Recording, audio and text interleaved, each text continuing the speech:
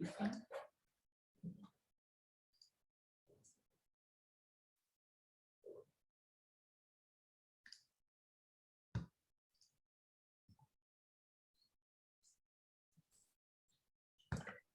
عليكم ورحمة الله وبركاته. ننتظر إن شاء الله دقائق الأخوة الأفاضل للدخول على المؤتمر ورابط المؤتمر، فراح نبدأ إن شاء الله خلال دقيقتين من الآن إن شاء الله.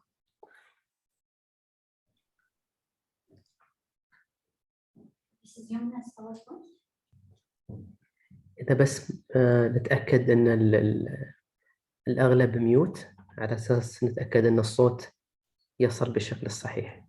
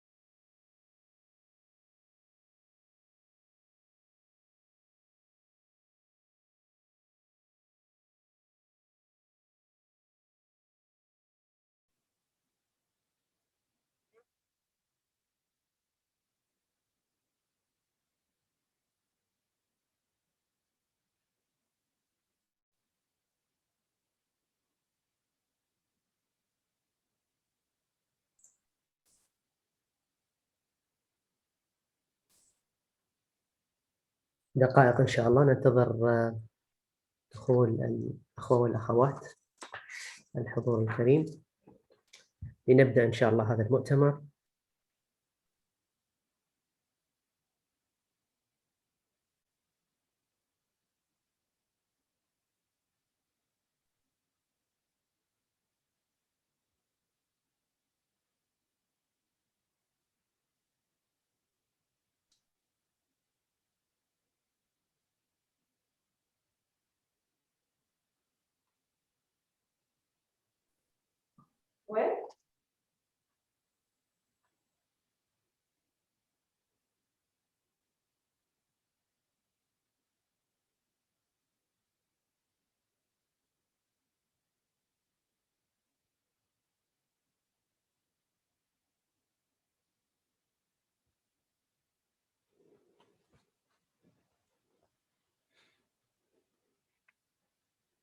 دقيقة واحدة ونبدأ إن شاء الله.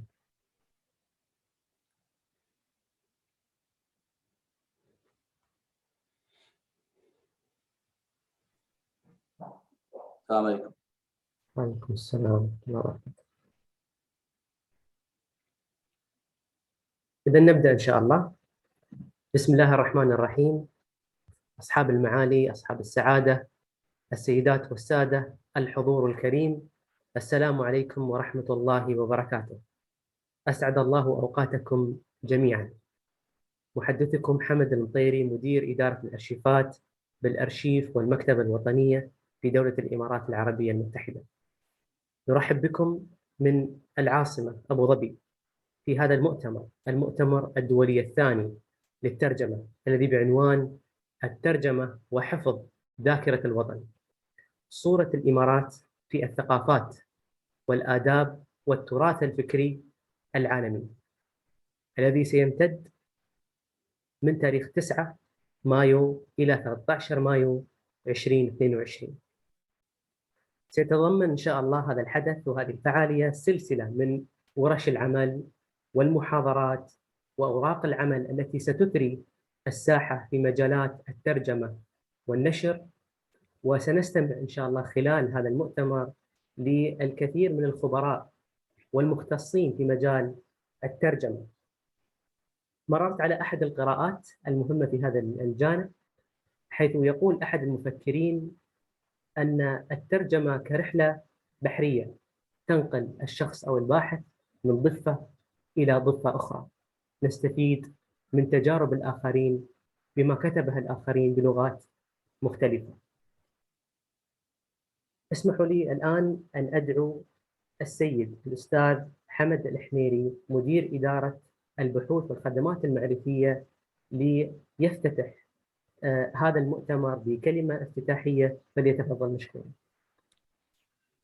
شكرا أستاذ حمد. أرحب فيكم، أرحب بالجميع. طبعا في البداية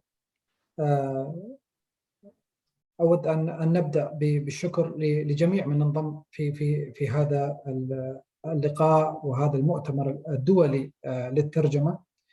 طبعا بسم الله الرحمن الرحيم. سعادة المدير العام للأرشيف والمكتبة الوطنية، أيها الأخوة والأخوات الكرام ضيوف المؤتمر والمتابعون لفعاليات عبر وسائل التواصل الاجتماعي وسائر المنصات الإعلامية داخل الدولة وخارجها، السادة والسيدات الأفاضل المتحدثون في هذا المؤتمر، رؤساء الجلسات العلمية، الزملاء والزميلات في الأرشيف والمكتبة الوطنية، طابت أوقاتكم جميعا.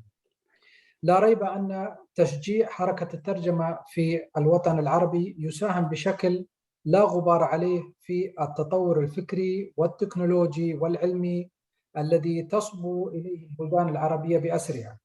وإدراكا لأهمية ما ينشر باللغات الأجنبية، نسعى في الأرشيف والمكتبة الوطنية في هذه المرحلة الفارقة بعد ضم المكتبة الوطنية إلى الأرشيف الوطني، ليس فقط لترجمة المواد التاريخية والتراثية المحلية، وإنما لتوسيع آفاق الترجمة بحيث تضم فضاءات جديدة من أجل نقل المعرفة بشتى فروعها وتوطينها لدفع عجلة التقدم إلى الأمام.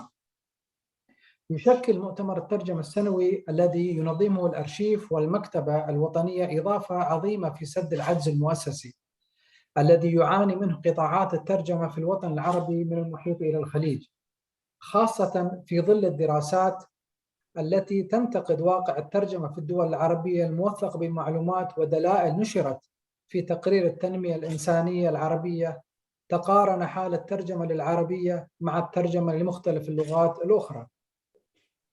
نتميز عن غيرنا في قسم الترجمة والنشر التابع لإدارة البحوث والخدمات المعرفية بالأرشيف والمكتبة الوطنية أننا نترجم في ظل رؤية مؤسسية محددة ومن خلال فريق عمل متكامل من مترجمين ومراجعين ومدققين يعملون معا لتحقيق أهداف واضحة المعالم. في قسم الترجمة بالأرشيف والمكتبة الوطنية لا نحبذ الجهود الفردية في الترجمة رغم سطوتها على المشهد العام في العالم العربي، حيث يخضع الكتاب المترجم لأهواء الناشر والمترجم واهتماماتهما الفردية.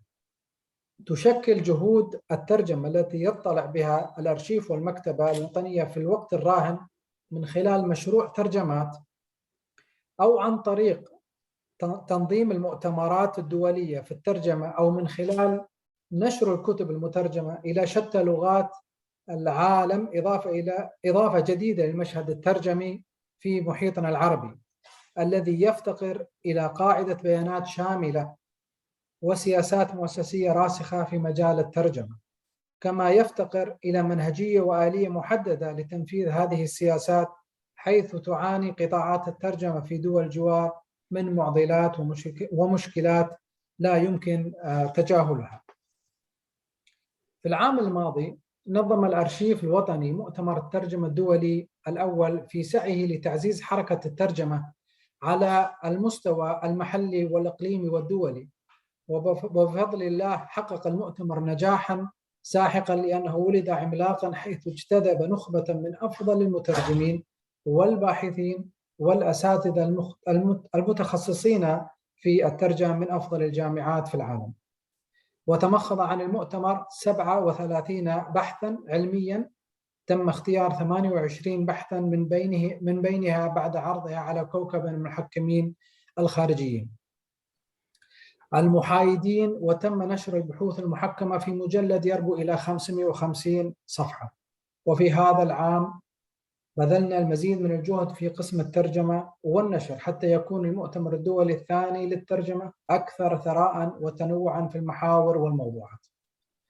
في نهاية كلمتي أتقدم بخالص الشكر للإدارة العليا في الأرشيف والمكتبة الوطنية ولسعادة المدير العام لدعمهم الكامل للمؤتمر، والشكر موصول للجنة المنظمة للمؤتمر ولرؤساء الجلسات العلمية ولكل من ساهم بجد في سبيل نجاح هذا المؤتمر.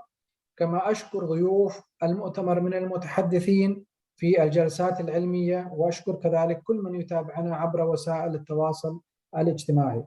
والسلام عليكم ورحمة الله وبركاته. الأخ الأستاذ حمد الحميري، نشكرك جزيل الشكر على هذه الكلمة الافتتاحية الطيبة، ونتمنى لكم إن شاء الله التوفيق والنجاح في المؤتمر وفي مهامكم التي تنقد للآخر الثقافة والفكر الذي يحتويه هذه المؤسسة، وتحتوي هذه المؤسسة من ثقافات ومواد ثرية تبين تاريخ هذه المنطقة. الآن اسمحوا لنا أن ندعو سعادة عبد الله ماجد العلي، المدير العام للأرشيف والمكتبة الوطنية والمشرف العام على المؤتمر، بالتكرم لإلقاء كلمته الترحيبية في هذا المؤتمر. فليتفضل مشكور. السلام عليكم ورحمة الله. شكرا أخي حمد، شكرا حمد الحميري على جهودكم. الحضور الكريم، السلام عليكم ورحمة الله وبركاته. من الإمارات العربية المتحدة يطيب لي أن أرحب بكم جميعا، أساتذة وباحثين ومترجمين ومتابعين للمؤتمر الدولي الثاني للترجمة الذي يعقده الأرشيف والمكتبة الوطنية تحت شعار الترجمة وحفظ ذاكرة الوطن، صورة الإمارات في الثقافات والآداب والتراث الفكري العالمي، والذي يتميز بتنوع محاوره وتفردها ومتعدد جلساته وكثافة موضوعاتها البحثية.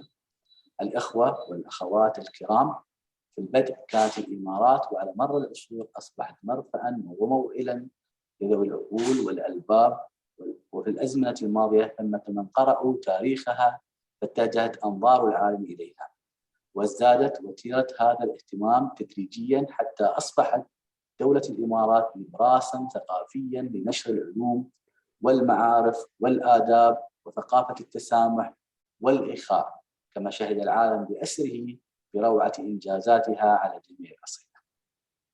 السيدات والسادة، يجتمع في هذا المؤتمر الكبير أكثر من 70 باحثاً متخصصاً في الترجمة من شتى أرجاء العالم لمناقشة العديد من القضايا الملحة ذات الأبعاد الثقافية والفكرية في إطار الجهود الحثيثة التي تبذلها الدولة لتعزيز ثقافة التسامح ومد جذور الحوار الحضاري مع الشعوب كافة. ويثري بحوث المؤتمر كوكبة من كبار الأساتذة والمختصين من الجامعات والمراكز البحثية المنتشرة في 25 دولة حول العالم. وقد أتاح الأرشيف والمكتبة الوطنية هذا العام الفرصة لعدد من المترجمين الشباب المجتهدين من داخل الدولة وخارجها يشاركوا ببحوث واعدة في فعاليات هذا الحدث العلمي الأكاديمي الكبير. المشاركون الأعزاء، أيها الحضور الكريم، في هذه الأجواء المفعمة بالنشاط العلمي والثقافي يطيب لي وعلى بركة الله أن أفتتح فعاليات مؤتمر الأرشيف والمكتبة الوطنية الثاني للترجمة لعام 2022، متمنيا لكم جميعا النجاح والتوفيق والفائدة مع طيب المتابعة، وشكرا جزيلا. نشكر سعادة عبد الله ماجد العلي، المدير العام للأرشيف والمكتبة الوطنية، على هذه الكلمة الطيبة. من خلال أيضا كلمة سعادته تطرق إلى أعداد المشاركين والدول المشاركة، وهذا يبين حجم هذا المؤتمر وأهميته في مد هذه الجسور لنستفيد معا في ترجمة ما كتب وما يكتب عن التاريخ بشكل عام وتاريخ هذه المنطقة بشكل خاص. أما الآن اسمحوا لي أن أدعو الأستاذ الدكتور صديق جوهر منسق الفعاليات الأكاديمية بالمؤتمر وخبير الترجمة بالأرشيف والمكتبة الوطنية لإلقاء الكلمة الرئيسية في هذا المؤتمر بعنوان رحلة في ذاكرة الإمارات بلغات عديدة، الأشعار الوطنية، الشيخ محمد بن راشد آل مكتوم بين التاريخ والأسطورة. فليتفضل مشكور.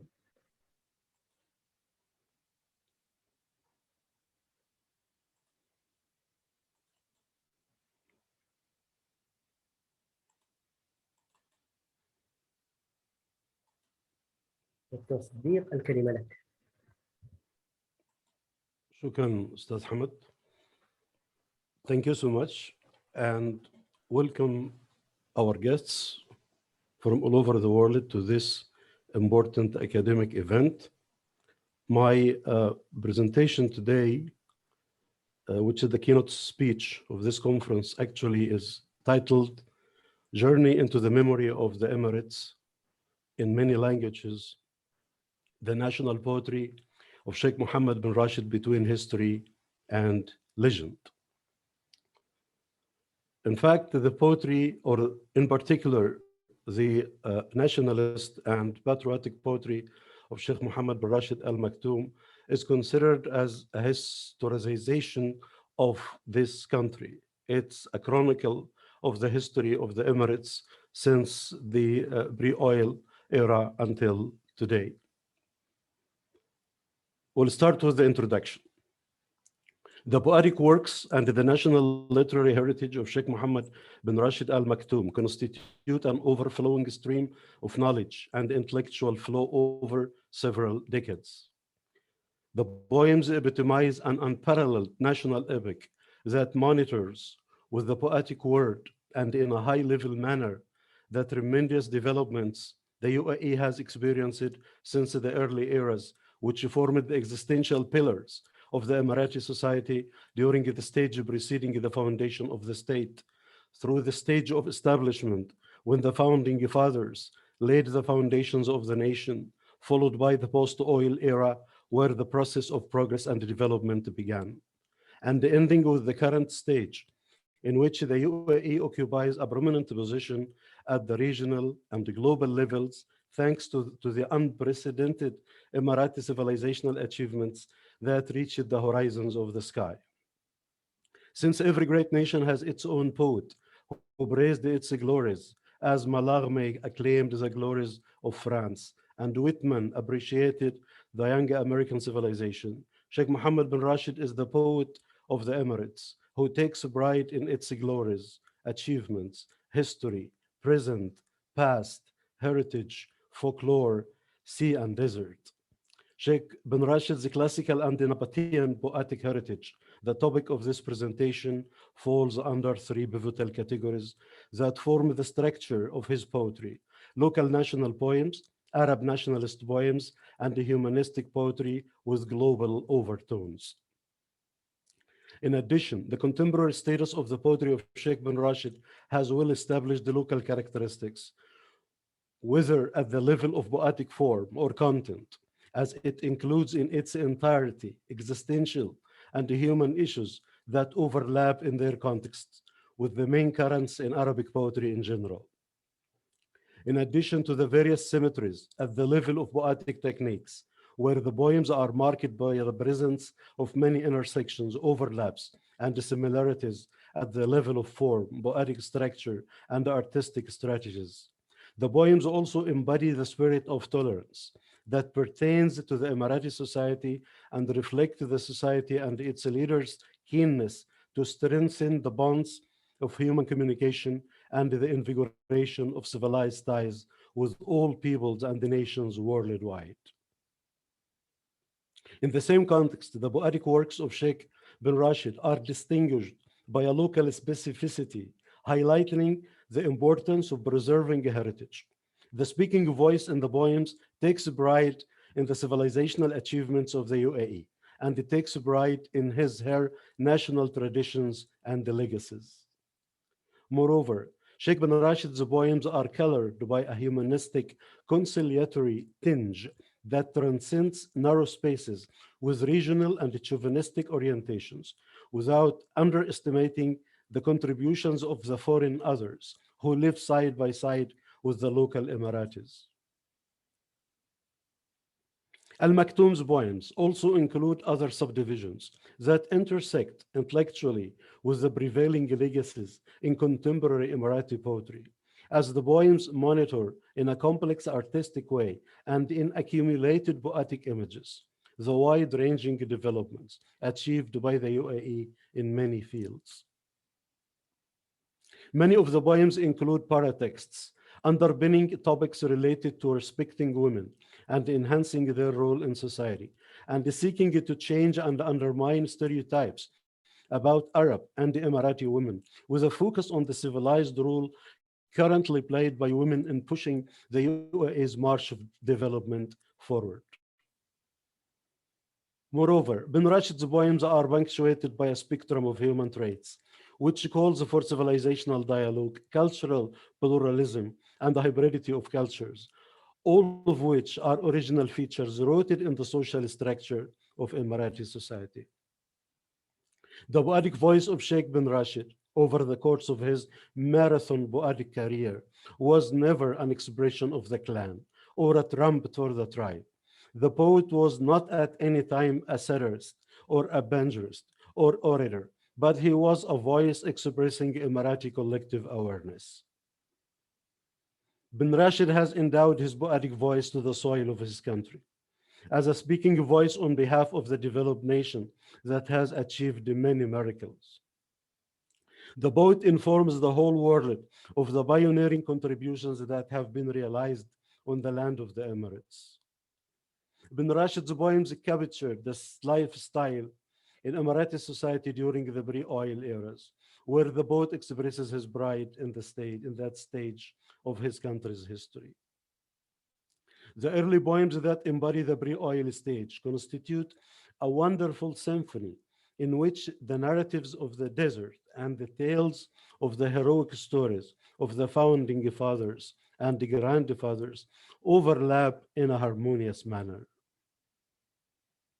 Bin Rashid's poems are a true history of the movement of Emirati society from authenticity and nomadism to urbanization and modernity. In Bin Rashid's poems that chronicle the history of the Emirates, the poet pursues the development of the social and the economic structure of the Emirati society with all its intellectual formations and variations. All Al-Maktoum's poems reinforce the importance of cultural pluralism, characterizing the Emirati society and preserving its cohesion due to an underpinning conservative moral structure, which still maintains a construct of inherited values and traditions despite the successive waves of globalization that swept the country. Bin Rashid's poems, Nabatean and classical, seek to emphasize the significance of civilizational entanglements and the cross-cultural intersections between past and the present, between modernity and the heritage, with an emphasis on the preservation of national identity. Al-Maktoum's poems, Nabatean and classical, take pride in the civilized achievements made by the UAE at all levels, and the poet addresses all the moral challenges that society may face in the post-globalization era, with an emphasis on the tenacity of the local community to overcome all difficulties and achieve civilized communication with others without compromising the nation's inherited values and traditions. Part 2, the national poetry of Sheikh Mohammed bin Rashid and the resurrection of inherited Emirati heritage.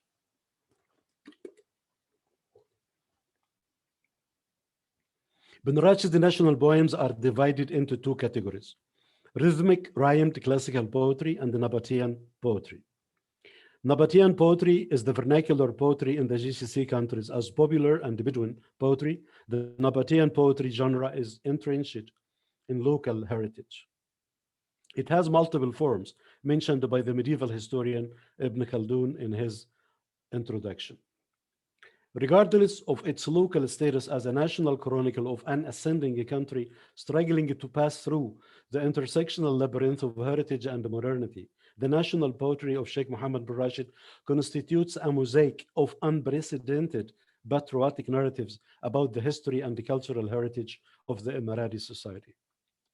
Not only in recent years, but since the pre-stage era preceding the foundation and unification of the United Arab Emirates in the early 70s, upward to the current era when the UAE maintains a prominent position on the world map. The Nabatean poetic genre was a key element in local and regional culture prior to the 20th century, but it lapsed with the development of the GCC region following the discovery of oil. Currently, this poetic genre, due to the efforts of poets such as bin Rashid, has enjoyed a considerable renaissance and has become a celebrated medium, regaining its status in anthologies and popular songs, particularly in the UAE.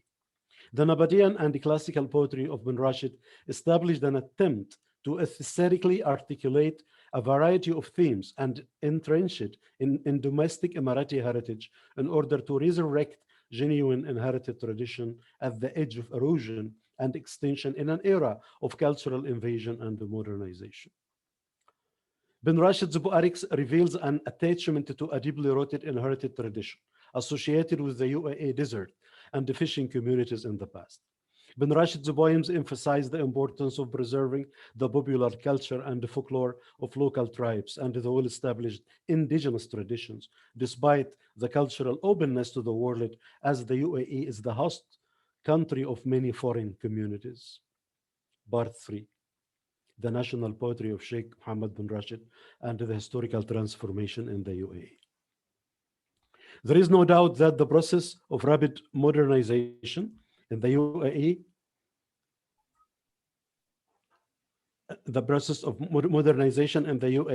has significantly permeated through different fields such as education, economy, industry, tourism, culture, and the media, leading to complicated transcendence, which captured the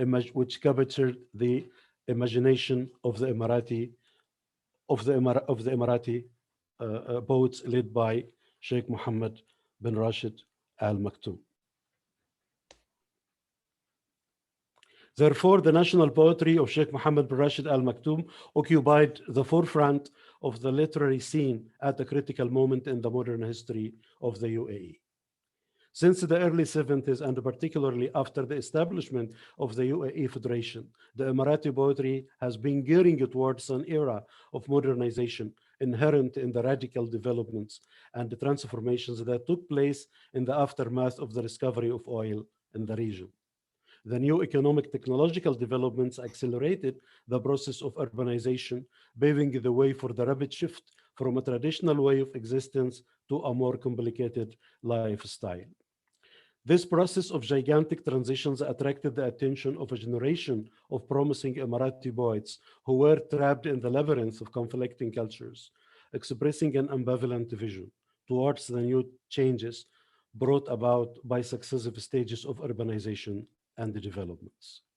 Therefore, these poets were in dire need of a great national figure such as Sheikh Mohammed bin Rashid Al Maktoum to lead a generation of promising poets.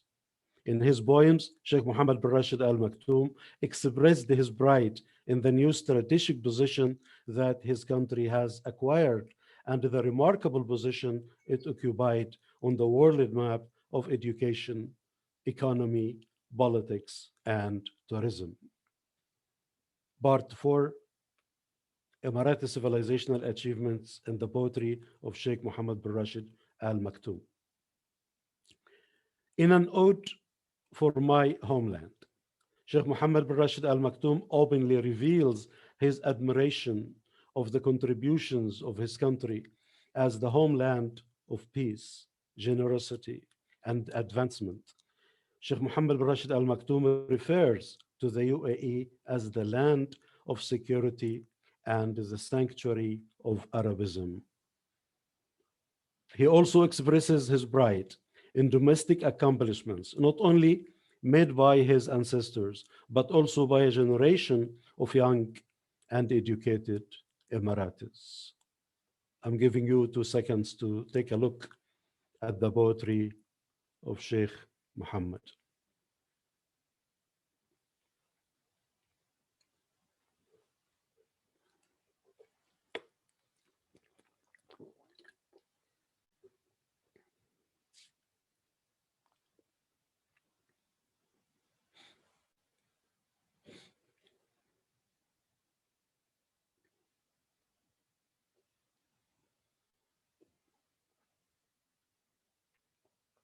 Throughout his encounter with the consequences of modernization on local culture, Sheikh Mohammed bin Rashid emphasizes his insightful vision towards these developments, disseminating indigenous narratives and delineating the reconciliation mechanisms between the culture of the sea and the desert on one hand and the culture of the new urbanized community on the other.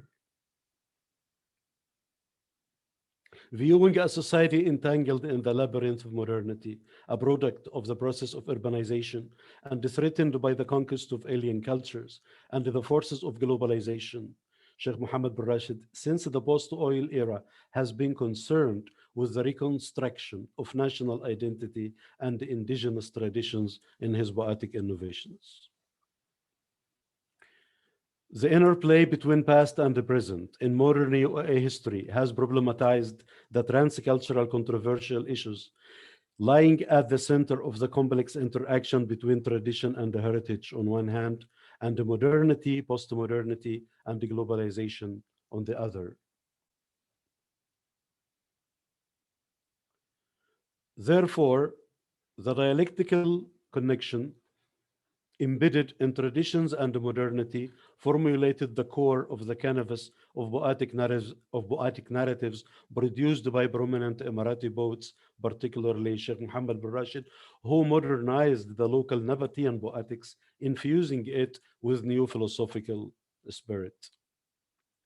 Confronted with the web of inherited traditions, which were threatened by the massive ramifications of American-style, westernized, globalized culture, the personae in the poetry reveal insightful visions toward the complex issues such as modernization, identity, tradition, and the morality of a globalized society, an emblem of a nation at the peak of urbanization. In his quest for national identity, Sheikh Mohammed bin Rashid takes pains to recontextualize tradition and the domestic culture at an era of constant transition and acceleration.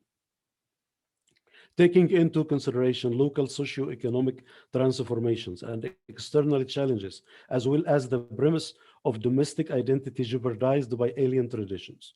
In this context, Sheikh Mohammed bin Rashid installs sophisticated discourses, replete with new moral outlooks and futuristic visions throughout, thoroughly examining the generational gap between the pre-oil and the post-oil eras. Obviously, the national poetry of Sheikh Mohammed bin Rashid reflects a multiplicity of national and popular themes, manifesting the insightful vision, creative genius, and wisdom of the poet. His poetry is basically concerned with national, patriotic, historic, and other socio-cultural narratives as clarified below. In other words, the national poetry of Sheikh Mohammed bin Rashid is constructed upon a solid thematic basis of nationalist, didactic, and philosophical motifs, embracing aphorisms with universal resonations and alluding to previous events of phenomenal significance. In terms of its content of wisdoms, aphorisms, and axioms, Sheikh Mohammed bin Rashid's national and didactic poetry is reminiscent of the poetry of great English and American poets, such as Ben Jonson, Alexander Pope, William Wordsworth, Matthew Arnold, Emerson, and Walt Whitman. Besides, Sheikh Mohammed bin Rashid's poetry includes a complex spectrum of moral themes embedded in his elegies and poems dedicated to Sheikh Zayed, the legendary leader and the founder of the UAE. Moreover, many of Sheikh Mohammed bin Rashid's poems delineate his interest in the desert and the surrounding environment, including horses and falcons. Part 5. Negotiating Emirati history in Sheikh Mohammed bin Rashid's poetry. The poetry of Sheikh Mohammed bin Rashid includes references to past events, which shaped the history of the Arabian Gulf region during the colonial era. Using intertextuality as a poetic mechanism, Sheikh Mohammed bin Rashid refers his readers to preceding alliances which left their imprint upon the historical infrastructure of the UAE. For example, in a Nabatean poem titled The Desert Charmer, Sheikh Mohammed bin Rashid highly praises the Bani Yas alliance, which constituted the first nucleus of the UAE Federation.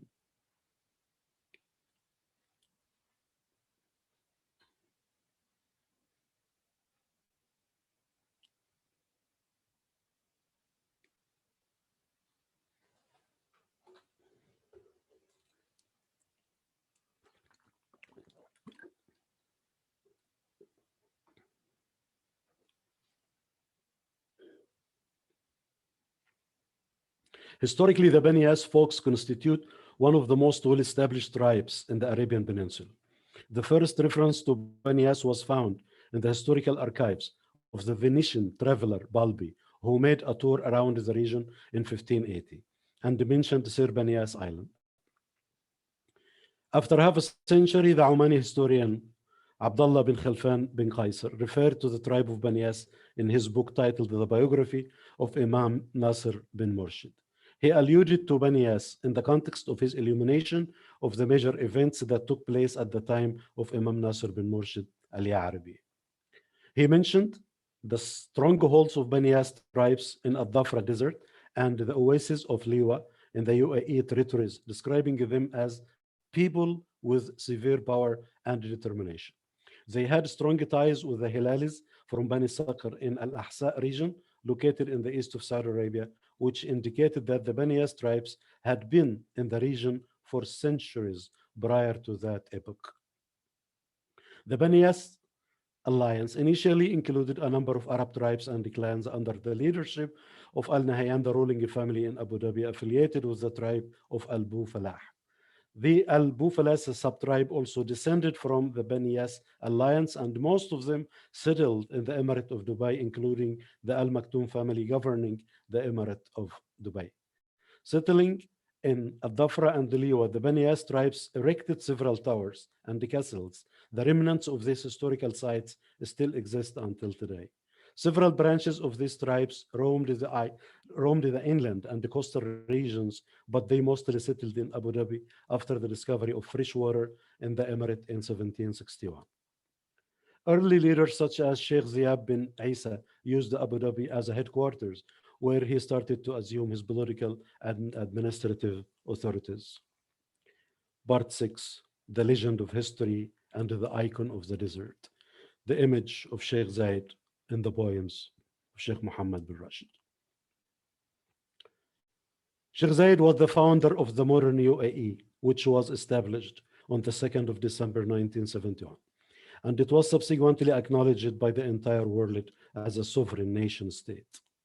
The more the reader knows about Sheikh Zayed, the more she knows about the UAE, since Sheikh Zayed bin Sultan Al Nahyan was the founding father of the UAE.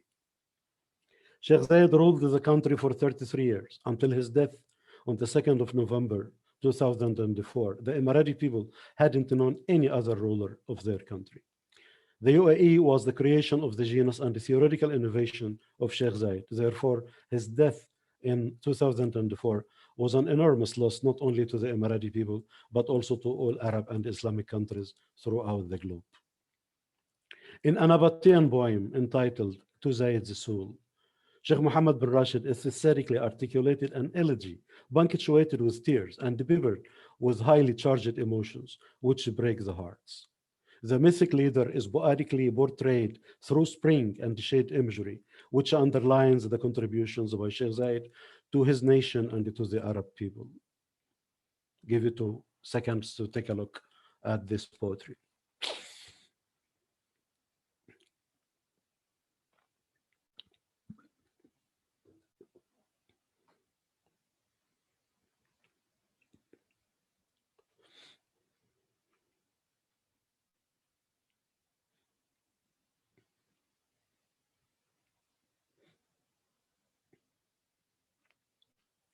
Zayed's death puts an end to an era of miracles and incredible contributions. Historically, Sheikh Zayed was a well-established leader who transcended hundreds of hurdles in different areas of development and modernization in his country.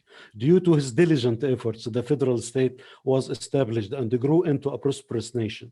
He provided the nation state with its symbols, flag, and the national anthem, which endlessly generate national feelings of pride and belonging. In an Nabatean poem titled The Main Act, Sheikh Mohammed bin Rashid resurrects the memory of Sheikh Zayed, reminding the Emirati people of the leader's sacrifices and efforts to unify the nation. Traveling with him in caravan was Rashid, who still in people's hearts. His name loved and remembered by men. Rashid found ease for incurable hardship, conquered all the challenges we faced. The poet makes allusions to the strong bond between Sheikh Zayed and other Emirati leaders, the pioneering fathers who participated in the establishment of the modern nation and the UAE Union. For the sake of you, my homeland, we should sacrifice all things precious. Your leader holds rare virtues. Zayed tucked the small seed of our nation into the soil, nurturing it against all odds to grow sky high. My country, your union, was the achievement of real men, a union that raises us to the greatest of heights. The UAE became a successful and enduring state due to the efforts of Zayed, who established its federal institutions. The Emirati people are indebted to the founding father for his unprecedented endeavors in the nation-building process and for the feelings of pride he infused in them. As a historical figure, Sheikh Zayed has no equal among the great political leaders in the Arab world, overshadowing all memorable leaders everywhere. Sheikh Zayed was the embodiment of glory and generosity. His death was a great shock to all the Arab and Islamic peoples. In a poem, Lamentation of Sheikh Zayed, Sheikh Mohammed bin Rashid tearfully laments the death of the immortal Arab leader.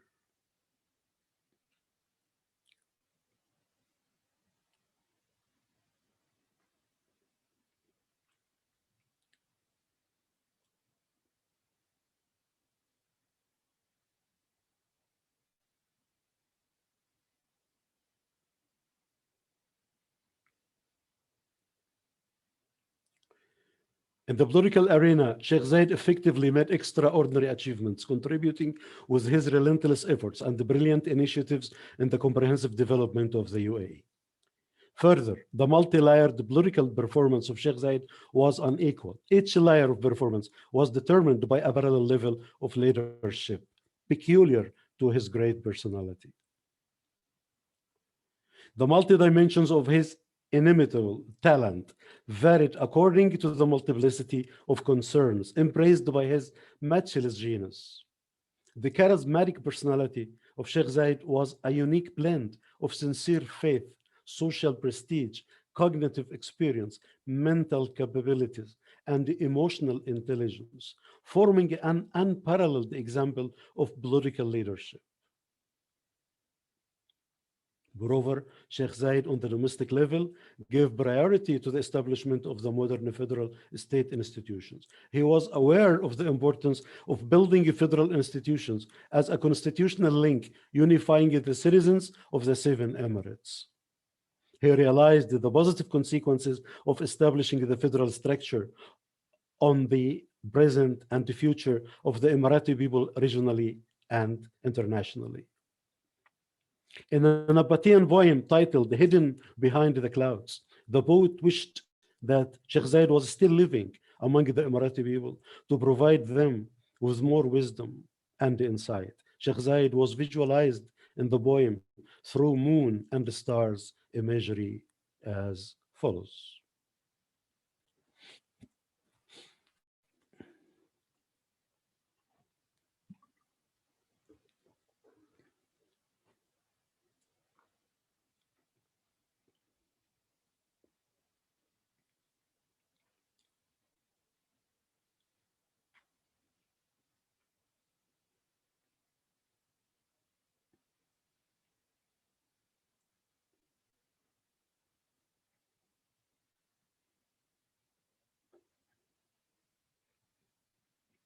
Throughout his eventful life, Sheikh Zayed vigorously led the UAE, thrusting the country into an accelerating and accumulative development track. He also disparaged the factors which would undermine the federal state. Moreover, Sheikh Zayed laid the foundations of a domestic free economy, diversifying the sources of national income. He aimed to push the boundaries of public policy sectors to encompass all the services required by the citizens and the non-Emirati population. This included the empowerment of the role of the government in fulfilling local social needs and confronting social problems in the sectors of education, health, housing, transportation, telecommunication, and other vital service sectors. In the light of these efforts, the federal state has achieved tremendous success on the domestic and foreign fronts since its establishment. In his Nabatean poem entitled The People and the Leader, Sheikh Mohammed bin Rashid refers to the contributions of Sheikh Zayed on different levels. The great leader provided support to the Arab world at times of adversity. The mythical leader personified the wisdom of the ancestors and the insights of a glorious past. His achievements surpassed the region and extended to the four corners of the earth as follows.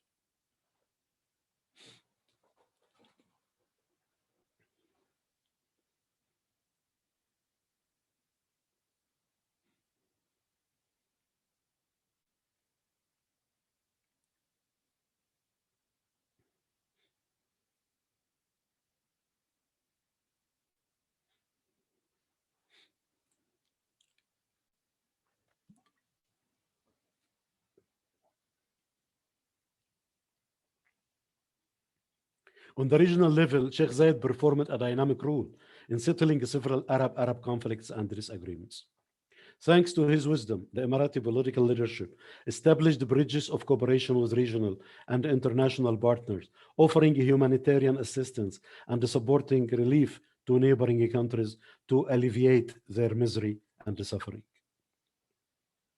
Under the leadership of Sheikh Zayed, the Emirati political leadership struggled to implement the pillars of peace and mutual understanding among conflicting nations in the region, consolidating coalitions between Arab and Islamic countries which share the same religion and languages. Along with his penetrating vision, Sheikh Zayed was known for his courageous initiatives, which were respected all over the Arab Islamic world. On the global level, Sheikh Zayed occupies a lofty status as a model of an outstanding political leadership. His wise policies were admired by the leaders of pivotal countries across the globe. His remarkable political positions towards major security and humanitarian issues were highly esteemed by key decision makers all over the world. His monumental efforts in stabilizing world security are implemented in different ways, including unlimited political support and financial assistance. The humanitarian and intellectual contributions of Sheikh Zayed surpassed the boundaries of the Arabic Islamic world to encompass the entire population of the globe. Due to his initiatives to alleviate poverty and protect the environment, Sheikh Zayed was offered prominent international awards. In appreciation of his efforts in establishing trans-civilizational dialogues between East and West, he was given medals bestowed by important institutions with global prominence. In his Nabatean poem, Hope and Glory, Sheikh Mohammed bin Rashid underlines some of the challenges which confronted Sheikh Zayed and how he successfully overpowered them. Sheikh Zayed was a problem solver and an initiative maker and a renowned leader, prevailing over insurmountable stumbles and providing an unprecedented model to be emulated by his successor, Sheikh Khalifa.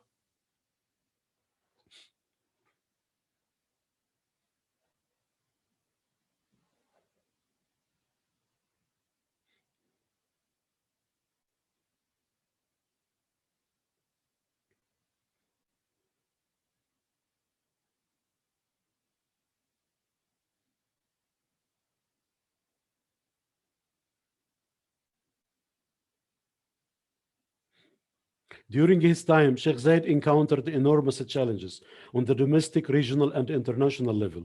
He courageously and relentlessly confronted several security and economic problems, destabilizing the Arabic Islamic world. He also struggled to find solutions for imminent developmental issues disrupting the world economy.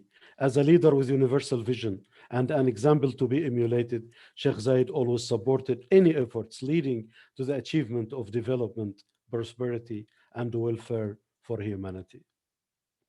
He called for overcoming differences and coordinating efforts leading to security and peace worldwide. Thanks to the leadership of Sheikh Zayed, the UAE enjoyed a bright record of contributions and a legacy of achievements in all fields. Until the present day, the Emiratis, the Arabs, and the Muslim people still remembered Sheikh Zayed, the unforgettable leader and the sage of the Arabs, who showered the world with his bounties. He is truly Zayd al-Khair, or Zayd of goodness. Therefore, he is immortalized in the poetry of Sheikh Mohammed bin Rashid.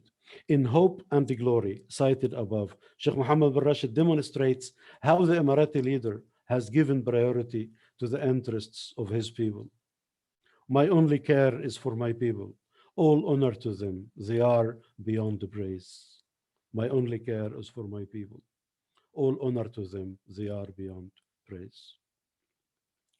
In his endeavors to empower his nation, Sheikh Zayed, the founding father, supported the efforts which brought about the emergence and expression of an educated generation who worked side by side with the government and participated in the development of the country. Thanks to Sheikh Zayed, the Emiratis became a nation of educated people, including qualified and specialized cadres of professionals such as teachers, doctors, diplomats, engineers, and university professors, in addition to experienced administrators and executives. As a leader with insightful vision, Sheikh Zayed encouraged competent national cadres to be involved in activities which strengthen the efforts resulting into modernization at a large scale. Under his leadership, educated Emirati personnel and the professional experts strenuously participated in the nation-building process. The effective and exuberant participation of the educated Emiratis in different social domains and their undeniable role in achieving the aims of comprehensive development is a testimony of the far-reaching and robust vision of the founding father. In The People of the Emirates, the poet refers to the tremendous efforts made by Sheikh Zayed and followed by Sheikh Khalifa, which led to the emergence of modern Emirati civilization.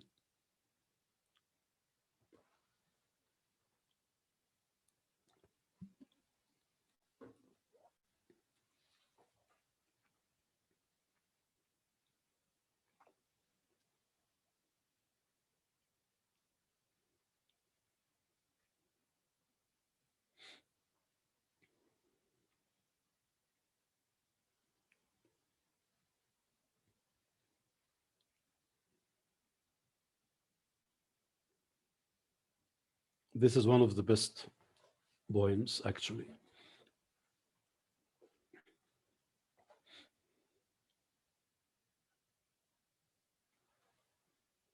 and this is written in classical Arabic genre.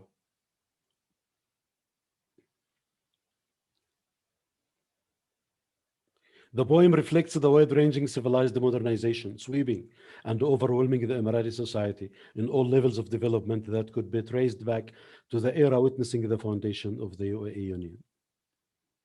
Since the establishment of the UAE in the early 70s, the country has embarked on a momentous long-term development process, miraculously carried out on all levels. The results of development in the UAE are unrivaled compared with similar growth plans in other countries. The groundbreaking contributions of the UAE are essential to the building of a modernized national state. On the domestic level, the extended developmental process is operative in all fields, including the cultural, political, social, economic, educational, and health sectors. Further, global excellence indicators show that the UAE has broken records in the domain of development and progress throughout the world. Narrating the story of the successful developmental plans pertaining to the UAE in the preceding 5 decades is a complicated process due to its vast achievement in the domestic and international arenas. In short, the development and growth process in the UAE has targeted all aspects of human existence, primarily aiming to accomplish prosperity and welfare for all citizens. Part 7. Pushing the boundaries of myth, the march of progress and the prosperity in Sheikh Mohammed bin Rashid's poetry. The key characteristics of the development process in the UAE were endorsed by Sheikh Zayed, whose vision operated from 2 perspectives. The first perspective was contingent upon an identification of general civilizational dimensions underpinning the progressive contributions in the country. The second perspective entails an emphasis on the most significant Emirati traditions and values triggered by the comprehensive development in the UAE. Therefore, the process of development pursued by the UAE for more than 4 decades not only reflects a record of quantitative growth and qualitative advancement in the political, economic, social, and cultural sectors, but also crystallizes a civilizational breakthrough that should be emphasized. In the light of the above-cited argument, Sheikh bin Rashid's In Happy Nation describes the citizens of the UAE as the happiest people due to the contributions of Sheikh Zayed and the successive UAE governors who spent their lives serving their people and working towards achieving prosperity for the entire nation. In other words, Sheikh Mohammed bin Rashid argues that the happiness and the prosperity of the Emirati people is the fruit of years of hard work and the sacrifices since the era of Sheikh Zayed.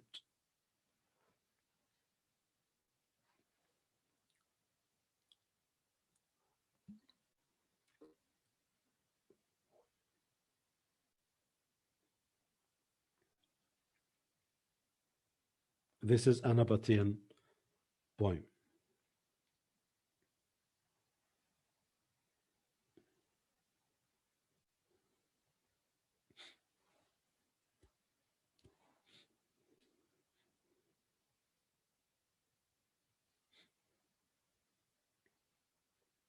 The overall process of development in the UAE, which started in the 70s and orchestrated by Sheikh Zayed, resulted into the establishment of a robust state, opening new opportunities for the Emirati people. Owing to this powerful state, the Emirati people have enjoyed the privileges of modern civilization, privileges which have eclipsed their equivalents in other highly advanced countries. In the light of the World Happiness Report issued by the United Nations, the people of the UAE are the happiest citizens in the Arab world. Further, the UAE occupies the 5th position in the ranking of happiness on the global level, according to the same report. In this respect, the UAE outranked other Western countries. The contributions of development resulting into the birth of the happiness society of the UAE are an expression of the phenomenal shift characterizing all walks of life in the country.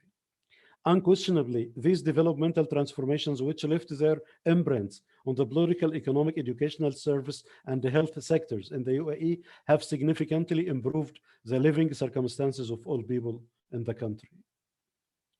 By virtue of development, people in the UAE are able to live under a stable political system constructed on deeply seated institutions in terms of structures and assigned missions.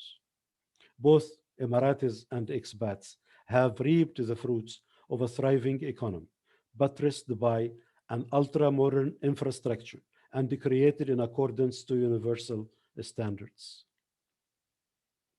In such an environment, families are empowered to bring up their children within healthy and safe circumstances. Ostensibly, all residents of UAE have access to health and educational facilities, in addition to enjoying modern technological innovations. Conclusively, the ramifications of the successful developmental process in the UAE have made its citizens among the happiest people in the world. Thereupon, both the UAE government and people feel proud of the contributions of their country and work towards more advancement in the future. There is no doubt that the UAE is an extremely young nation. Part of the poetry of Sheikh Mohammed bin Rashid is dedicated to the young Emirati people for their roles in building the emerging nation. Established in the early 70s, it's a new country compared with the UAE is a new country compared with its counterparts. Further, most of the Emirati people are less than 35 years old. This means that the Emirati society has a wealth of human resources.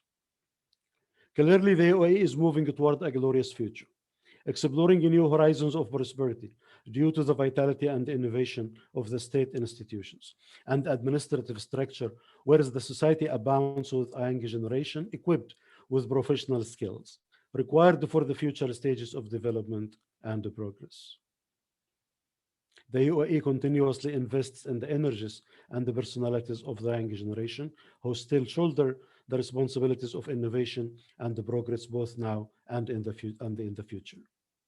Thereupon, the young Emirati citizens are encouraged to gain knowledge about their society in order to participate in the developmental policies enforced by the government. Thus, the Emirati youth should be aware of the significance of their role in the comprehensive developmental process. They should be aware of the major policies and goals pursued by their government and the massive contributions required by their country. In determination of youth, Sheikh Mohammed bin Rashid highly praises the energetic efforts of the young Emiratis who played a pivotal role in the building of their nation. Take a look.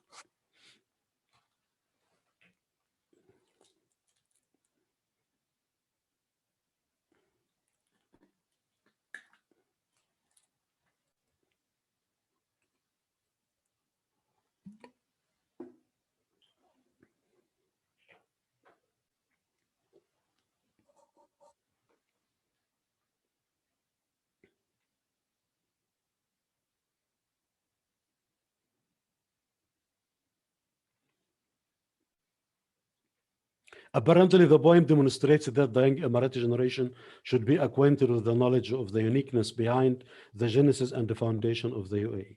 The young generation should also be aware of the greatness of Emirati history and the unique toponymy of the place, meaning the peculiar geographical location of the UAE.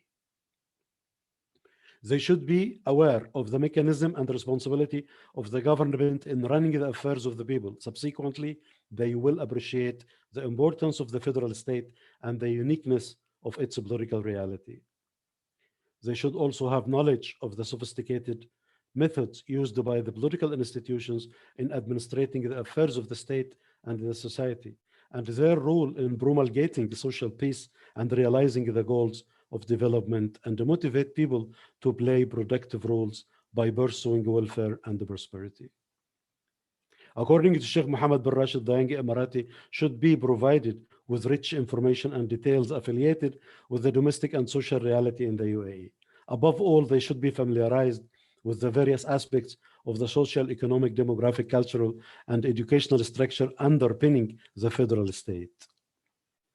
The young Emirati generation should realize the importance policies which enabled the UAE to occupy a prominent position globally. Sheikh Mohammed Rashid, in different occasions, argues that the young Emiratis should be acquainted with the pioneering developmental goals pursued by the government in the current stage, as well as the national development plans for the future. In a continued context, Sheikh Mohammed bin Rashid's poetry includes a variety of poems dealing with modern Emirati society. In a poem titled From Ruwais to Liwa, the poet describes how the UAE is built throughout dedication, determination, and the hard work shared between the government and the local people. As the Prime Minister of the UAE, Sheikh Mohammed bin Rashid utilizes his poetry for achieving the interests of the Emirati citizens, sending significant messages in a transparent manner to those who are in authority, those in the ministry. Please look at these lines and see how Sheikh Mohammed is using his poetry to serve the interests of the people and how he is sending hidden messages to the government.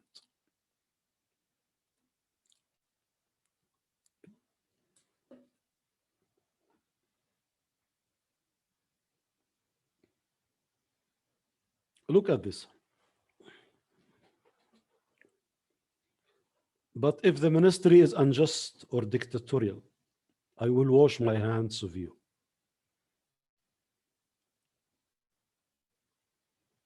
See this kind of transparency, how the leader is addressing the government and trying to encourage them to make more achievements. The poem generally reflects the vision of bin Rashid about the future of his country. To him, the UAE is a growing, advanced country, achieving monumental progress at present and moving forward with stability toward a glorious and safe future. Surely, the UAE will remain a great country, achieving miracles in all realms of development. The journey toward the future is always fraught with the challenges, but the UAE is armed with all necessary capabilities, which will enable the country to reach the farthest and the most distant frontiers of development and prosperity. Unequivocally, the country has succeeded in maintaining the balance between the requirements of change accompanying the development process and the preservation of domestic culture inseparable from inherited traditions. Issues of the Arab nations in the poems of Sheikh Mohammed bin Rashid. Undoubtedly, the poetry of Sheikh Mohammed bin Rashid prioritizes Arab interests and defends the principles of Arab nationalism.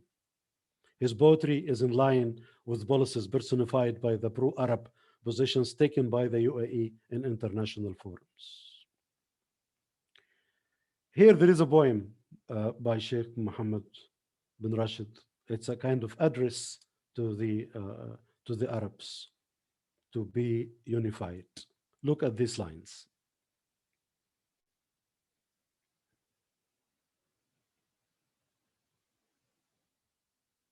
He is describing a deplorable state of the Arab nation, and he is asking them to be united together.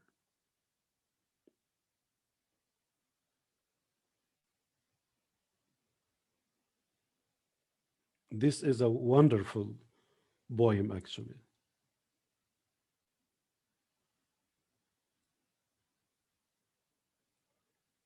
In terms of content and the tone, the poem is heartbreaking, and it crystallizes the psychological state of the speaker, who is torn apart as a result of capturing his Arab homeland in a state of chaos.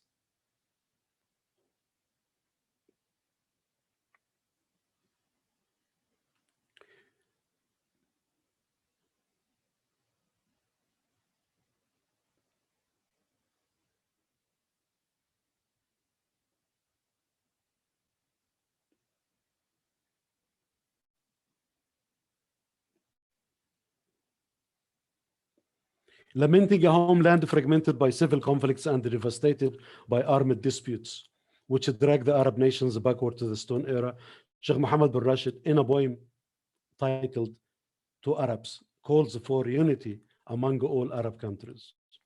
He reminds them of the glories of their ancestors, making allusions to ancient warriors such as Salah ad-Din, the conqueror of the Crusaders, and modern legendary leaders like Sheikh Zayed, the conqueror of the desert. Look at these lines. This is an Nabatean poem.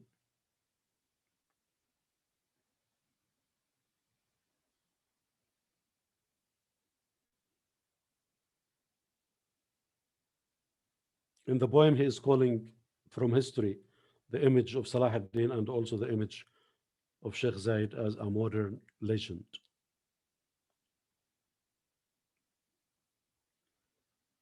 In the same vein, Sheikh Mohammed bin Rashid expresses his hopes that the Arab countries will be able to challenge the hurdles and the hardships confronting them in an era where the stronger dominates the weaker. He calls for Arab unity as a necessity for surviving in a world where political hegemony and the rule of power are rampant.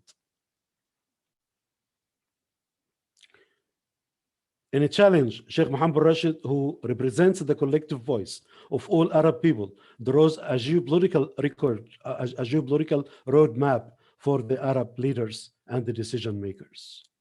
This is also one of the most important poems in this presentation.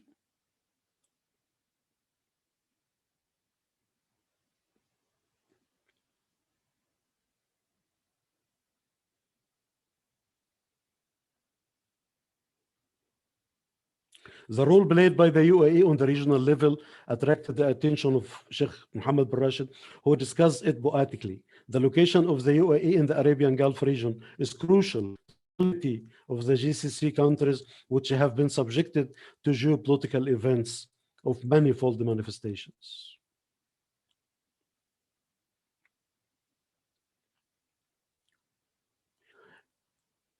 In a poem entitled The People of the Gulf, Sheikh Mohammed bin Rashid reminds the citizens of the GCC countries of their glorious history when they were able to defeat the invading armies of the Persians and the Portuguese, driving them out of the Arabian shores.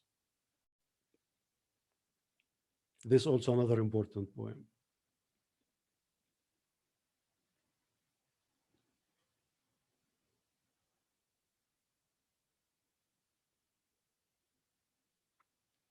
Conclusion.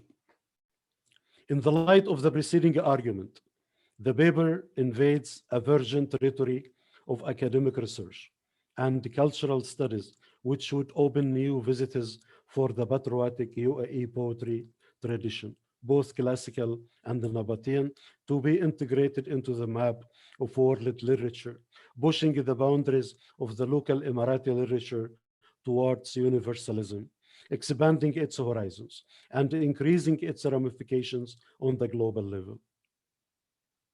In a related context, the paper provides an insight into the aesthetic elements integral to Sheikh Mohammed bin Rashid Al Maktoum poetry, pertinent to content, diction, and imagery, in addition to related structural dimensions.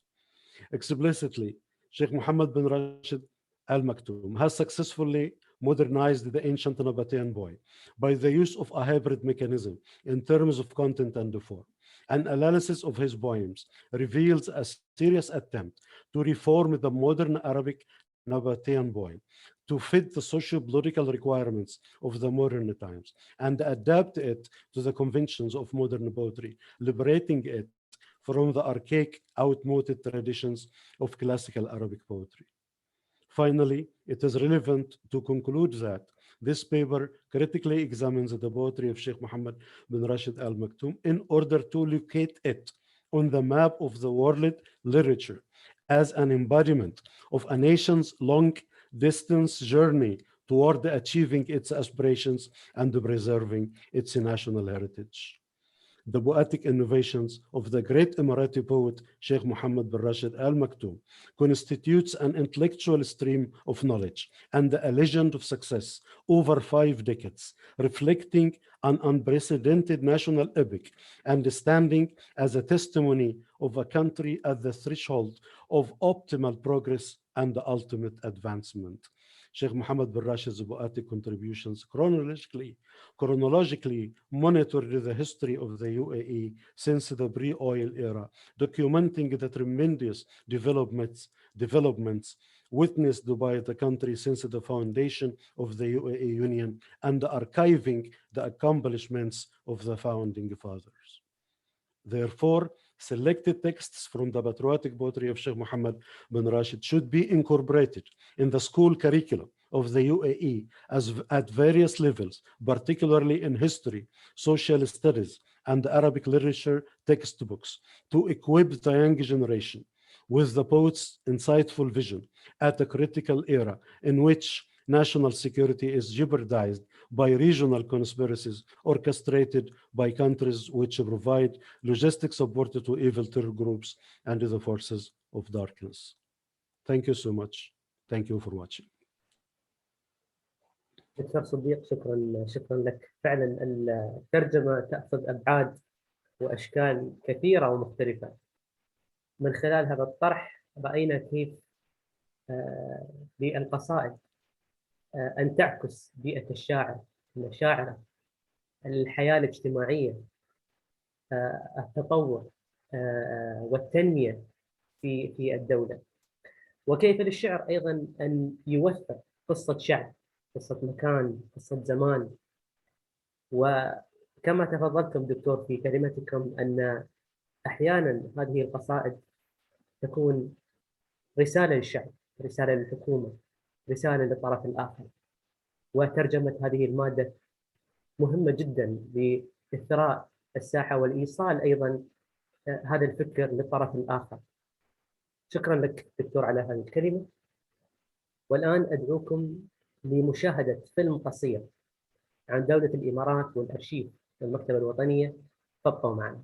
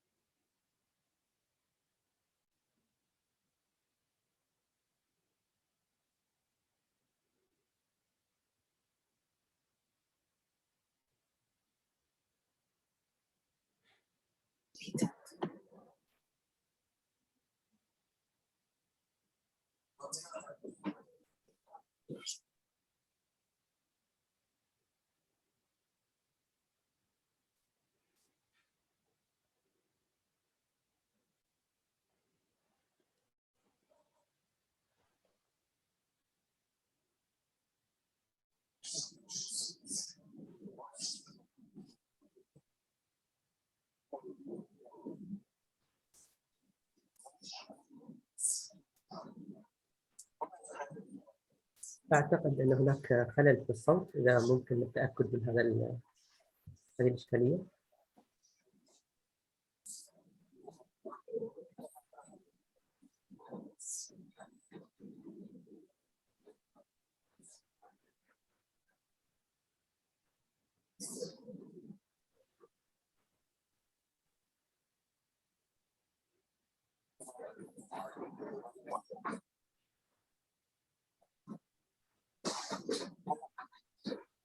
إلى الآن لا نسمع صوت الفيديو.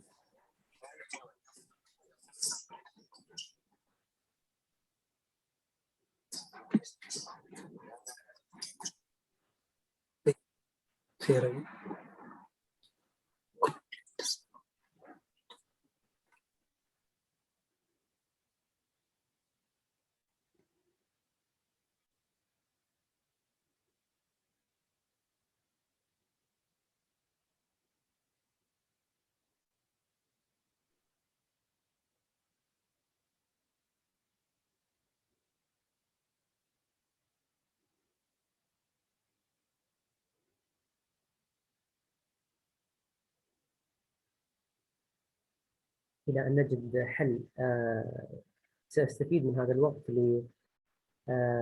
للإشارة إلى بعض المحطات التي ذكرت في كلمة الدكتور صديق إذا سنحت الفرصة إلى أن يعمل الفيديو. أشرقت شمس الإنسانية، وأشرقت معها حضارات تفجرت إبداعاً في كل ركن وبقعة من هذه الأرض الممتدة رحابة وسنيناً عددا. وما أن بنت الحضارات نفسها حتى اشتبكت مع بعضها البعض، مشكلة جسوراً التقت عليها تجارب البشر، مستفيدة من خبراتهم، متفاعلة بكل ما تملك. لسان حالها يقول: خذ ما عندي وهات ما عندك، فهذا العالم لنا أنا وأنت. عندما يتعلق الأمر بالتفاعل الحضاري والتبادل الثقافي، لا بد أن نأتي على ذكر المترجمين بما قدموا من خدمات جليلة دفعت باتجاه تمكين روابط الأمم معا. فما قاله فلان لا يمكن أن يفهم أو يفسر دون المترجم، وما ذكره ذلك البحث لن نتعلم منه شيء ما دام من يترجم لم يحل طلاسمه ومعانيه. تلك هي همزة الوصل التي تعيش الأمم على وقع ما تحلله وتقرأه وتفسره، لتقدم لنا خلاصة التجربة أو نتائجها. وانطلاقا من هذا الدور المحوري، وخلال العام الماضي شرع الأرشيف والمكتبة الوطنية لتنظيم مؤتمر الترجمة الافتراضي الأول، الذي استطاع جمع أكثر من 40 باحثاً وخبيراً وأخصائياً في مجال علوم الترجمة من أكبر جامعات العالم والقطاعات المتخصصة والمهتمة بشؤون الترجمة. حيث ناقش المؤتمر الذي أقيم تحت شعار الترجمة في العصر الرقمي بين التقنية الحديثة وتحديات النص التاريخي بحوث الترجمة العديدة من اللغات إلى العربية وبالعكس، للارتقاء بجودة الترجمة واتساع نطاقها من وإلى الكثير من اللغات الأخرى، حيث تم جمع هذه البحوث في إصدار مطبوع واحد. في هذا العام 2022 يعود الأرشيف والمكتبة الوطنية لإطلاق النسخة الثانية من المؤتمر تحت عنوان الترجمة وحفظ ذاكرة الوطن، صورة الإمارات في الثقافات والآداب والتراث الفكري العالمي، لكن هذه المرة بمشاركة أكثر من 70 باحثاً من 25 دولة لمناقشة عشرات الموضوعات التي تتمحور حول ترجمات الإرث الحضاري والمعنوي والثقافي، إلى جانب الإبداع في الترجمة وآليات إعداد المترجمين لسوق العمل.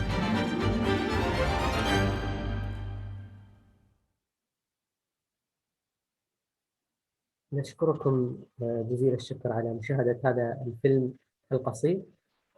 وفي نهاية هذه الجلسة الأولى الافتتاحية أتقدم بداية بالشكر الجزيل للمتحدثين في هذه الجلسة: سعادة عبد الله ماجد العلي، المدير العام للأرشيف والمكتبة الوطنية، كل الشكر لسعادتك وعلى دعمك لهذا المؤتمر. أيضا نتقدم بالشكر للسيد حمد الحميري على المشاركة في هذه الجلسة الافتتاحية، وأيضا الشكر موصول للأستاذ الدكتور صديق جوهر على ورقة العمل التي بينت الكثير من الأمور المهمة في جوانب توثيق القصائد، وخاصة القصائد التي بها رسائل وبها إنجازات، وتوثق الكثير من الأعمال والإنجازات التي تحققها الحكومات والدول والأفراد. وهذا لابد أن يتم ترجمته ليصل لأكبر شريحة ممكنة تستفيد من هذه المادة، ويمكنها الاستفادة من هذه التجارب أيضا. نكرر أيضا الشكر لكل من حضر هذه الجلسة الافتتاحية، ونحن نتمنى لكم إن شاء الله الاستفادة من الجلسات والنقاشات التي سيتضمنها هذا المؤتمر، ونتمنى أيضا تفاعلكم معنا في هذا المؤتمر. أنا لاحظت أن هناك الكثير من الملاحظات والجمل المشجعة والمحفزة لنستكمل معا هذا المشوار وهذه المؤتمرات وهذه الفعاليات التي بها الكثير من الفائدة على جميع المستويات. سنكون معكم إن شاء الله بعد فاصل قصير، استراحة قصيرة، وسنبدأ الجلسة العلمية الأولى التي ستديرها الأستاذة عاشة الظاهري، رئيس قسم الترجمة والنشر بالأرشيف والمكتبة الوطنية. فبإذن الله تعالى سوف نباشر بعد 5 دقائق من الآن. تمنياتنا لكم بالتوفيق والنجاح، وشكرا لك. شكرا لك. شكرا.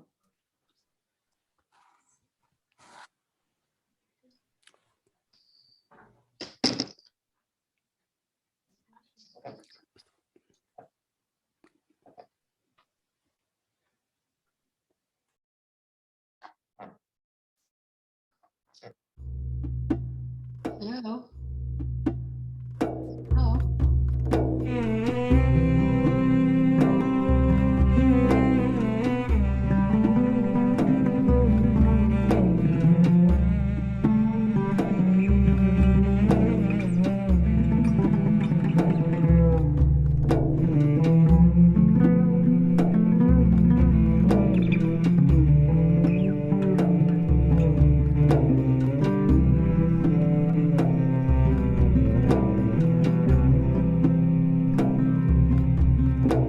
كما اليوم يشهد على حضارة دولة الإمارات، يشهد الأمس أيضا على حضارة وتاريخ اعتلى فيه اسم الدولة أسطر كتبه، فكانت الإمارات أول من كتب وأول من كتب.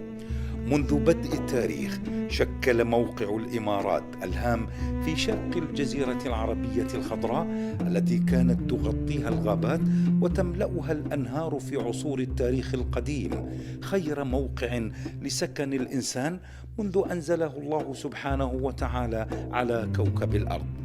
وتدل الآثار المكتشفة في جزيرة دلمة والتي تعود ل7,000 سنة قبل الميلاد على سكن الإنسان لأرض الإمارات منذ العصر الحجري مرورا بالعصور المتعاقبة اللاحقة، حيث كانت أرض الإمارات البوصلة الأهم للقوافل التجارية الهندية والفينيقية وغيرها من كل أصقاع الأرض.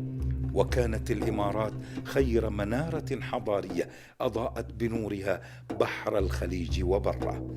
وها هي حضارة أم النار تكشف عن حقبة مزدهرة تعود ل2000 سنة قبل الميلاد، شهدت فيها الإمارات نهضة عمرانية وتجارية وبشرية، وشكلت آنذاك أهم موانئ الخليج العربي. واستمرت الإمارات بدورها الاستثنائي إلى أن أنعم الله على شبه الجزيرة العربية بنبيه محمد صلى الله عليه وسلم، فأشرقت شمس الإسلام على جزيرة العرب. وكانت الإمارات على موعد مع بزوغ تاريخ جديد من الحضارة العربية والإسلامية. ومع ازدهار العصور الإسلامية استكملت الإمارات دورها الهام على صعيد المنطقة، وكانت شواطئها جامعة لمعظم السفن التجارية القادمة والمبحرة من جزيرة العرب. وخير راو للحكاية مجموع الآثار المكتشفة في جميرة في إمارة دبي وجلفار في رأس الخيمة، والتي كشفت كثافة النشاط التجاري في تلك المرحلة. إلا أن الموقع الذي استقطب سفن التجارة كان أيضا مقصدا للأطماع الاستعمارية، فكان المستعمر البرتغالي أول الواصلين، وسعى خلال تواجده إلى تدمير كل أشكال الحضارة العربية، فدمر المدن والموانئ وحاول تهجير أهلها. إلا أن ما كتبه التاريخ خلال آلاف الأعوام لم يستطع محوه يوم مستعمر غاصب، فنفضت الأرض وأهلها غبار الاستعمار عام 1650 وسلموا أمر مستعمريهم لرياح البحر بعد هزيمة النكراء في معركة خطت كلماتها الدار وأهل الدار.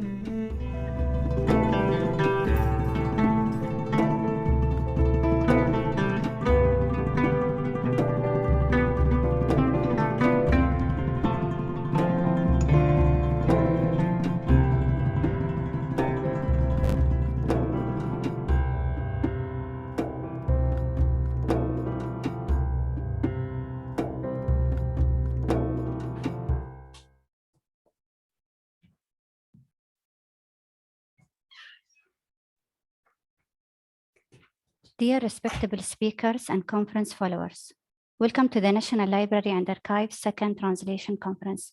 I am Aisha Dhahri, Head of the Translation and Publication Section at the National Library and Archives.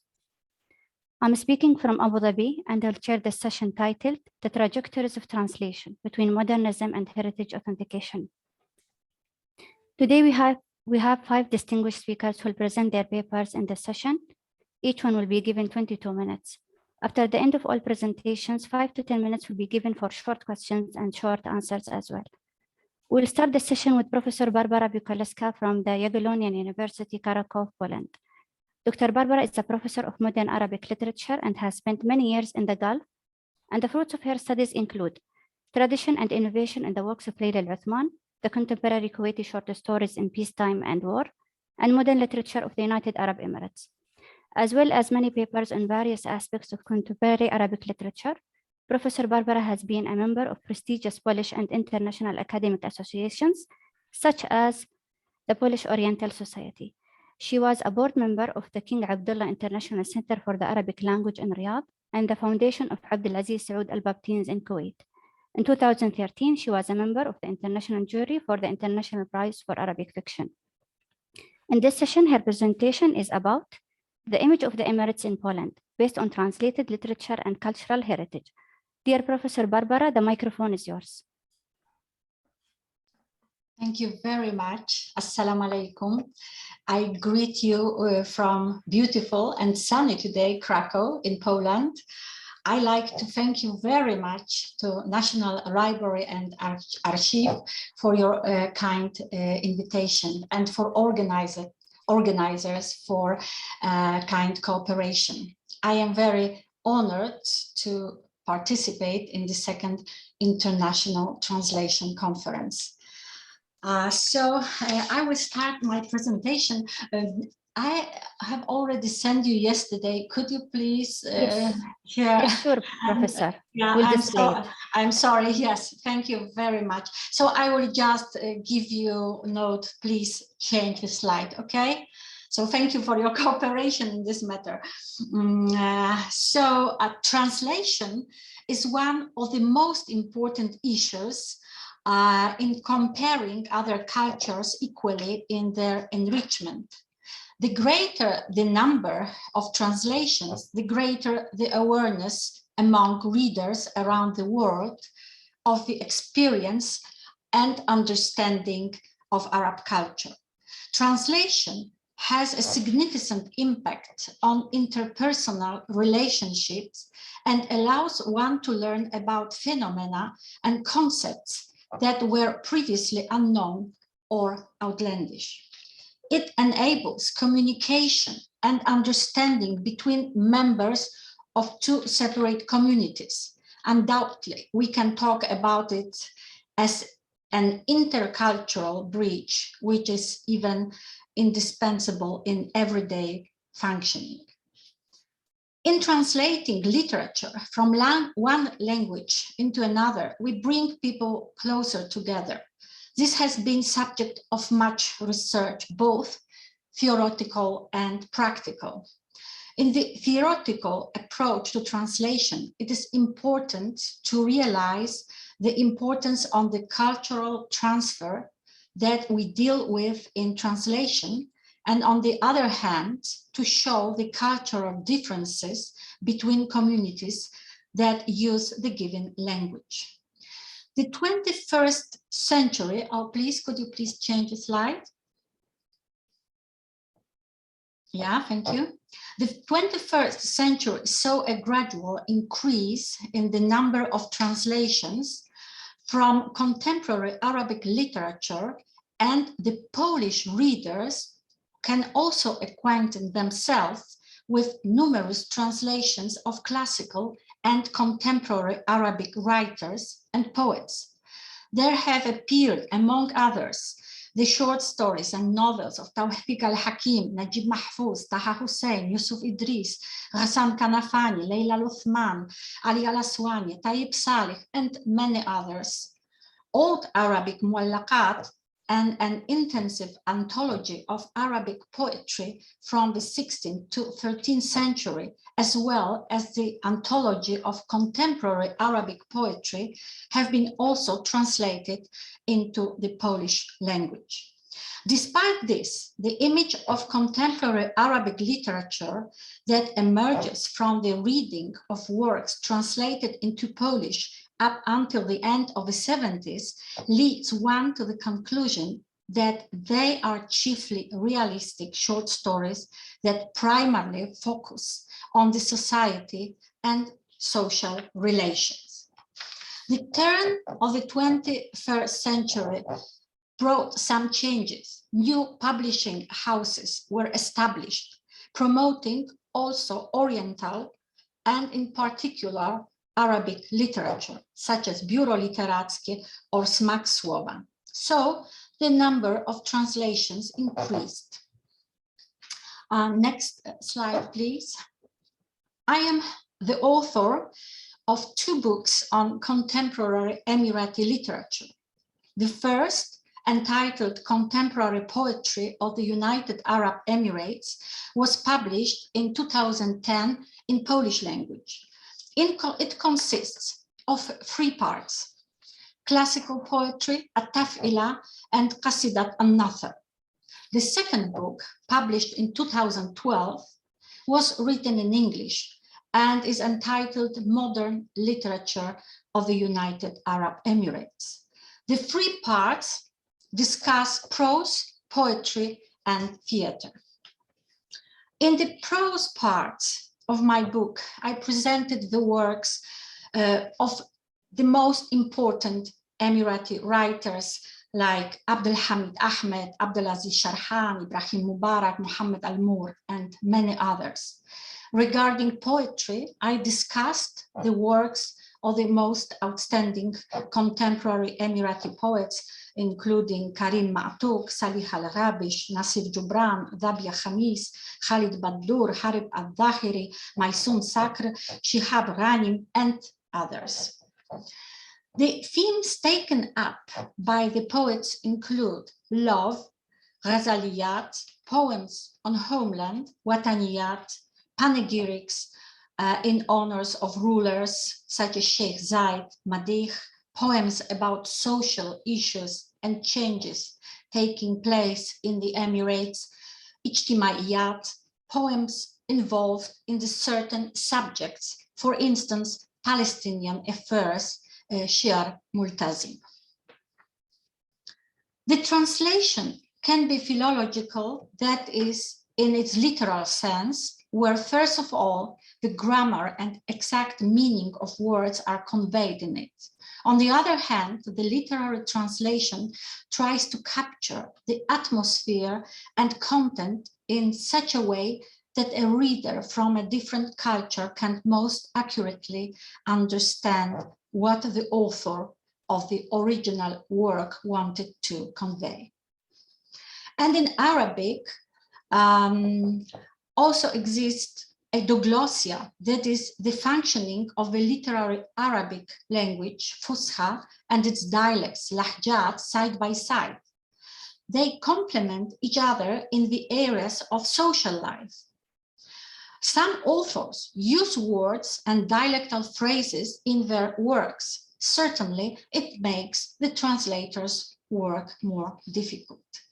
Next slide, please.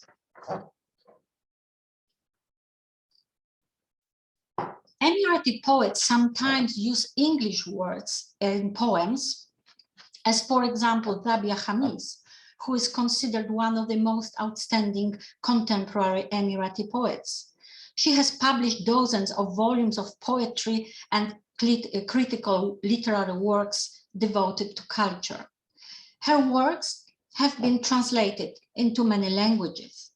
As an initiator and promoter of a new poetry genre in Emirati literature, the prose poem, she is aware of the novelty of her poems, both in form and content.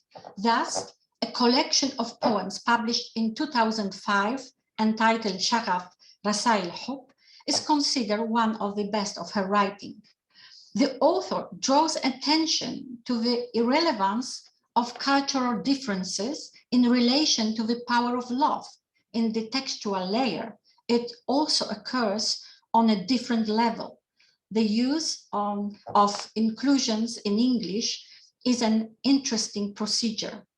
Like, for example, in one of the poems she speaks, unofficial love, dangerous love, sinful and exciting. Or in the other one, I am powerless in the face of love on this scale. It is possible that the use of a foreign language helps to the poet to express content of her poem. This procedure is a deliberate poetic choice of the author, who thus emphasizes the most important fragments of the poem and draws attention to the irrelevance of cultural differences in relation to the power of love. Of course, and also the other poets also use English expressions in their poetry.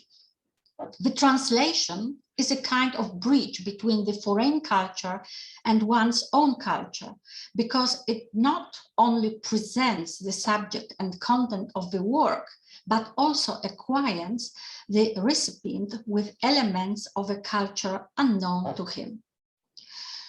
Next slide, please. To give the local character of the country, the writers use the names of local dishes, customs, and forms of clothing, such as, for example, in the short stories by Abdullah Sakr Ahmed or Abdulaziz Sharhan. So words like hijab, abaya, basmala, or hajji are used. Words and expressions related to culture can be found in many fields. Brigitte Schultz finds them in geography, ethnology, and related sciences, in studies on political life and social identity, with a religious, ideological, or national connotations. I quote, among the culturally marked elements, there are, among others, proper names, concepts relating to the landscape and atmospheric phenomena, terms related to flora and fauna, organization of social and political life, customs and traditions, as well as allusiveness and quotations from literature or references to historical events. Such words arise and are used in the area of a specific ethnicity, i.e. in the area inhabited by speakers of a given language functioning in a specific culture. End of quotation. Therefore, please, next slide. Therefore, the translator often, can I ask another slide, please? Therefore, the translator often chooses to include footnotes to explain cultural differences. This also applies to references to the most important names in Arab civilization, beginning with the Prophet Muhammad. In Poland, his name is often used in the spelling as Mahomet. In the poem, for example, by Rahaf Mubarak, describes the life and activities of Prophet Muhammad. Rahaf does not use the name of Prophet Muhammad, but the name Ahmed. The poem also mentioned the Quraysh tribe, from which the Prophet came. Shihab Ghanim, in the poem Lahu al-Asma al-Husna, mentions 99 qualities of Allah. Next slide, please. In the poems by Ibrahim al-Hashimi, the author of the poetry volumes Qalaq and Tafasil and others, we can find phrases and words in the Emirati dialects or names associated with the Emirates and Gulf countries. So, for example, in the poem ذاكرة, we find references to the irrigation system in the Emirates and Oman known as Falaj. In another poem entitled Siyaj, from the same volume, we have a description of the local flora, like Al-Ghaf, which is the national tree of the United Arab Emirates. Of course, I have many examples like that, and I hope the paper will be published, so then you can read about more examples and Ibrahim al-Hashimi works. Next poem, please. Next slide, please.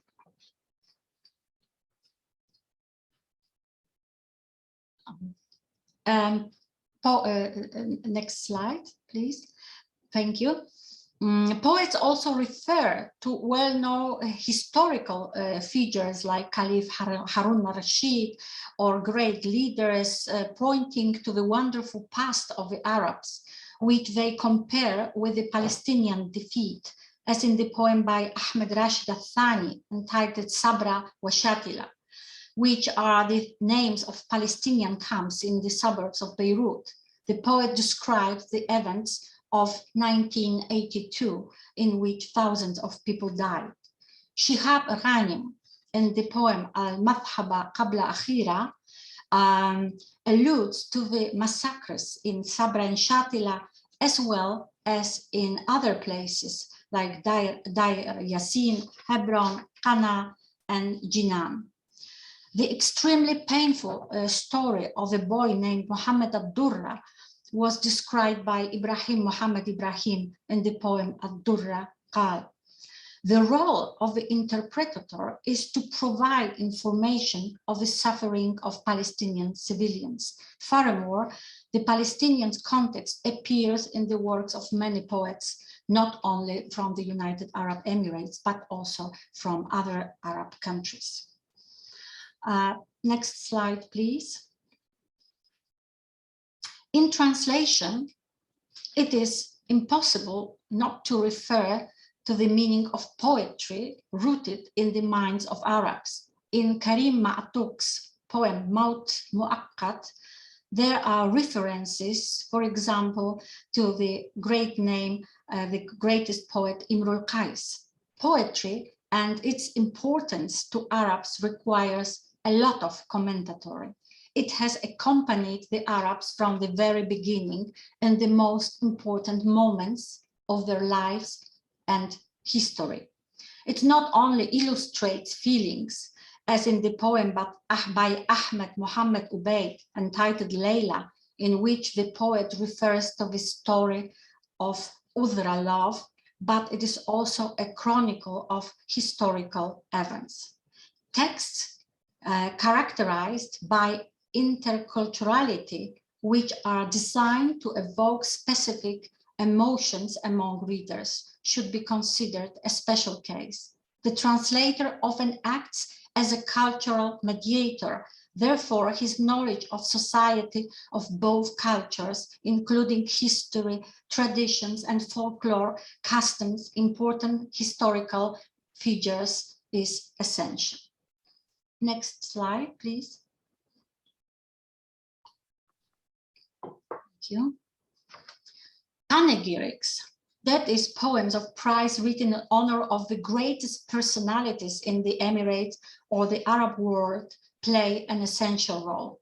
Panegyrics written in honor of Sheikh Zayed, the founder of the modern United Arab Emirates, are written among others by Rahaf Mubarak. In the poem Mazil Takabiran Ya Abati praises the rulers and all those who follow the footsteps of the late Emirati ruler Sheikh Zayed. And next slide, I will not explain much because there was a great presentation of Dr. Sadiq. So I just mentioned that an entirely different matter is poetry known as Nabatean. Among the famous poets of the genre are Sheikh Zayed and Sheikh Mohammed bin Rashid Al Maktoum. Just to save the time because it's nearly the end, please, next slide. The context of the place where the sea and the desert play a substantial role is also essential. We can observe it in short stories by Abdulaziz Sharhan or Ibrahim Mubarak. The professions related to this environment are, for example, pearl fishermen, Ghawas al-Lu'lu, or Captain al-Nawkhida. Hence, the writers also use lyrical digression to describe the bond between man and the sea in their short stories, which is very interesting for our readers. And last slide, please. It should not be forgotten local fairy tales and stories. For example, in the poem by Karim Matuk entitled Aloha Athania, there is a reference to the folk tale of Adwis, also known as Adwais. It is a myth about a beautiful woman, a genie, who attracted only men to her scent and beauty and killed and devoured those who followed her. According to this legend, which calculated among the elderly in the Gulf countries, especially in the Emirates, it appears only to men. Researchers say this story was invented to scare men away from men's fascination with strange women. I conclude now. Unknown cultures are of great interest to readers who expect differences because they allow them to discover something new and exotic. It is translation that enables intercultural learning and exchange.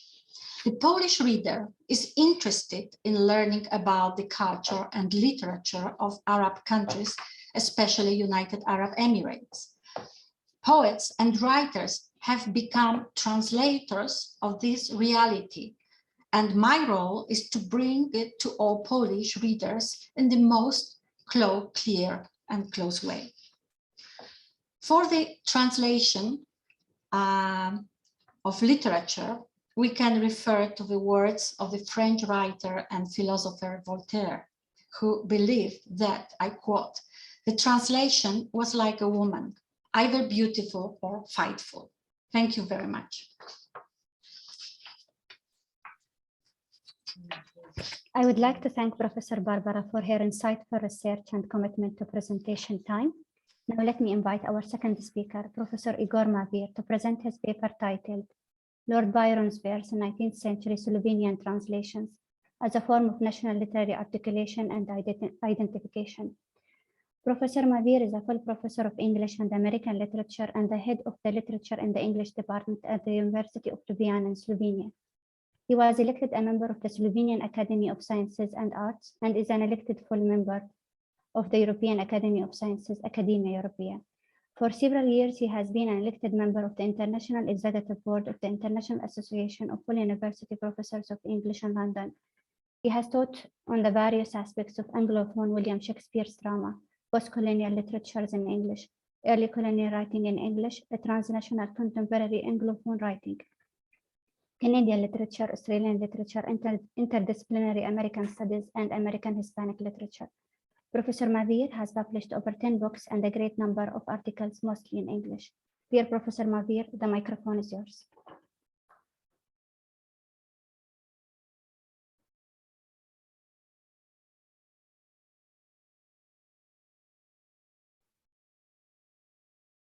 Dr. Mavir.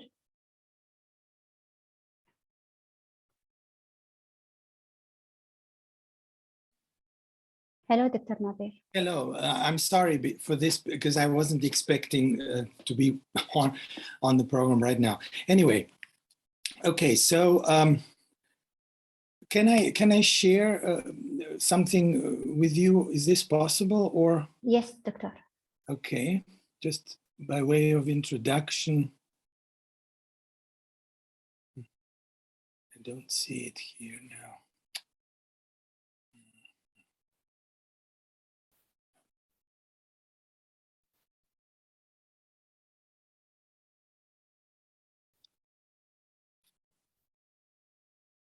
Just a second, I'll try to. Oh no, it doesn't work. Well, there are just a few, a few slides about the authors I'm discussing, but it's not going to damage my presentation.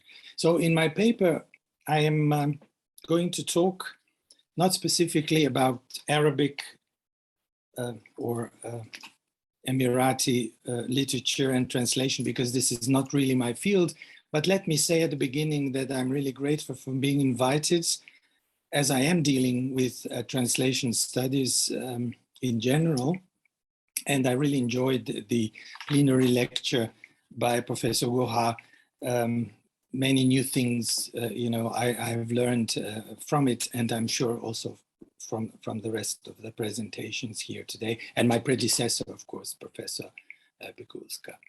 So as a case study, I'm going to look at Lord Byron's verse translations into the Slovenian language in the 19th century, which was an important form of national literary articulation and identification.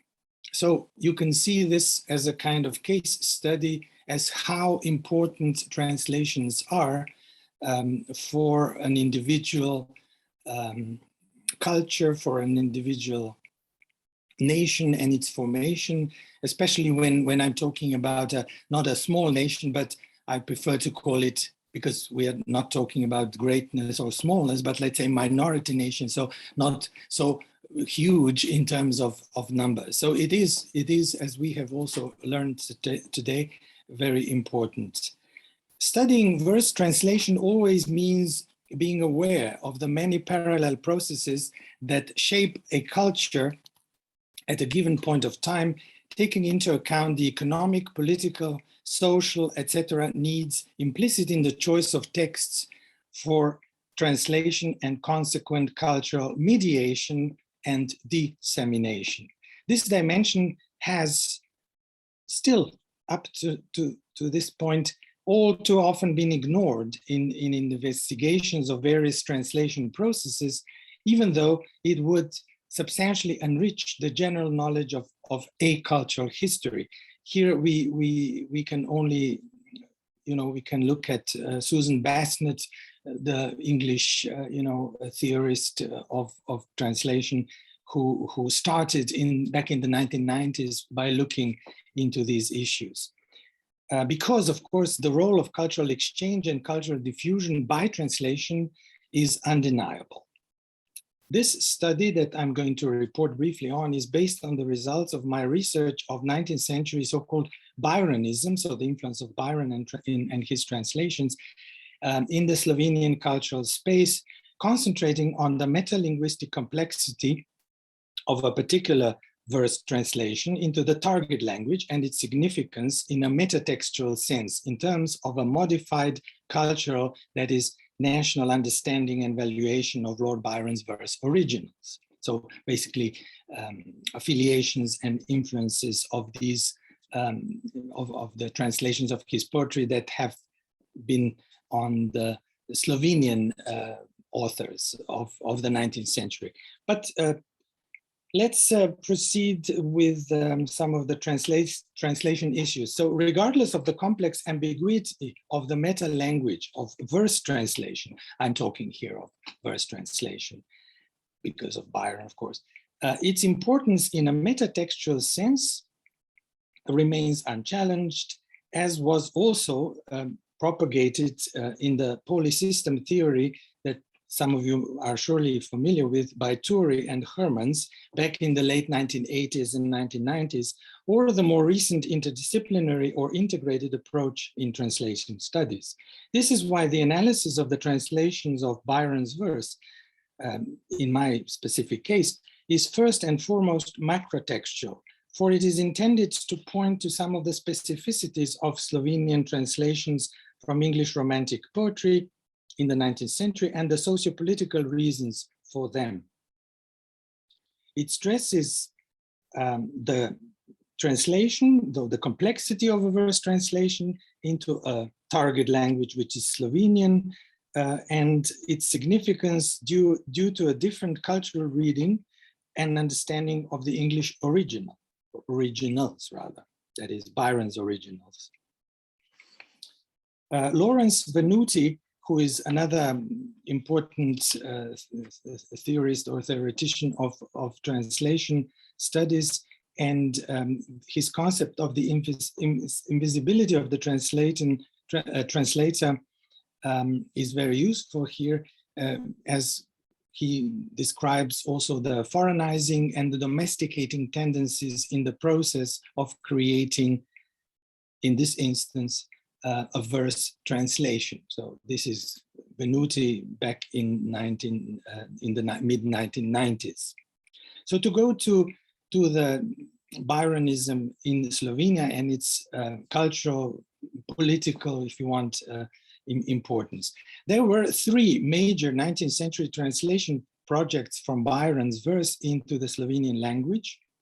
For some of you who may not know, of course, Slovenia is a country, part of the EU, on the Mediterranean, between the Alps and the Mediterranean, bordering with Italy, in the north, Austria, and Croatia in the south, and to the east, just a short border with Hungary also.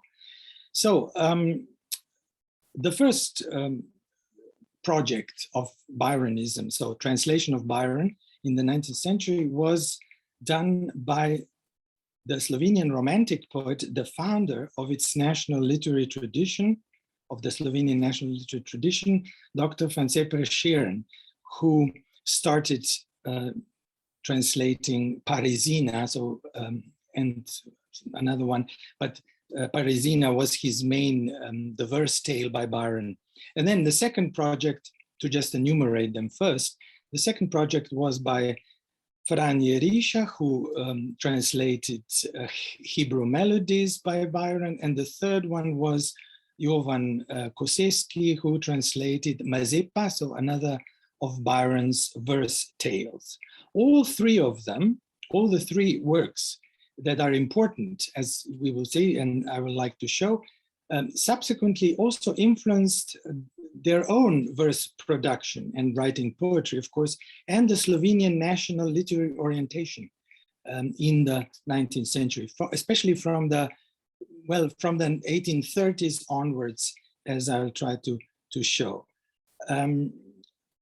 Even the early poetic works by Dr. Prešeren, so our national poet, so to say, the founder of the literary tradition, and his first publication in the Slovenian language during the Habsburg period in the Slovenian lands, so that's around 1830, cannot be considered still as genuinely romantic, but maybe partly pre-romantic.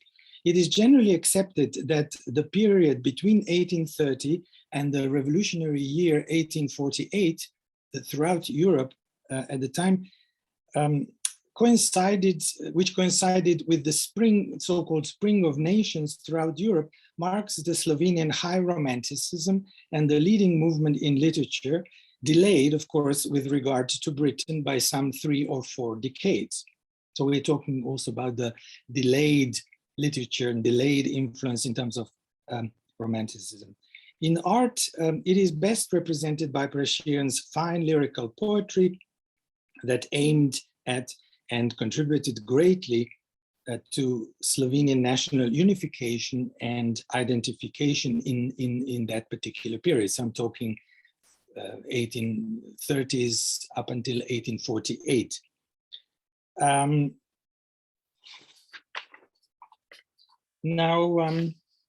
Individual national literary histories very frequently deal with translations in their early periods, because many literatures often begin with translated or adapted works.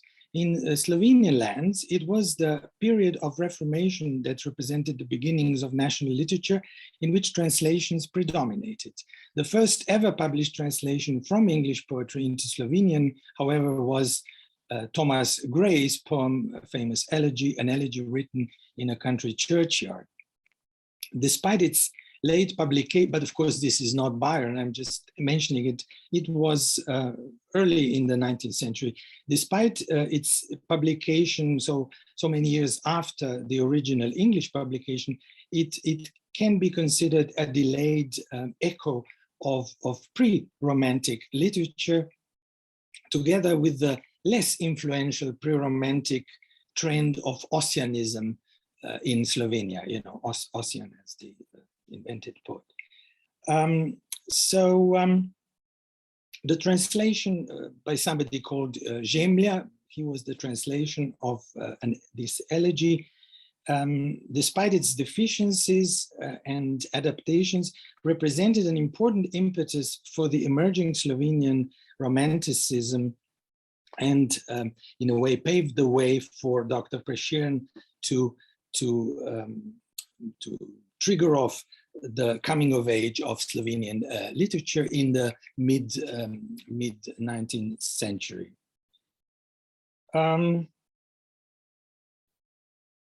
So in the 18th century, so we're talking this period, late 18th century, the Slovenian-speaking lands, as I mentioned before, stuck between the Alps and the Mediterranean, belonged to the was part of the Habsburg monarchy, the empire.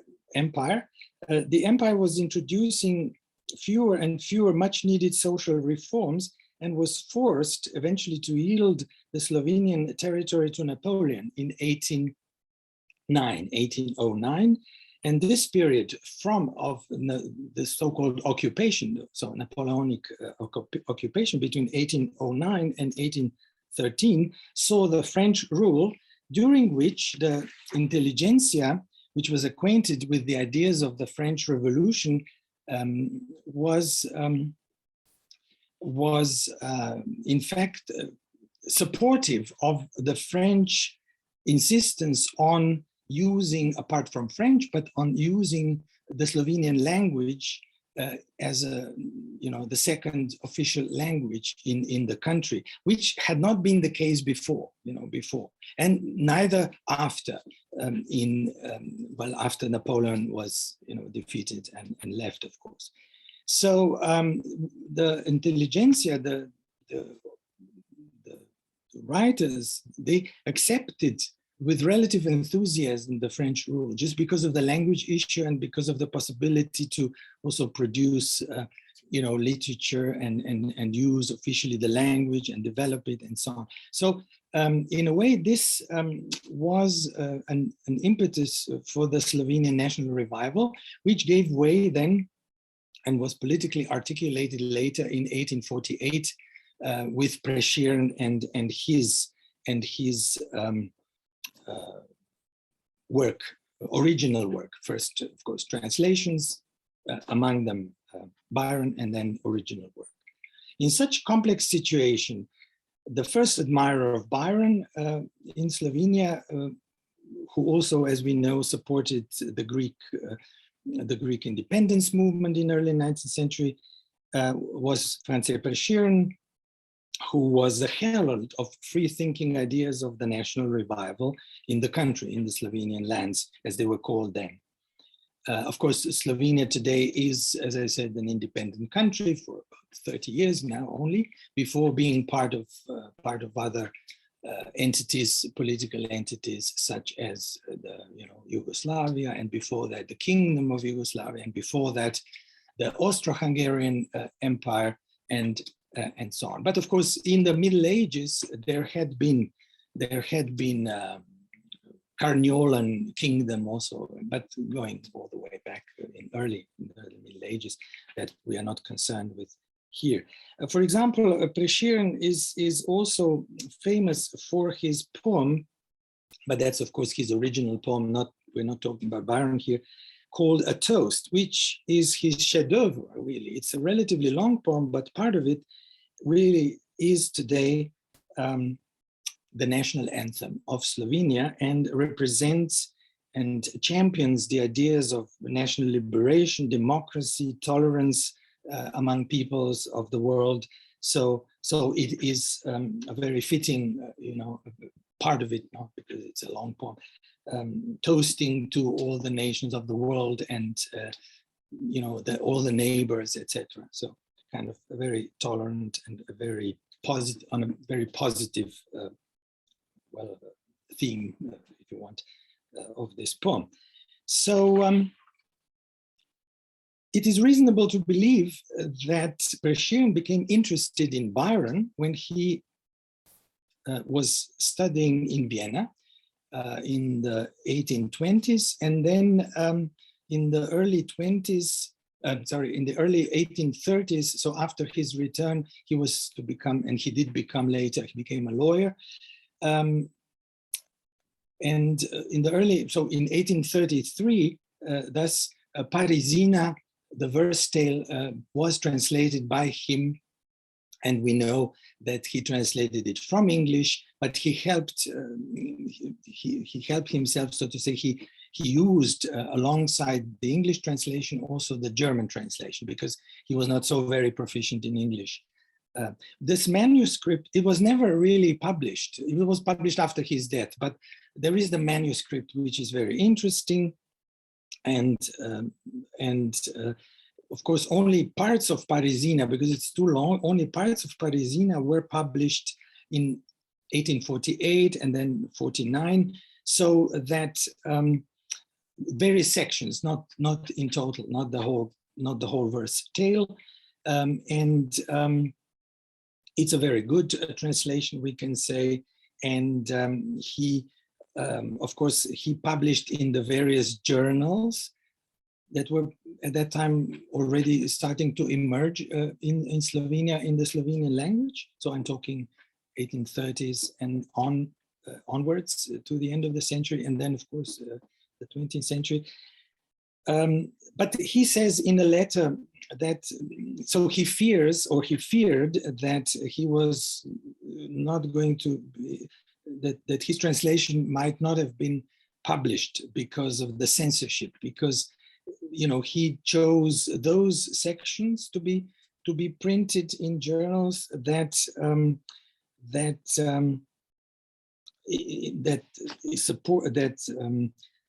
supported or championed the struggle against social norms, the beliefs among the social equality of people, and so on. So something that the Habsburg censors and the Habsburg Empire was not really very happy to see and read, and they indeed, the censorship was very strong. Anyway, this translation, only published in parts, as I said, had a very strong influence on his own writing, and he admired Byron's support of the Greek, independence and struggle against the Turkish occupation and so on. And of course, there are also other poems that I'm not going to mention here, as I don't have time, but I can conclusively say that through Byronism, through his translation, and he was, of course, the poet of the period, very influential and so on, emulated and imitated in a way by other poets, that it's Byron's poetry in translation opened the door and influenced Slovenian national independent movement and identity, just as was the case very frequently with Byron and his translations in many other countries, like, of course, in different degrees, but in Poland, in Italy, of course, in Greece, and so on. So here we have this very important translation, well, socio-political, if you want, influence in our case study, the case of Slovenia. Then very briefly, I don't want to be too long, Hebrew Melodies was the second major translation project of Slovenian Romanticism, and it was long, and it was published in installments from the 1850s. So that was already after 1848, the revolutionary year. And well, without going in detail, it emerged. It was being, as I said, published in many installments in newspapers after 1848 and the Renaissance of Nations in Europe. Because Andy Arisha, in his introduction, he says that he wanted Hebrew melodies to be translated, from Byron's opus, because they're symbolic of the, social change in a way. So in a way, you could say that he identified the smaller, let's say, occupied nations at that time, still part of the various empires in Europe. Excuse me, Professor Mabir. I'm sorry, but the time is over. The time is up. Okay, so then there is, of course, the third project. But let me just conclude that in order to avoid and go beyond the unilateral and one-sided literary interpretations and analysis, we have to always examine the total effect of a verse translation in the target culture. Translators and translations are always cultural mediators, which is a much broader view, of course, than the traditional positivist concept of a, let's say, literary influence. So to really conclude, Byronism in the Slovenian lands within the then Habsburg monarchy and later Austro-Hungarian Empire is yet another aspect of the various national languages of Romanticism. It's one of the languages of Romanticism, in the plural. I'm using it deliberately here. And Byronism in Europe throughout the 19th century. Byron's poetry and the aftermath of the so-called Byronism through its translation resulted in an influential trend in the Slovenian culture and literary space and contributed to the Slovenian Romantic revival, political identification of the nation within the then Habsburg and the later Austro-Hungarian Empire. Thank you for your attention. Dear all, I would like to thank Professor Mabir for his comprehensive presentation. Thank you, Professor. And now let me invite our third speaker, Professor Abdulrahman Begar, to present his paper titled Proselyte Geographies, Arabia as Translated by Samuel and Amy Zwemer. Professor Begar is a professor at Wilfrid Laurier University, Canada. He holds a PhD in Romance Studies with a specialization in media discourse, University of Paris, Sorbonne. He also graduated from the International Academy of Diplomacy and the Center of Diplomatic and Strategic Studies. Some of his works are translated into Arabic, English, and Spanish. Numerous reviews and critics of Begar's work were published in popular media as well as in academic journals such as Journal of the Association of Professors of French at Canadian Universities and Colleges, University of Toronto Quarterly, New Zealand Journal of French Studies, and International Journal of Francophone Studies. Dear Professor Abdulrahman, the microphone is yours. Thank you. Excuse me. Just would like to share the PowerPoint.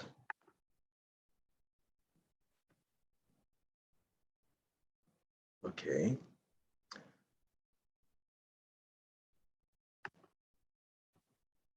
Good morning, everybody, and thank you for having us. A special thank you to our colleague, Dr. Satiq Guhar, for his patience and all the help we're getting from all of you. And I hope we will not face any technical problems. So my talk today is about a text written by two missionaries from the United States that are Amy and Samuel Zwemer. They're a couple. And I will be talking about how the will to convert determine the way we imagine the world around us, especially when dealing with others from foreign lands. And I chose this book, Topsy-Turvy Land, Arabia Pictured for Children, because it's children literature, and children literature is very interesting when we talk about the way we imagine geography. The book briefly I will present this book, has a pedagogical value. It teaches children some geographical, physical geography, as well as human geography aspects of the Arabian Peninsula. It is also highly autobiographical. And when I talk about autobiography, I don't talk about both of the authors. I talk only about Samuel. His wife is not that present. Talks about himself, his experience. And this book is organized into 20 chapters that can be structured as follows. There is one part that is about the depiction of daily life, and it has a colonial ethnographic aspect, description, very rich descriptions of, let's say, the grocery stores, the coffee, the pipes, the sewing machine, the first sewing machine in Bahrain, the family life, etc., etc. And another set of chapters are essays on geography, on religious life, agriculture, boatcraft, and it talks also about slavery. So the last part, even if this part is proselytism is everywhere in the book, but there are some chapters that are dedicated totally to this aspect, and especially the need to convert children, the need to make available Bibles in the region, and the need to support missionaries. So the very important thing that really for me is very interesting is the use of pictures. Since the beginning, the authors underlined that this is a book of pictures and stories for big children and small grown-up folks, for all who love Sinbad, the sailor, and his strange country.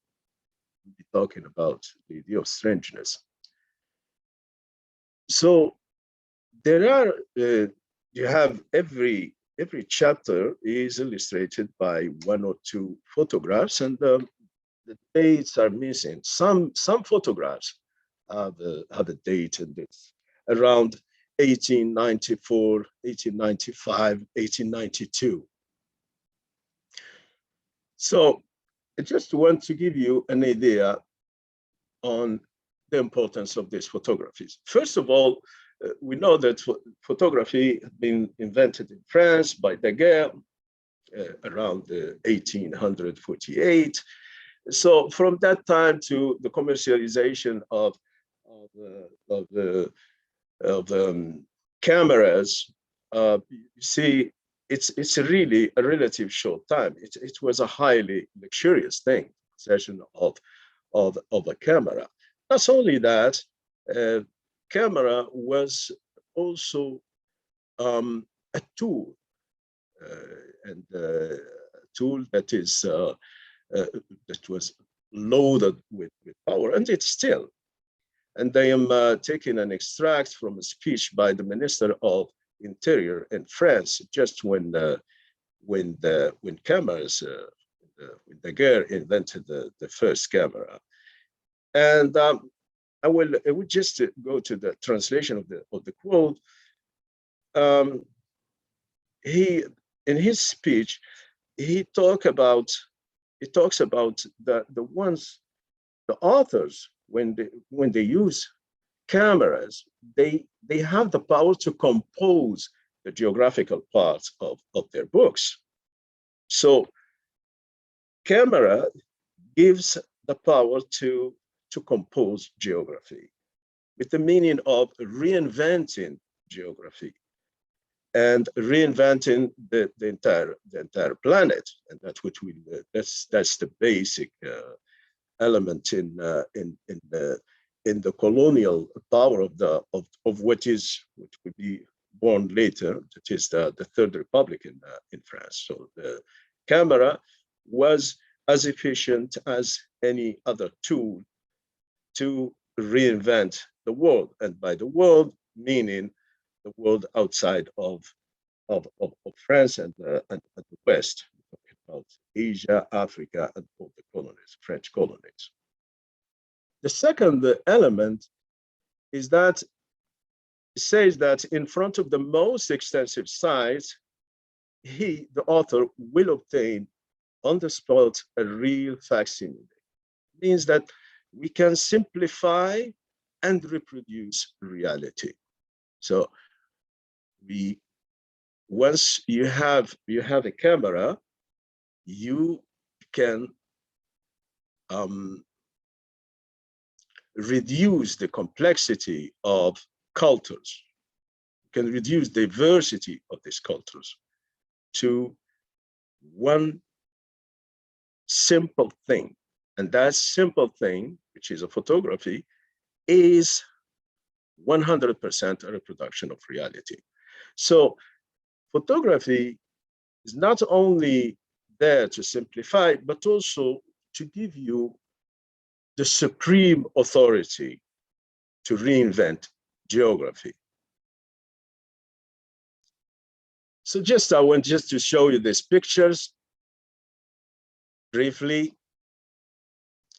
This is Muscat, the harbor, Bahrain, Bedouin family, Bedouin life, shop in Basra, the shopkeeper, etc. So there are a lot of interesting photography. So now let's talk about Samuel Zwimmer. And I'm sorry, I'm not talking about Amy, his wife, because there is nothing there. It's just about Samuel Zwimmer, and Samuel Zwimmer is the one who is really well known. When you do some research on his wife, there is nothing there. So he was born in 1867, and he died in 1952. He was an evangelist, preacher, and he spent most of his life between Egypt and the Arabian Peninsula from 1890 to 1929. And he is the co-founder with James Cantine of the Arabian Mission, 1889. This is the first mission that was dedicated totally to the Muslim world, with the objective of converting the people in the region. And he's called, and this by Christy Wilson, that's part of the title of one of her books, The Apostle to Islam. So he's very well known in the missionary world. Not only that, he was the editor of the Muslim World. This is one of the most important publications in USA on Muslims.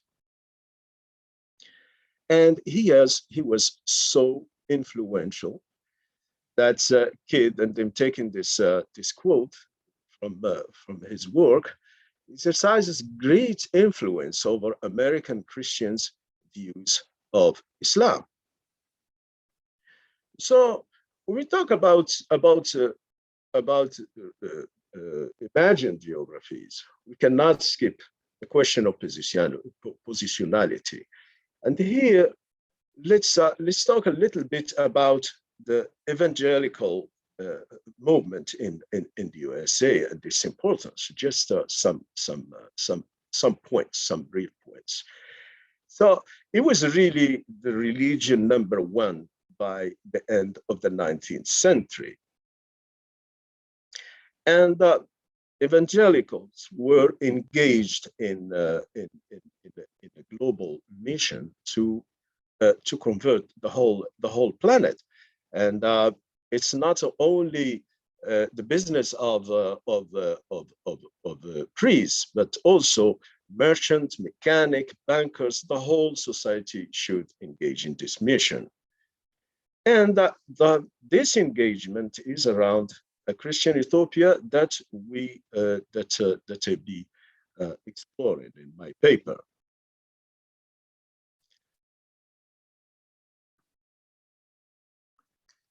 So there was a movement at that time, the millennials, that was convinced among evangelists they were talking about the second coming of Jesus Christ in the 20th century. So this is the end of the 19th century. It's very important in the history of the United States.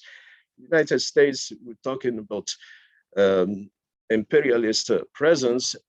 At that time, 1898, for example,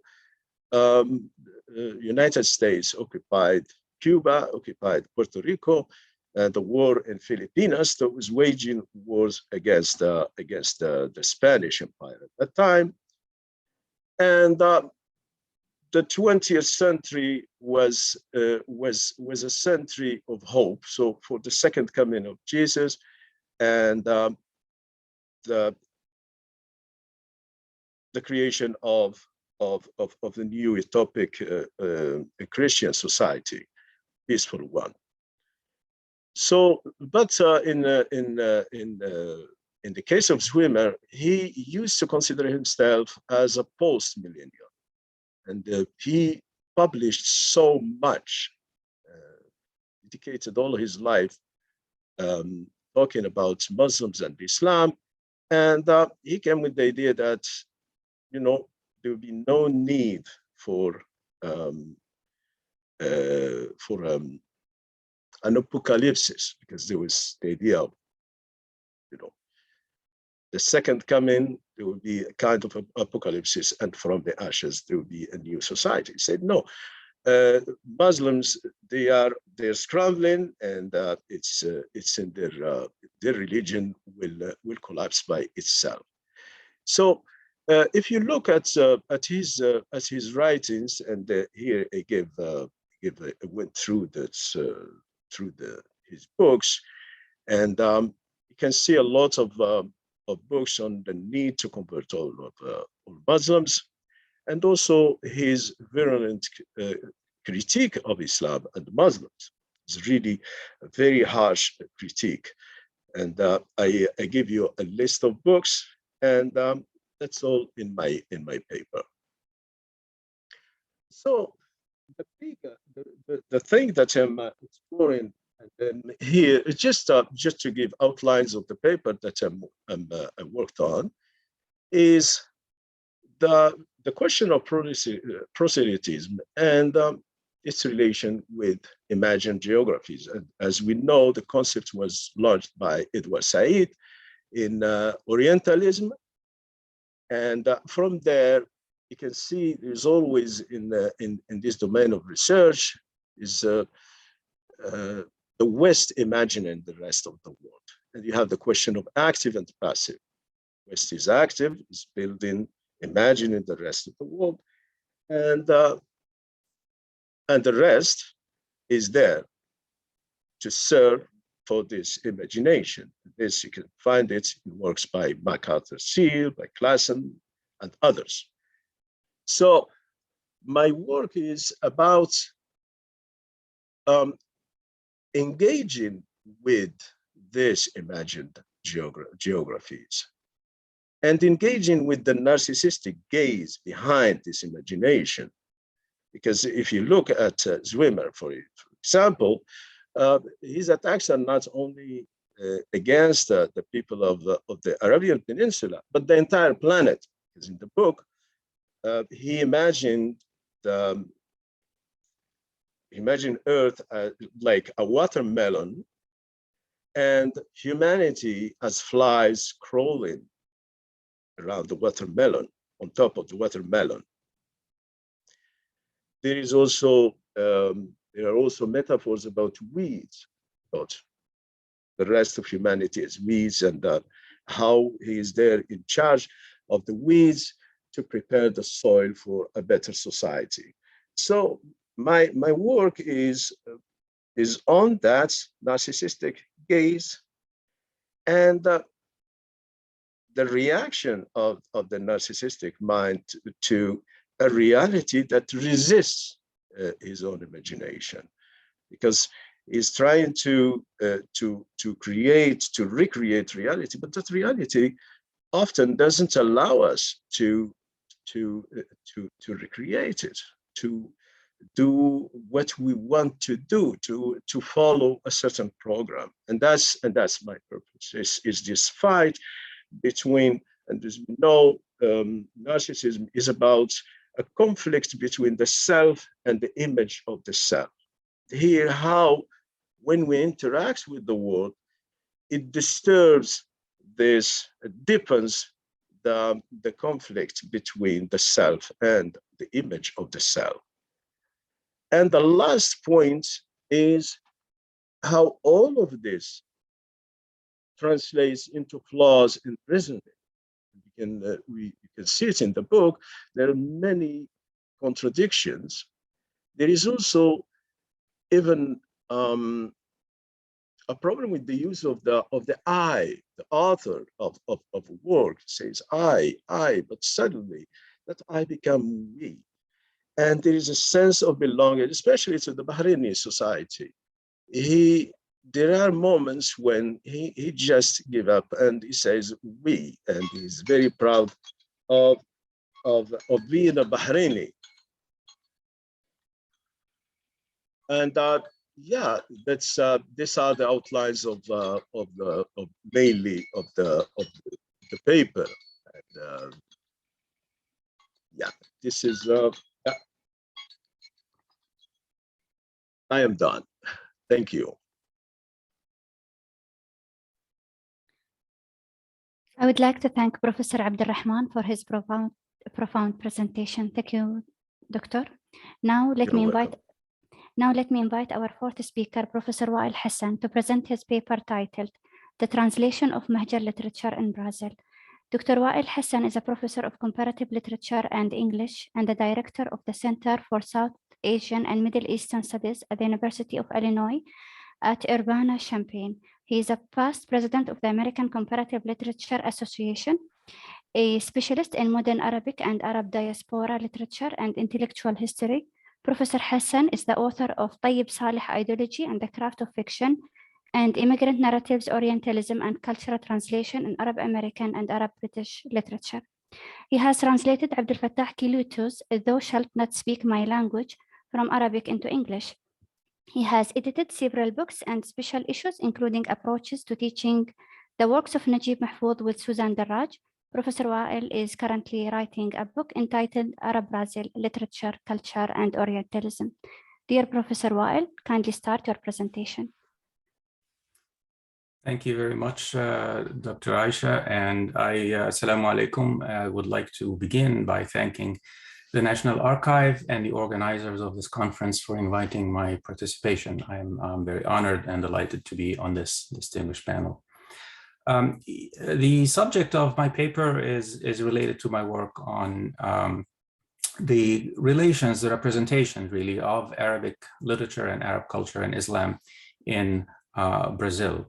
And in many cases, I think Khalil Gibran is an iconic case because he is the most famous writer, Arab writer in the Americas. So even though he never traveled to South America, Gibran has been among the many manifestations of the Arab and especially Lebanese presence in Brazil since the 1920s. In fact, it is fair to say that he is the best known Arab writer in Latin America. There have been at least 14 translators of Gibran's Arabic and English language works into Portuguese and 38 editions of his works, published there, in addition to several biographies and monographs written about him. The ways in which he has been introduced to Brazilian readers reveal the dynamics of cultural transmission, identification, and assimilation. Literary translation, as we know, involves more than simple linguistic transfer. It is a process of cultural mediation in which translators and commentators utilize particular discursive strategies that aim at defining the relationship between two cultures. As such, translating Gibran has been part of the effort to conceptualize Lebanese and Arab identity in Brazil. There are at least three reasons why Gibran has received so much attention in Brazil. First is the presence of a large number of Syro-Lebanese immigrants there since the last quarter of the 19th century, and their visibility in economic, political, and cultural spheres, including numerous journalists and writers who promoted the literature and culture of their native country. Second, as a poet who could be described as a mystic, a spiritual leader, or a philosopher, Gibran represents a counterexample to the derogatory stereotype of Turcos or Turks. This is what Arab immigrants were called when they arrived, not only in Brazil, but elsewhere in the Americas and in the United States, because they arrived on Ottoman travel documents and were mistaken for Turks. And because many of them worked as pack peddlers, ambulant merchants, they were perceived as greedy and materialistic. So the stereotype of the Turks or the Turcos is really a rather negative one. Gibran represented a counterexample to that. And third, of course, is the tremendous popular appeal of Gibran's works themselves, which account for the many millions of copies sold in numerous translations around the world. I think it's been translated in about 100 languages or so. This appeal prefigures the similar popularity today of Brazilian novelist Paulo Coelho, himself a sort of latter-day Gibran, and significantly the translator of a selection from Gibran's letters to Mary Haskell. This kind of appeal, in which Coelho himself shares as a writer and translator, is universalist in nature, acknowledging but laying little emphasis on Gibran's cultural or national background. Instead, Gibran is presented as a human being with a special gift. To quote from Paulo Coelho's introduction to his translation of Gibran's letters, he says, "Gibran was not a revolutionary or a sage. He was a man like all of us, and he carried in his soul the same sorrows and joys we carry. However, in his books, he was able to show the greatness of God," end of quote. This universalist reading of Gibran is the first of three kinds. The other two readings or kinds of readings are culturalist, that is to say, inserting Gibran in pre-existing notions of national and cultural identity, particularly a dualistic discourse based on the Orientalist distinction between East and West, or Orient and Occident, and a Brazilian discourse of mistura or mixture that since the late 1920s has produced the dominant conception of Brazilian identity. So in this paper, I would like briefly to discuss the two culturalist discourses and cite an example of each. As Edward Said argues, Orientalism has been a powerful tradition of scholarship on the relationship between colonizers and colonized. Said defines Orientalism as an academic field of study, as a style of imperial administration, and more generally as a style of thought based upon an ontological and epistemological distinction made between the Orient and the Occident. So the duality of Orient and Occident, or East and West, pits against each other two discursive constructs perceived as totally distinct and fundamentally opposed to each other, the one considered superior to the other one. The East, argued Said, was not something objectively there in the empirical world. It had little to do with a place called the East, but it was rather an invention, or as we might say, an ideological fiction that operates according to the Aristotelian logic of the excluded middle, as Europe's ideal other, as it were, or mirror image. Said expressed the hope that the very notions of East and West would be eliminated, which is not to say that diverse cultures should disappear, but rather that the ideological fictions of East and West, along with a style of thought that relies on dichotomies, would be discredited as a tool of imperialism. Gibran bypassed dualism and wrote in a universalist mode. Instead of engaging Orientalist discourse on its own terms, His approach was influenced by the Hindu mystical outlook, which does not recognize dichotomies. So there's really little distinction between high and low, big and small, east and west, all being outward manifestations of the oneness of being. It is no wonder that his best-known book, The Prophet, is formally modeled on Nietzsche's Thus Spoke Zarathustra, both works featuring a sage who speaks in aphorisms. And of course, Nietzsche was himself, he named the book after a Persian prophet and was very much influenced by Eastern philosophy. So Nietzsche's entire philosophical project aimed at destroying the foundation of the European metaphysical tradition, from Plato and Aristotle to Kant and Hegel, a metaphysics that relies on dichotomies, dichotomies such as true and false, good and evil, beauty and ugliness, being and nothingness, body and spirit, and by the same style of thought, as Said might say, East and West. Nietzsche rejected such dichotomies and initiated a counter-tradition that continued with Heidegger's destruction of metaphysics, Sartre's existentialism, and Derrida's deconstruction, each of which being a method of debunking dualism. In that sense, we can say that Arab American writers who accepted the distinction between East and West situated themselves within the Orientalist discourse, even as they tried to critique it from the inside, a discourse that relies on the metaphysical tradition based on dichotomies, and which in the age of European empires produced colonial ideology and Orientalist discourse.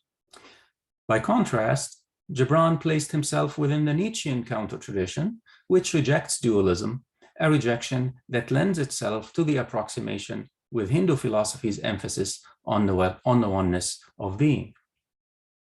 Gibran was no systematic philosopher, of course, but it is easy to see how his later English language writings, because as we know, he shifted to English after 1918 and almost completely stopped writing in Arabic.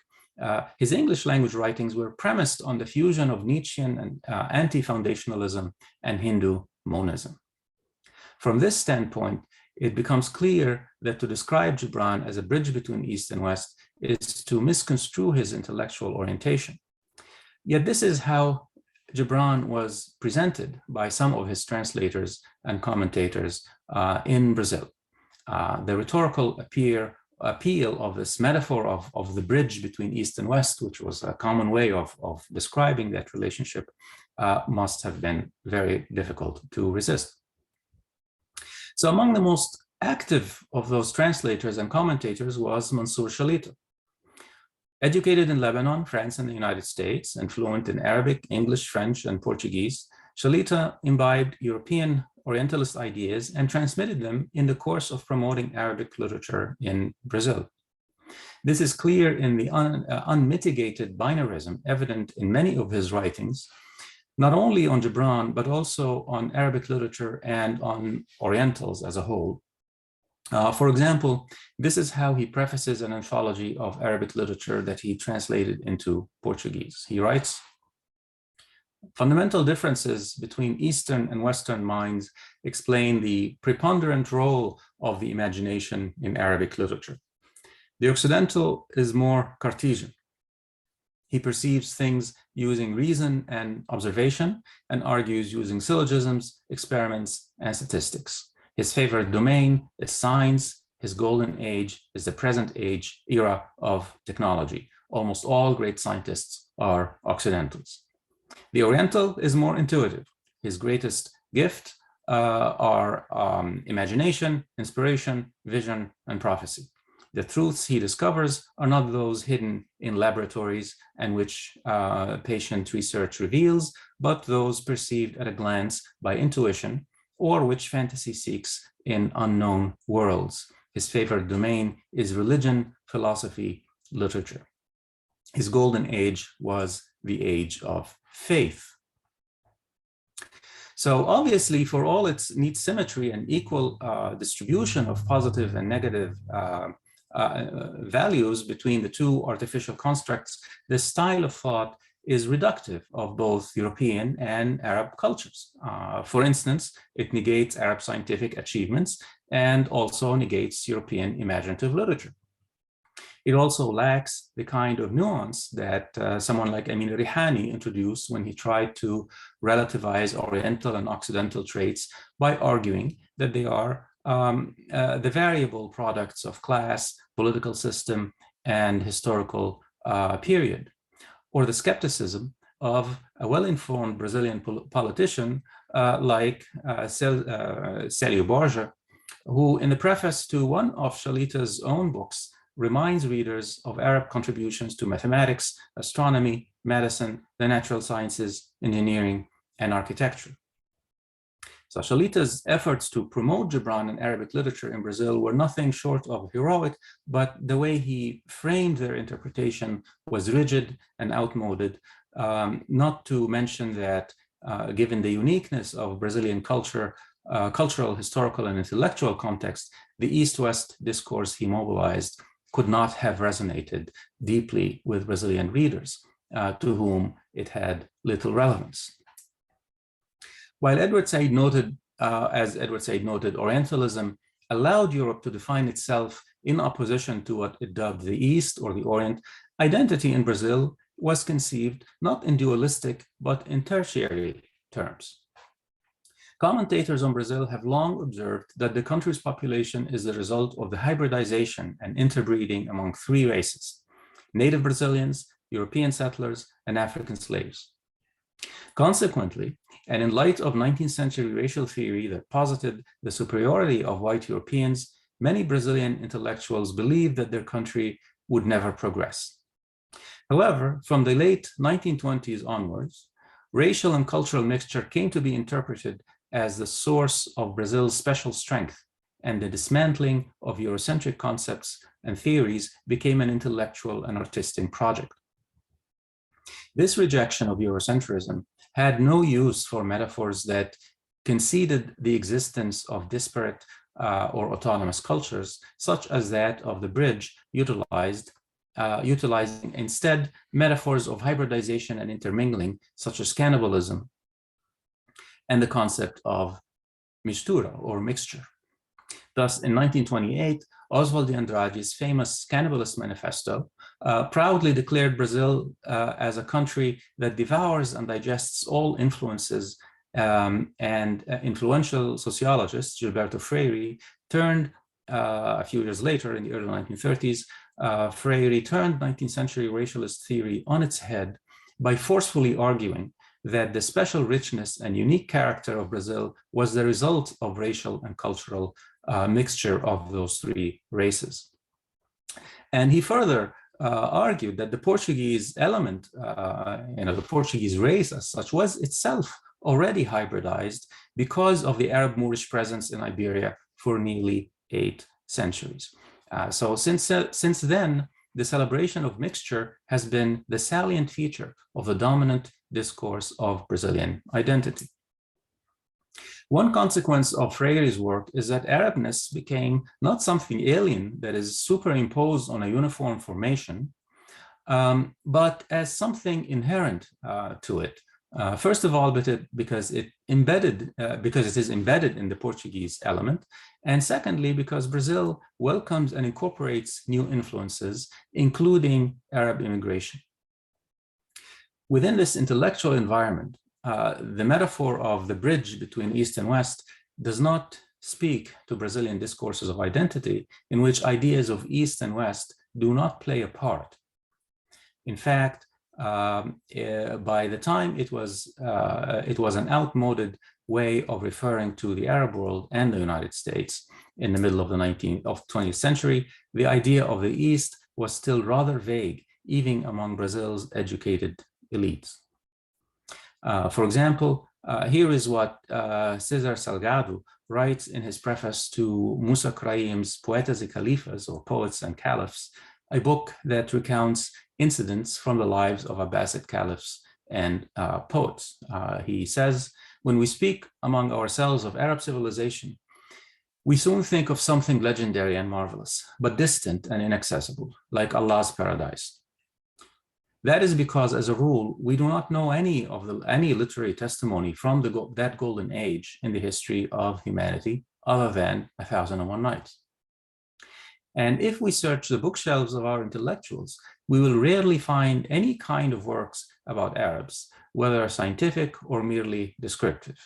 Here and there, we might find Chateaubriand's itinerary to the Orient, Lamartine's voyage to the Orient, or even rarer still, Gustave Le Bon's civilization of the Arabs, end of quote.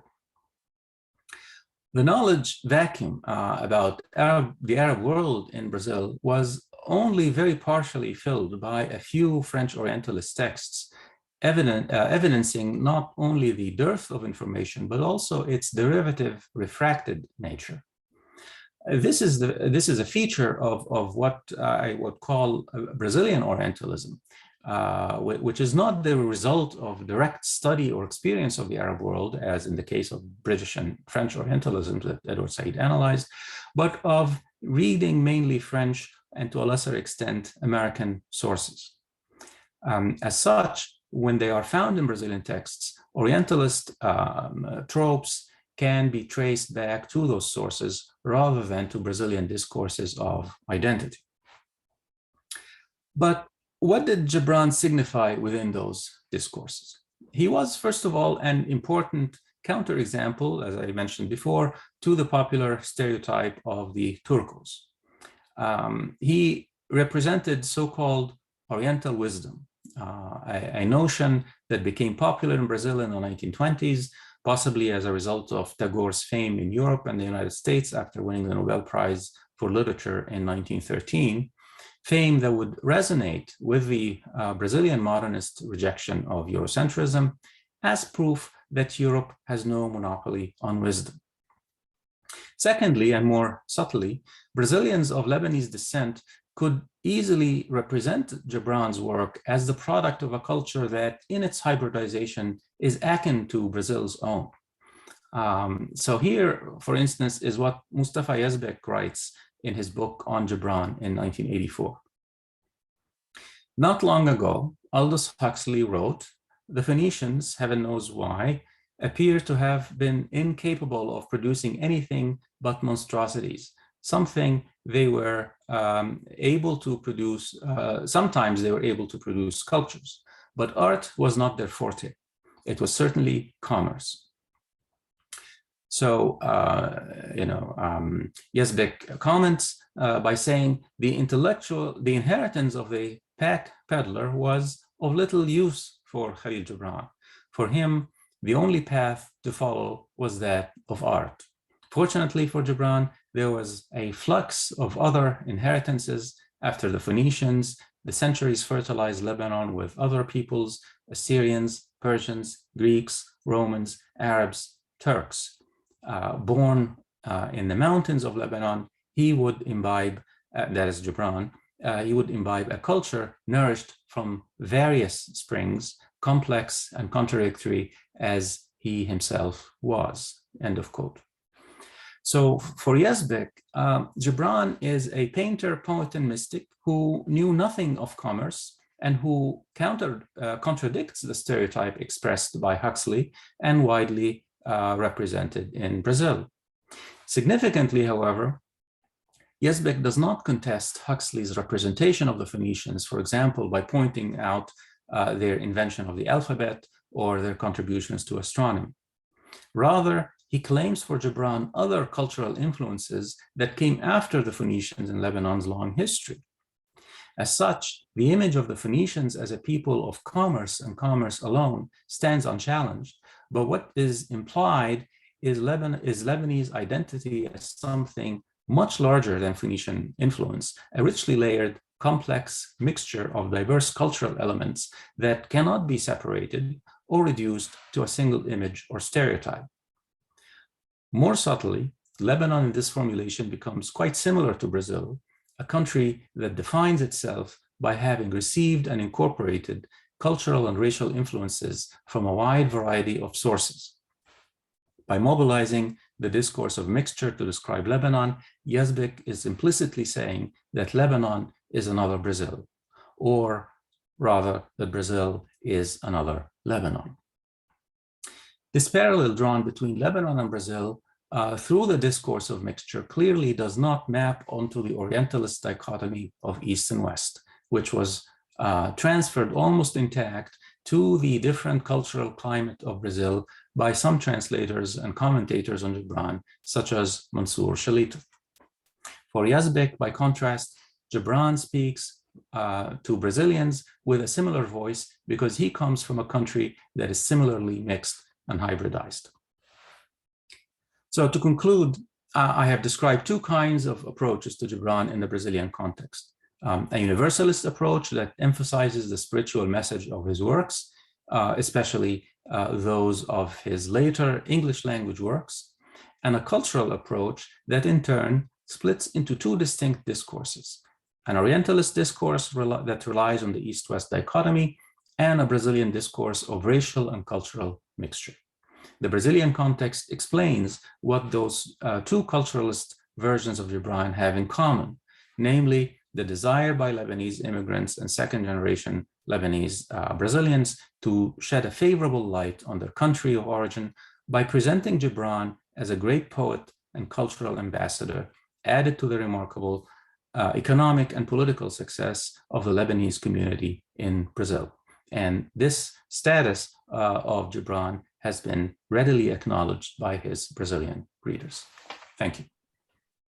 Dear all, let me express my thanks for Professor Wael for his illuminating presentation. Thank you, Doctor. Now, let me invite our fifth speaker, Professor Terence Craig from Mount Allison University, Brunswick, Canada, to present his paper titled Postmodernism as Translator's Block. Professor Terence Craig is a well-established Canadian scholar who specialized in modern and postmodern English literature. He won many academic awards of great importance. He works currently in the English department at Mount Allison University. He occupied academic positions at top-level educational institutions such as the University of Toronto and the University of Western Ontario. He published extensively in high-caliber journals and published many books on significant literary issues. He served as a reviewer for first-year academic journals and periodicals. He edited many publications published by the Center for Canadian Studies, Mount Allison.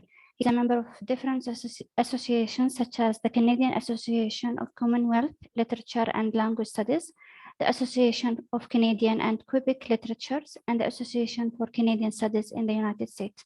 Dear Professor Craig, kindly start your presentation.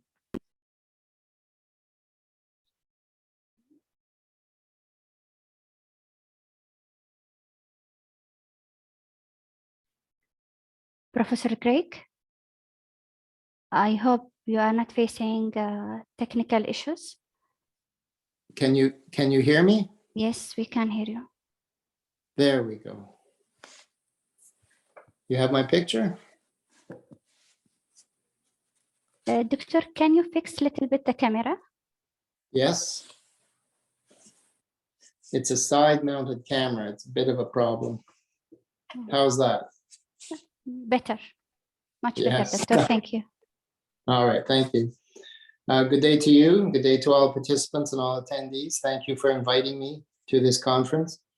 I come, as the introduction says, not as a translator, but as an English professor specifically interested in postmodernism and here in its potential on translation.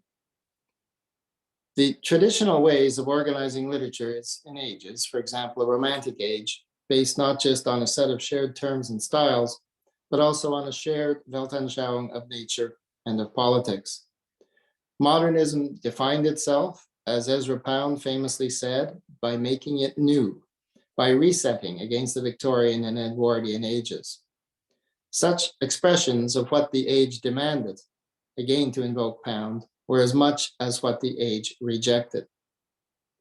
Postmodernism, insofar as it can be identified and discussed as a radically different mindset, as a block as it is, than its predecessor, modernism, is a very different animal.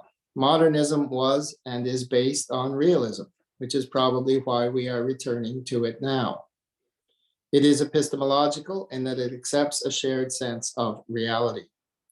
Postmodernism is more blatantly philosophical in its exploitation of the gap between ontological language and thought processes on the one side, and a mutually accepted belief in the existence of empirical reality on the other side. For most postmodernists, literature is a comedy of errors in language, on a plane elevated above the possible but implausible plane of reality and its tragedies. The gap between the two planes is not bridgeable by translation, although it is comprehensible by a barely functioning shared language. It is a gap recognizing the failure of exact expression. It is a gap between two cultures, and multiculturalism, like polylingualism, will not provide a shared synthesis. One must choose one side and recognize here the futility of attempting translation. The division between ontological and empirical worldviews is absolute. It is surprisingly close to the theoretical developments in physics, where desperate attempts are being made to connect new theories of strings, for example, to new discoveries of tracks of particles in atoms, and to new observations of gravity in space, let alone dark matter and energy. Physics is theory attempting to explain observed realities. So are languages. For modernists, languages are as strong as ever and arise naturally out of the assumed shared sense of reality. For postmodernists, language is only an artificial construct, inherently as unnatural as it is unrealistic, and thus is seen as an abstract playground of words, a playground that can provide a lot of humor and inventiveness, but which cannot ever touch on whatever one thinks reality is. It is a playground because play is all there is. All readers have to live in reality, and like everyone else, constantly struggle to understand their reality with language. That itself is a kind of translation.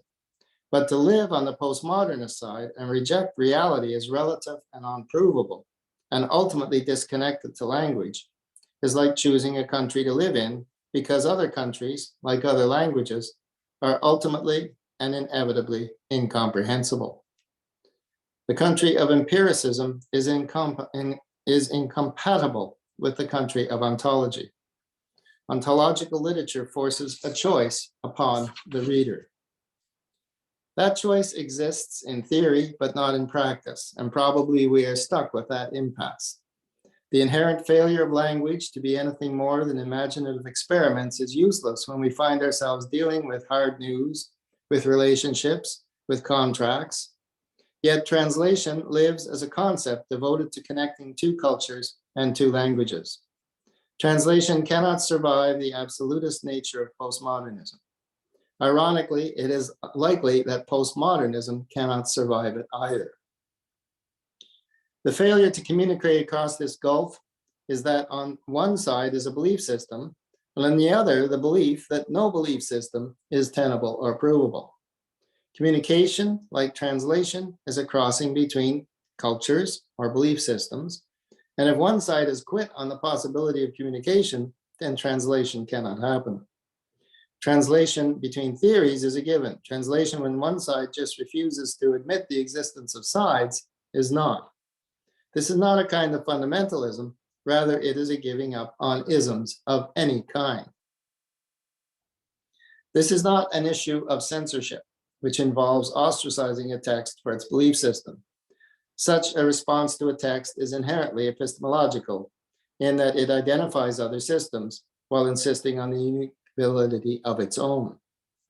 An attack on the existence of any and all belief systems could be seen as a more significant crime than simply espousing a different doctrine. It is not that a book is worth translating or not worth translating. It is more that in the initial language and culture, it has no more real meaning than in any other language. The end products must inevitably be futilities.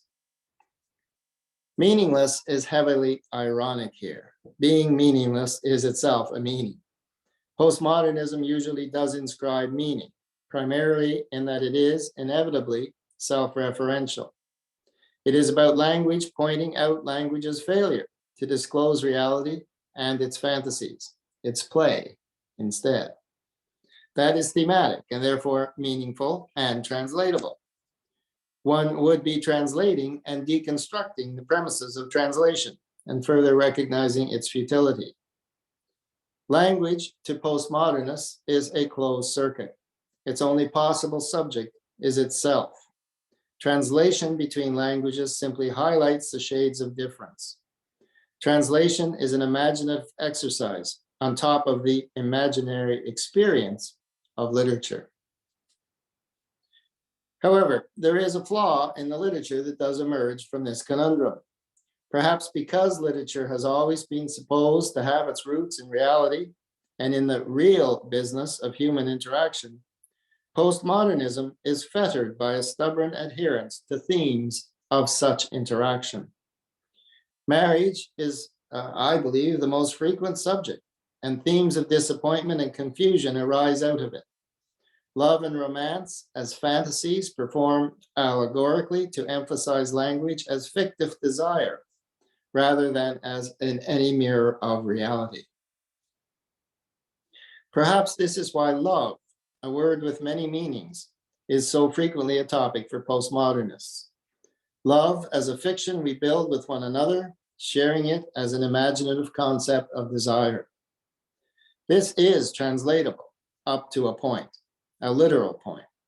However, what if, given language's fallibility, two lovers do not understand their relationship, its artificiality, its stereotypes, its lifespan, its double meanings, or do not understand it the same way? How can one translate when a writer and a narrator are confused and inarticulate and aware of not ever being able to get to the articulate?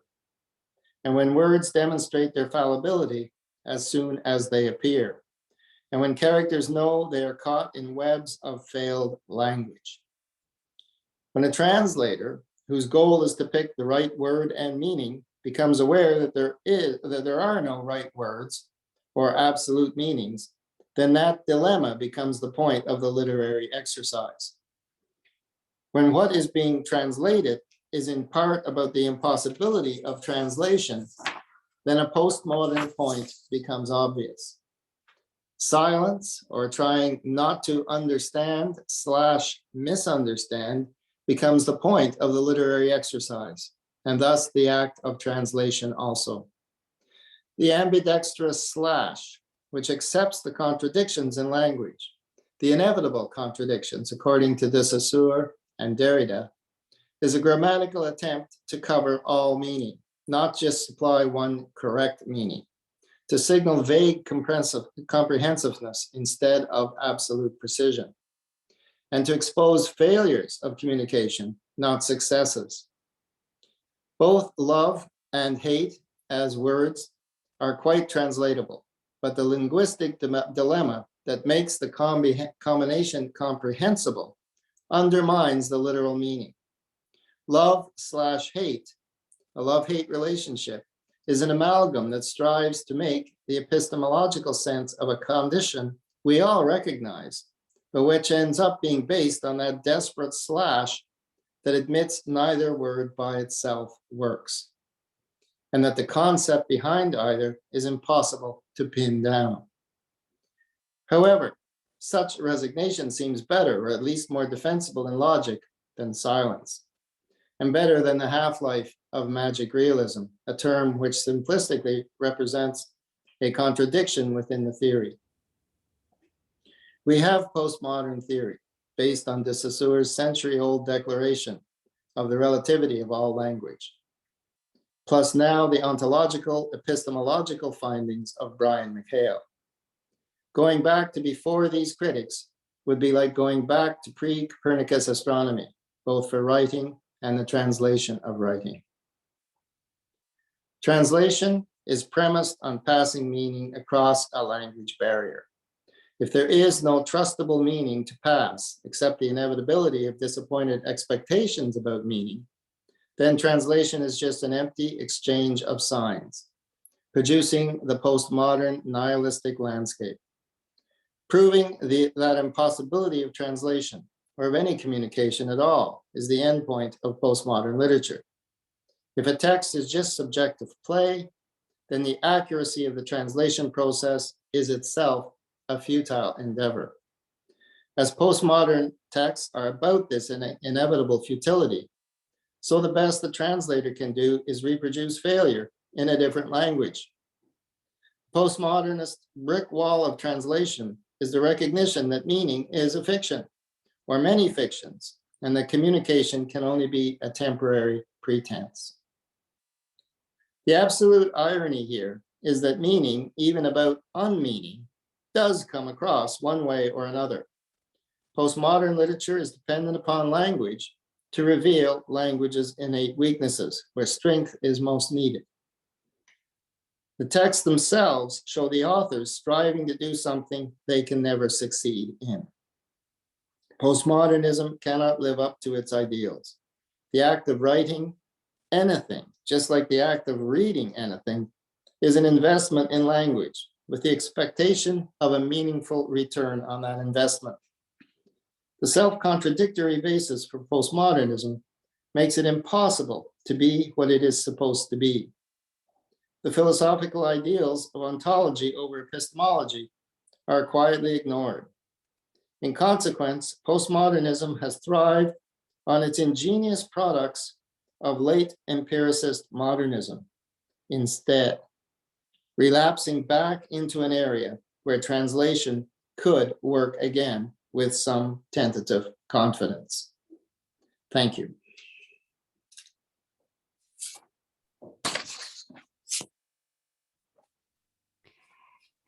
Thank you, Professor Greg, for your illuminating presentation. With the fifth presentation, this session is coming to an end, and now it's time for questions.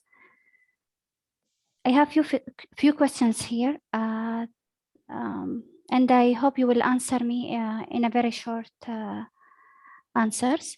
The first question is directed to Professor Barbara. From your experience and publications on the history and culture of Gulf region, what are the most distinguished characteristics of the culture?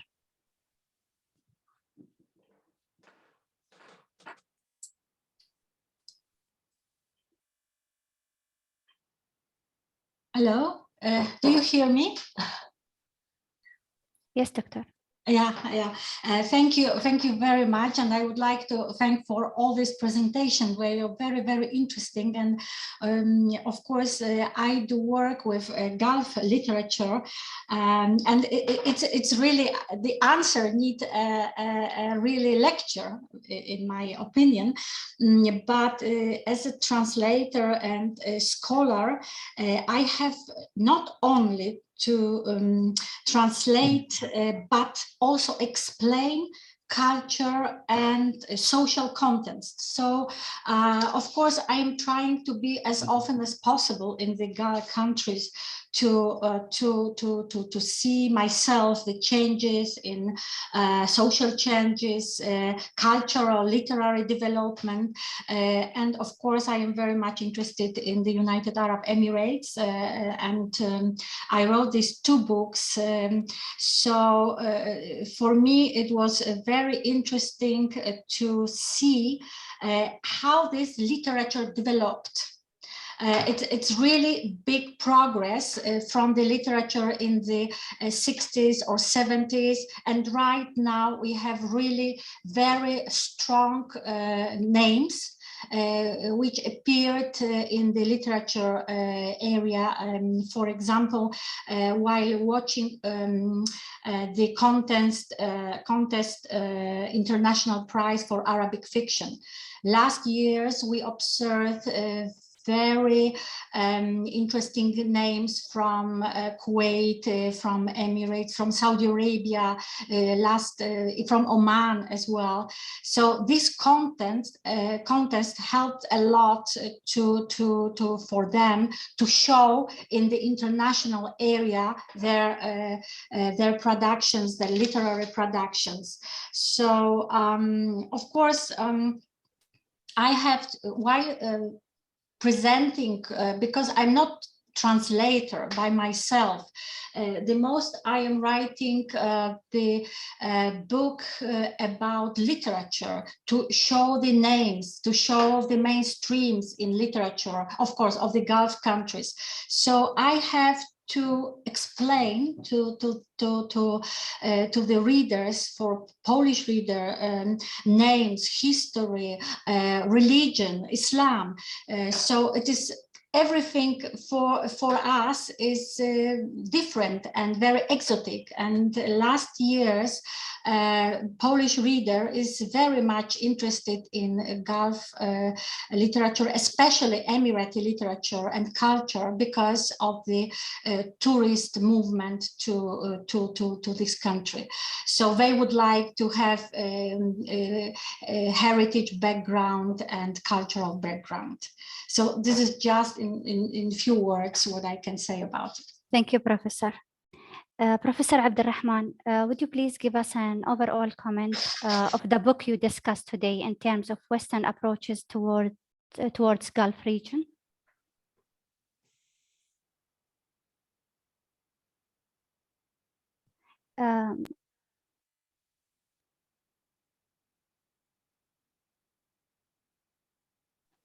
Yes, I was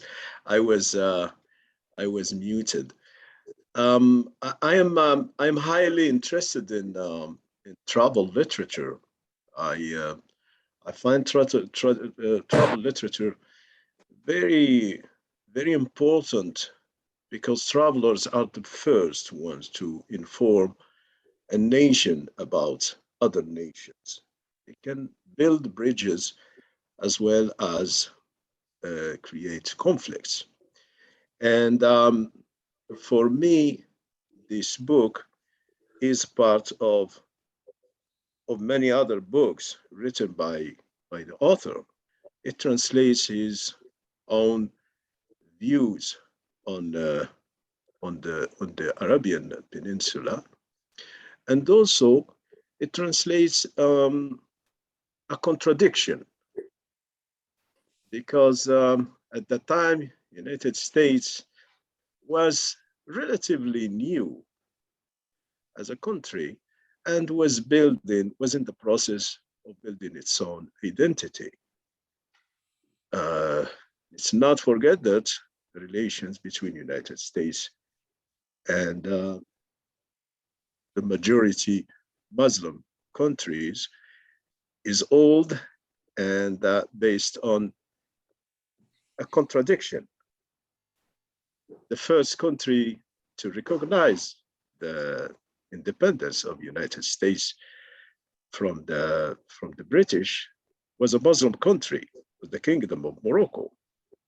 Even during the time of the war, it was with King Muhammad III in 1778. Yet the first war that the United States has to wage abroad was what we call the Barbary Wars against Libya, Algeria, part of Tunisia at that time in 1794. So there is this, an old history that is related to the birth of a country. These are old nations. And with the evangelic movement, we witness a will to impact the collective imagination in the United States to the point that the author is trying to recreate the whole area. For example, in the book, in page 23, we have a map of the Arabian Peninsula from Iraq to the extreme south. Yet, the author, in the page just after this one, he says, in the atlas, Arabia looks like a big mail pouch hung up by the side of some railway station, pretty empty of everything. And so the whole book is an effort to empty the whole Arabian Peninsula from its history, its culture, its complexity, when he was talking about photography. And this is the main idea behind the book. It's the project is just to create new generation of Americans ready to recreate the whole planet. This is not only about the Arabian Peninsula. It's about everybody else. They say that one of the main metaphors is the globe as a watermelon, and humanity, they're all like flies crawling on top of the watermelon. And that's what interests me most. It's not, forget also the wealth of the book. The book is a very interesting, very important for the ones who want to explore this gaze, the interests behind the project of traveling. One travels not only to preach, but also to discover. And I find very, very interesting his interactions with the Bedouins, the pictures, the depiction of daily life in many urban centers, the religious diversity in cities like Muscat or Baghdad or Basra. It's a very important book to study. I hope I did answer your Thank question. you, Professor Abdurrahman. Very interesting. Thank you so much. You're very Professor, welcome. thank you. Professor Wael, what is the best way to deploy local heritage of the Gulf region throughout the world? Best way to deploy, propagate Gulf culture throughout the world, of course, would be translation. I think that would be the first step.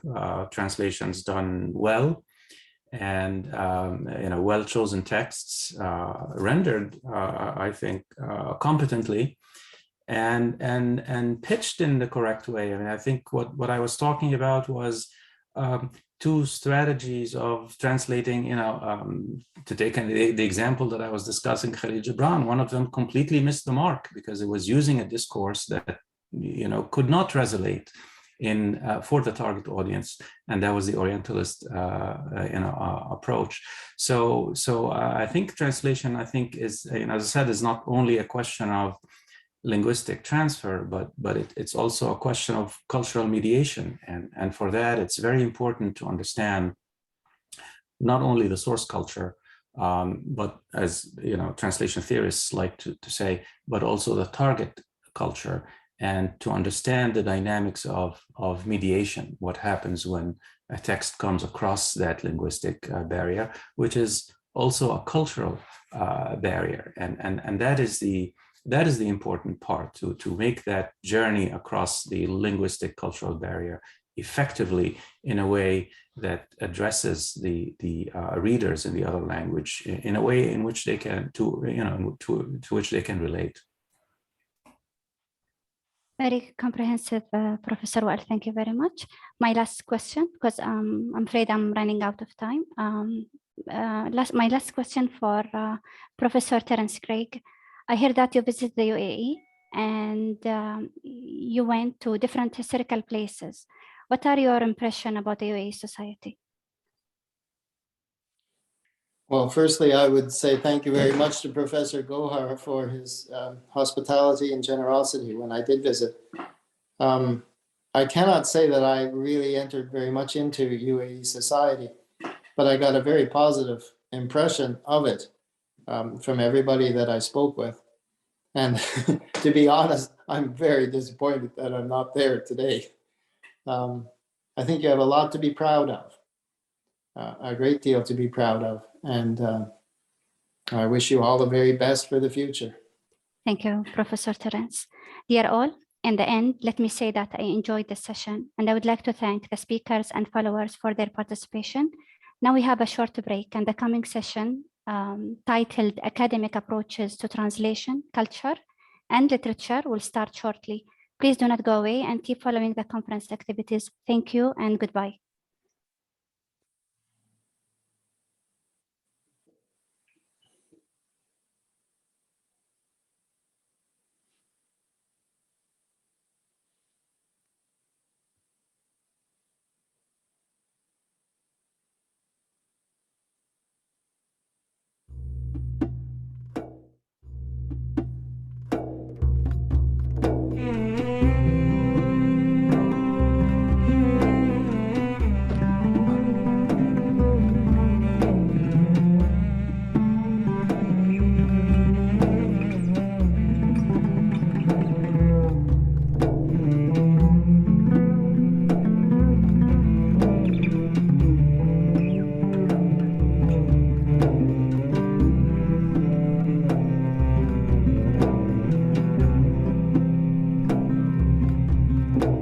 كما اليوم يشهد على حضارة دولة الإمارات، يشهد الأمس أيضا على حضارة وتاريخ اعتلى فيه اسم الدولة أسطر كتبه، فكانت الإمارات أول من كتب وأول من كتب. منذ بدء التاريخ شكل موقع الإمارات الهام في شرق الجزيرة العربية الخضراء التي كانت تغطيها الغابات وتملأها الأنهار في عصور التاريخ القديم، خير موقع لسكن الإنسان منذ أنزله الله سبحانه وتعالى على كوكب الأرض. وتدل الآثار المكتشفة في جزيرة دلمة والتي تعود ل7,000 سنة قبل الميلاد على سكن الإنسان لأرض الإمارات منذ العصر الحجري مرورا بالعصور المتعاقبة اللاحقة، حيث كانت أرض الإمارات البوصلة الأهم للقوافل التجارية الهندية والفينيقية وغيرها من كل أصقاع الأرض. وكانت الإمارات خير منارة حضارية أضاءت بنورها بحر الخليج وبره. وها هي حضارة أم النار تكشف عن حقبة مزدهرة تعود ل2000 سنة قبل الميلاد، شهدت فيها الإمارات نهضة عمرانية وتجارية وبشرية، وشكلت آنذاك أهم موانئ الخليج العربي. واستمرت الإمارات بدورها الاستثنائي إلى أن أنعم الله على شبه الجزيرة العربية بنبيه محمد صلى الله عليه وسلم، فأشرقت شمس الإسلام على جزيرة العرب، وكانت الإمارات على موعد مع بزوغ تاريخ جديد من الحضارة العربية والإسلامية. ومع ازدهار العصور الإسلامية استكملت الإمارات دورها الهام على صعيد المنطقة، وكانت شواطئها جامعة لمعظم السفن التجارية القادمة والمبحرة من جزيرة العرب. وخير راو للحكاية مجموع الآثار المكتشفة في جميرة في إمارة دبي وجلفار في رأس الخيمة، والتي كشفت كثافة النشاط التجاري في تلك المرحلة. إلا أن الموقع الذي استقطب سفن التجارة كان أيضا مقصدا للأطماع الاستعمارية، فكان المستعمر البرتغالي أول الواصلين، وسعى خلال تواجده إلى تدمير كل أشكال الحضارة العربية، فدمر المدن والموانئ وحاول تهجير أهلها. إلا أن ما كتبه التاريخ خلال آلاف الأعوام لم يستطع محوه يوم مستعمر غاصب، فنفضت الأرض وأهلها غبار الاستعمار عام 1650 وسلموا أمر مستعمريهم لرياح البحر بعد هزيمة نكراء في معركة خطت كلماتها الدار وأهل الدار.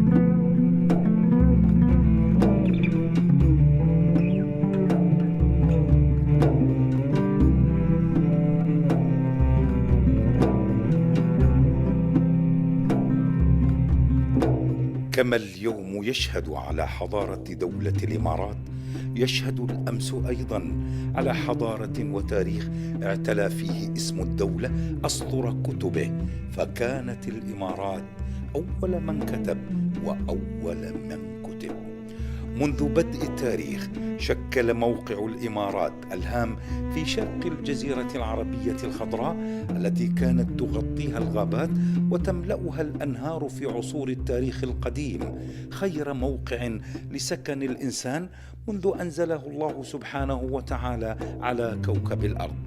وتدل الآثار المكتشفة في جزيرة دلمة والتي تعود ل7,000 سنة قبل الميلاد على سكن الإنسان لأرض الإمارات منذ العصر الحجري مرورا بالعصور المتعاقبة اللاحقة، حيث كانت أرض الإمارات البوصلة الأهم للقوافل التجارية الهندية والفينيقية وغيرها من كل أصقاع الأرض.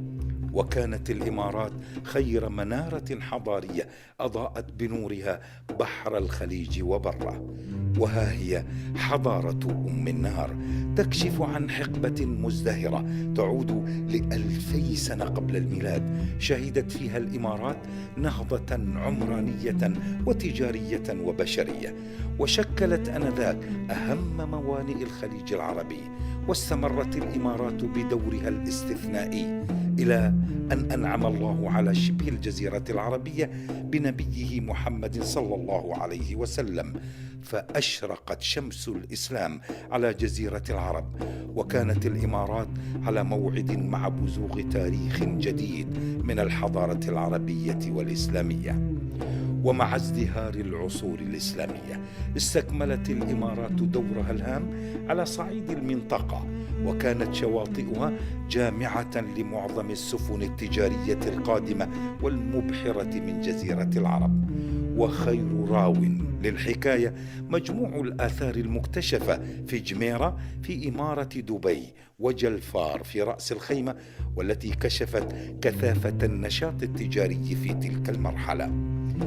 إلا أن الموقع الذي استقطب سفن التجارة كان أيضا مقصدا للأطماع الاستعمارية، فكان المستعمر البرتغالي أول الواصلين، وسعى خلال تواجده إلى تدمير كل أشكال الحضارة العربية، فدمر المدن والموانئ وحاول تهجير أهلها.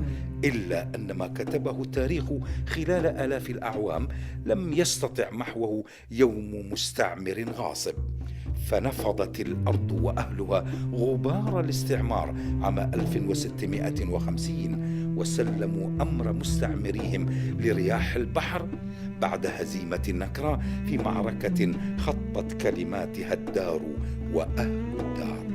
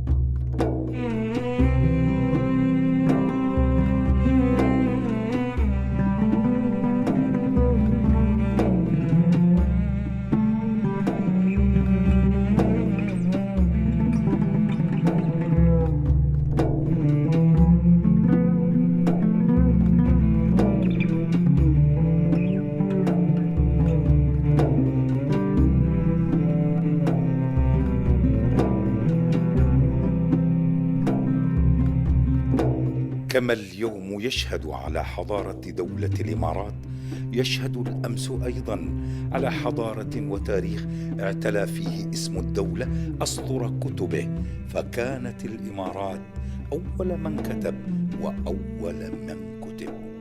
منذ بدء التاريخ شكل موقع الإمارات الهام في شرق الجزيرة العربية الخضراء التي كانت تغطيها الغابات وتملأها الأنهار في عصور التاريخ القديم، خير موقع لسكن الإنسان منذ أنزله الله سبحانه وتعالى على كوكب. Dear respectable speakers and audience, good afternoon and welcome to the third session of the first day of the National Library and Archives Second International Translation Conference. I'm Sumayel Hashmi, Senior Translator from the National Library and Archives in Abu Dhabi, and it is my honor to chair the third session entitled Academic Approaches to Translation, Culture and Literature. Actually, we were supposed to have 6 presentations in this session, but unfortunately, for some personal reasons, 2 of our speakers are unable to give their presentations today. So now we have 4 distinguished speakers who will present their papers, and each one will be given a time between 20 and 25 minutes at maximum to present their papers. At the end of all presentations, 5 to 10 minutes will be given for short questions and answers. Dear audience, if you have any question, please write it in the questions and answers box indicating the name of the professor to whom it is addressed.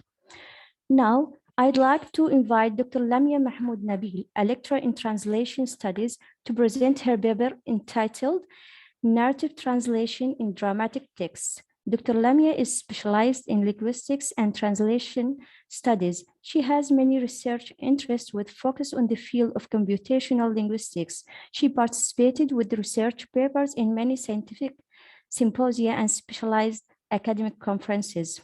Welcome, Dr. Lamia. The floor is yours. Well, thank you very much, Ms. Sumaya. Thank you. Greetings from Egypt. It's afternoon here, so good afternoon, everybody. Well, let me share screen now. Okay. First, I'd like to thank the National Library and Archives Ministry of Presidential Affairs in the United Arab Emirates for giving me the chance to participate in this great conference. Thank you very much. Well, you know, I teach technical English and translation in the Higher Institute of Technology in 10th of Ramadan City. But my topic today is not about technical translation. It's about a very significant theory of translation, which is narrative theory. As you can see, narrative theory in the translation of dramatic texts. Let me start with what is narrative theory. Narrative theory was introduced to translation by Mona Baker in her book Translation and Conflict and Narrative Account in 2006. According to this theory, translation is a process of re-narration in the sense that translators re-narrate the source text in such a way to create a certain effect or support a hidden agenda in the target text. And notice the term a hidden agenda, okay? This term is related to the course of politics because Baker's book was mainly about translation and conflict. This is a political translation, okay? Translators are not separated from the individual stories and political conflicts occurring every day. They do not provide a professional service by transferring semantic meanings from one language to another. This is the traditional concept of translation is to transfer one meaning from one language or to another. No, in this way, they rather re-narrate texts in the light of such stories and conflicts. Consequently, they participate in constructing the social and political world. They are not merely transfer meaning, but they construct the social and political world. The subject of the present study The present study seeks to analyze the Arabic translation of selected African American plays in order to pursue the different strategies made by each translator to reframe narratives in the target text. The source texts are Dutchman and The Slave by Amiri Baraka. The Arabic translations are written by Mohsin Abbas in 2010 and Sadiq Gohar in 2016. The importance of this study: previous research sought to study narrative theory in the translation of political and literary text. However, to my knowledge, no research dealt with investigating the theory in the translation of dramatic texts, in particular dramatic texts. In addition, previous research tried to take the theory for granted. No hypothesis was made that the translated text might appear free from any signs of re-narration. But the present study, however, tests the theory with the hypothesis that not all translators are necessarily re-narrators. Some may work neutrally and produce neutral translations. The main question is, what are the strategies each translator adopts to render re-narration? The present paper is restricted to the strategies. The present paper is restricted to the strategies of framing narratives elaborated by each translator through their textual choices.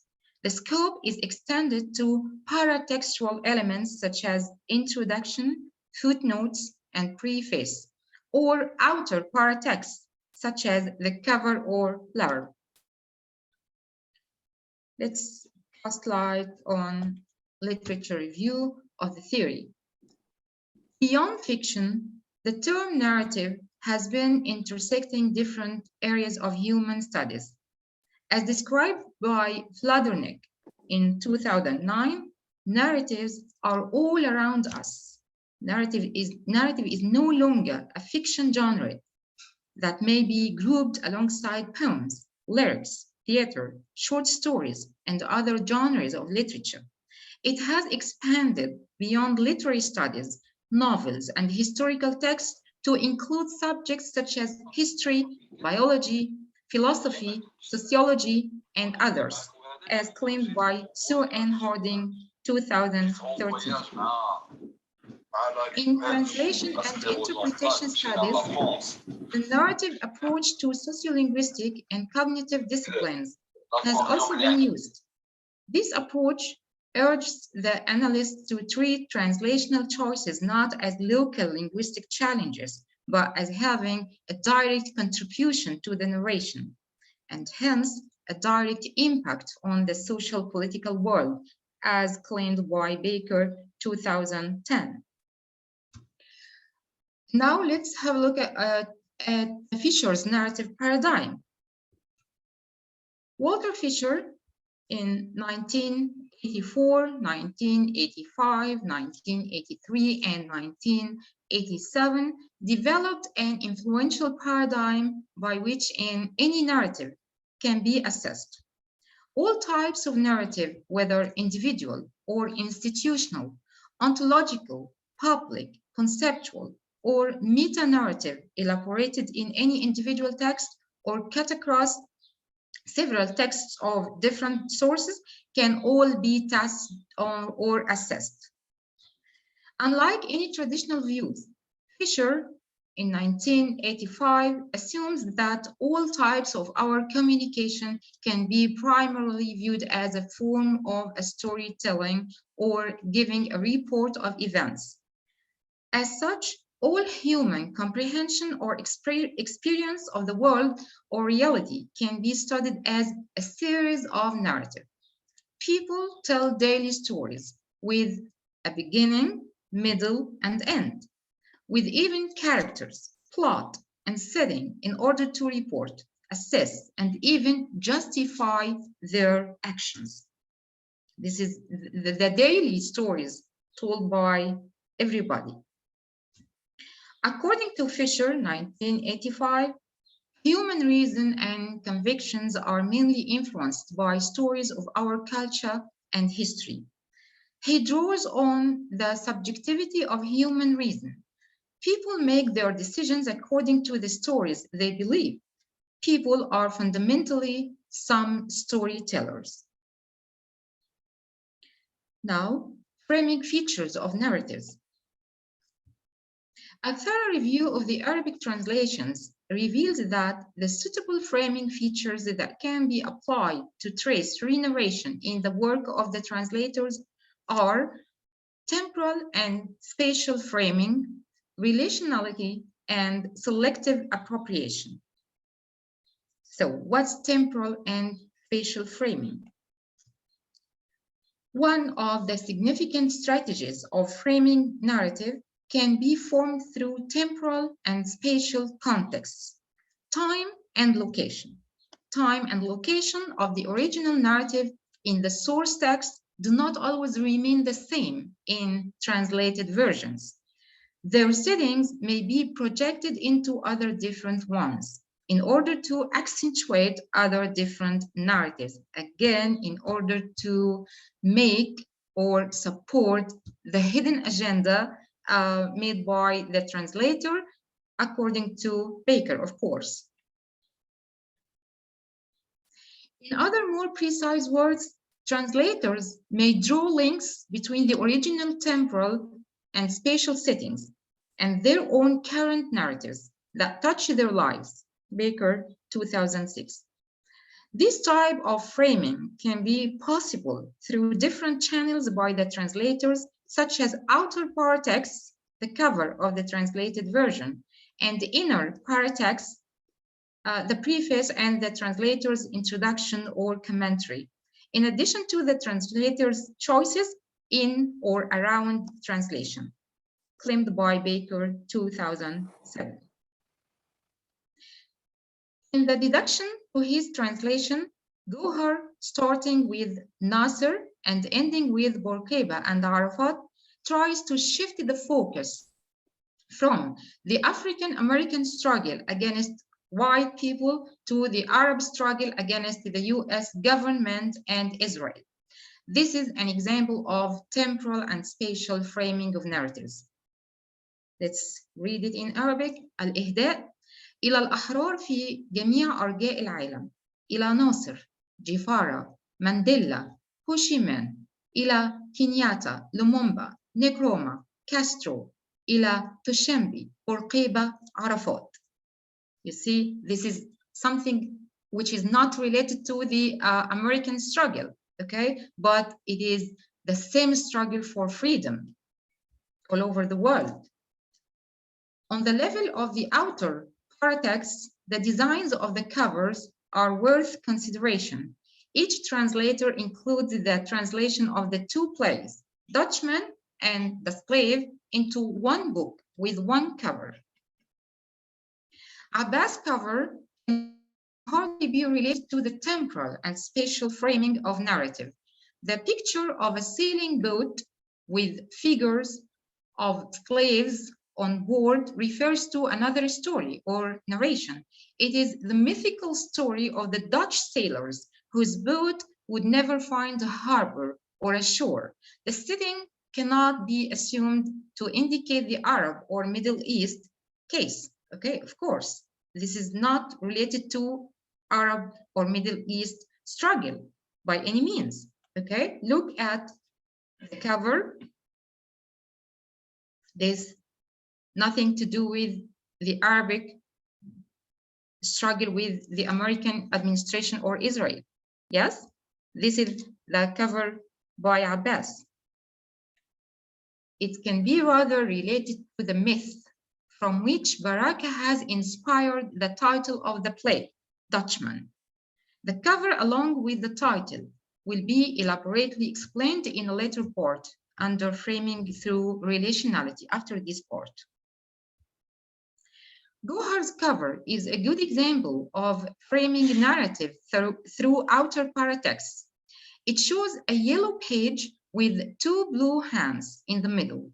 The hands are shackled in chains whereas the hand lines seem deep and sharp all over the two hands.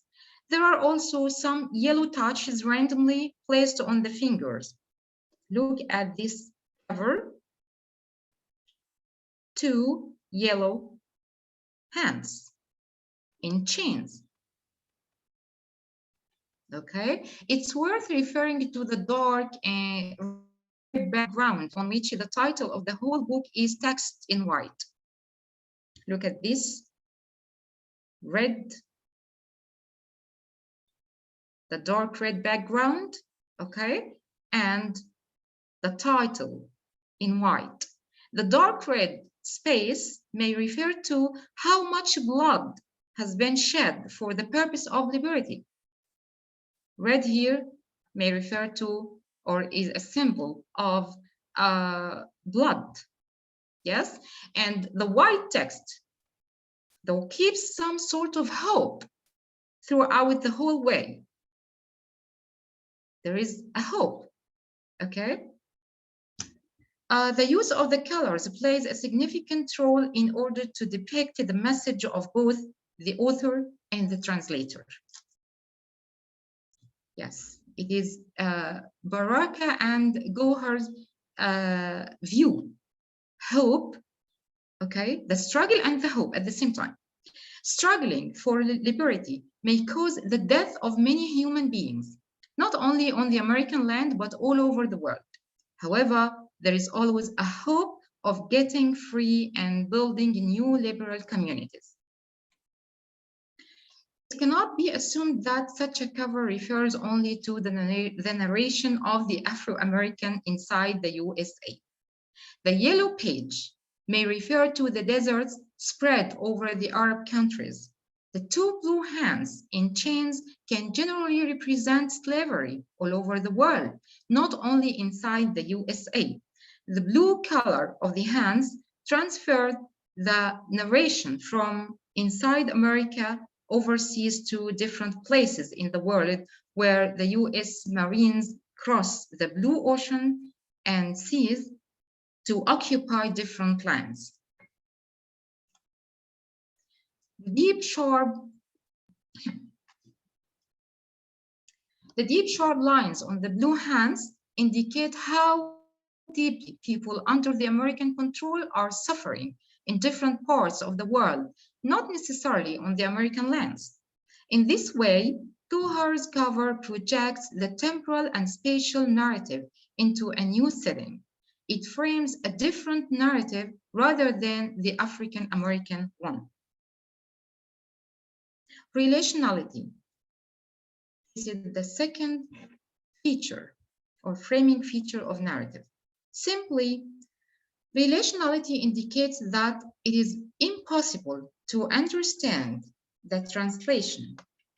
I'm sorry, pardon. Yes.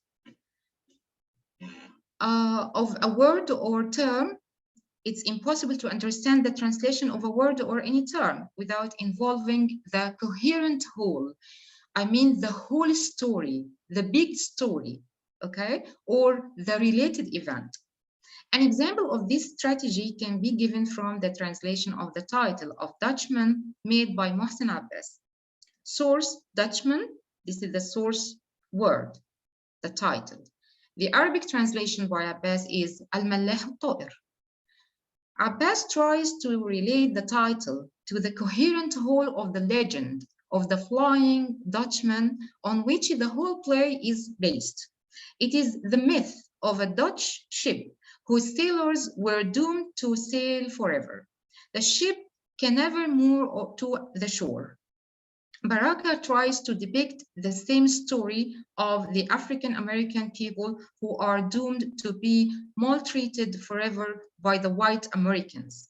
As such, the translation of the title cannot be understood in isolation of the whole legend dominating the play. So this is relationality. You cannot understand the whole source text of the play without knowing the legend or the myth of the Flying Dutchman. For this reason, Mohsen Abbas translated the title Dutchman into الملاح الطائر to relate it to the whole legend. Selective appropriation. In translation, selective appropriation is presented in the choice of text or utterance made by the translator. Some elements may be deselected, others are added or invented for the purpose of achieving the effect. In the first scene of Dutchman, Lola is still approaching Clay. She sits next to him and tries to relax her feet. Then she starts the dialogue saying, "Oof, too much weight." Then she adds, "Weren't you staring at me through the window?" Clay denies that he started staring. He denies that he started staring at her and explains that he was simply looking at her direction. But the rest of that weight is yours. This is Clay's words in the play. Textual choices made by each translator to find the equivalent of the word weight are quite different. However, it is significant to try to understand the message that the author really tries to convey by the source utterance, weight. Baraka manipulates Lola as a symbol of the American culture and thoughts throughout the whole play. She represents the American society that finds the Black African Americans constituting some sort of weight. Let's tackle the following example. Source, Clay, now I admit I was looking in your direction, but the rest of that weight is yours. Translation by Gohar, الآن أعترف بأنني كنت أنظر في اتجاهك، لكن بقية العبء يخصك أنت. Translation by Abbas, يمكنني الآن أن أوافقك على ما تدعينه. أقصد أني كنت بالفعل أنظر إلى المكان الذي كنت تقفين فيه، لكني في نفس الوقت أعتقد أن جسدك مسألة تخصك وحدك ولا تخص غيرك من الناس. Gohar uses an Arabic equivalent of the word weight that symbolizes the burden that Lola suffers. Lola appears in the play to be symbol of arrogant America, who suffers from the African Americans and their African culture. Abbas, on the other hand, deselects the word completely. He doesn't translate weight in the sense of the word neither as getting fatter nor as having a burden. He uses your body instead. Your body? This may not have the same effect on the Arabic reader, since your transfer the case to be internal inside America without affecting any other party outside. Besides, Abbas does not transfer the effect of any burden to the Arabic reader by deselecting the word weight or al-'ab. Now to the conclusion. Translators deliberately attempt to draw on their ideology in a biased manner. They hence reframe the source text in different techniques so as to convey their message to the target reader. However, applying Baker's model, the present study reveals that some translators are highly re-narrators, whereas others can produce neutrally translated dramatic texts. Recommendation. Do you think narrative theory can be applied to technical translation? As I said previously, narrative theory was tested in political works, political writings, and literary writings. But do you think it can be applied to technical translation? I think this is a good topic to be tackled in further research. Thank you and best of luck.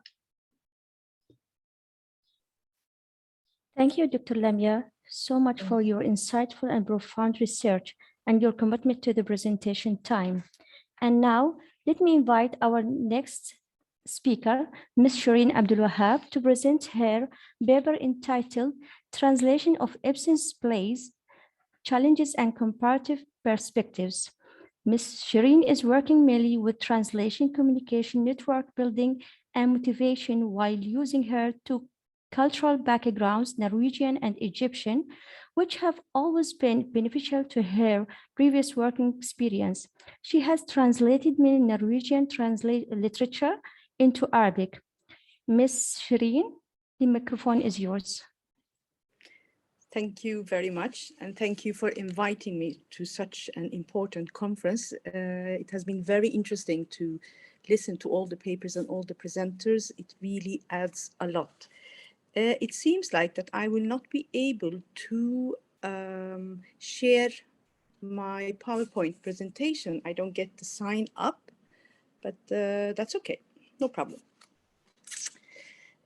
This paper introduces the Ibsen in Translation project, in which me and my colleague had the privilege of being a part of. I don't know, am I on now? I see your name, Mrs. Sumaya. Yes, I'm there. Okay, I'm not able to share my PowerPoint. Did you give me the permission to share? Yes, we will give it to you. Just okay, that would be very nice. You have already. Can you click on the share screen icon, the green one, down? I don't at get the the share bottom? screen. No, I don't have it on my screen actually. I don't know why, but it's okay. I don't need it. No problem. We'll just go ahead without it. No problem. Okay, this paper introduces the Ibsen in Translation project, in which my colleague and I had the privilege of being a part of. The project is led by the Ibsen Center at the University of Oslo. And the aim was to translate 12 masterpieces of Ibsen's contemporary play directly from the original language into 8 different languages. It's a huge and unique project in many ways. The languages we are translating into are Arabic, Modern Standard Arabic and Colloquial Arabic, Hindi, Spanish, Farsi, Chinese, Japanese, and Russian. The project is financed by the Ministry of Foreign Affairs in Norway, the Ibsen Center, and NOLA. And Frode Helland, the head of Ibsen Center, is leading this project. The idea behind it was to deliver a text as close up as possible to the original text. Henrik Ibsen himself wrote to the Swedish Society of Authors in April 1898, I quote, "Whatever we read in translation is always in danger of being more or less misunderstood, since unfortunately, translators themselves are too often somewhat lacking in understanding," end quote. George Brandes, a Danish critic and scholars who had great influence on Scandinavian and European literature from the 1870s to the turn of the 20th century, wrote, I quote, "It's a rule, a curse for any author to be born in a small country.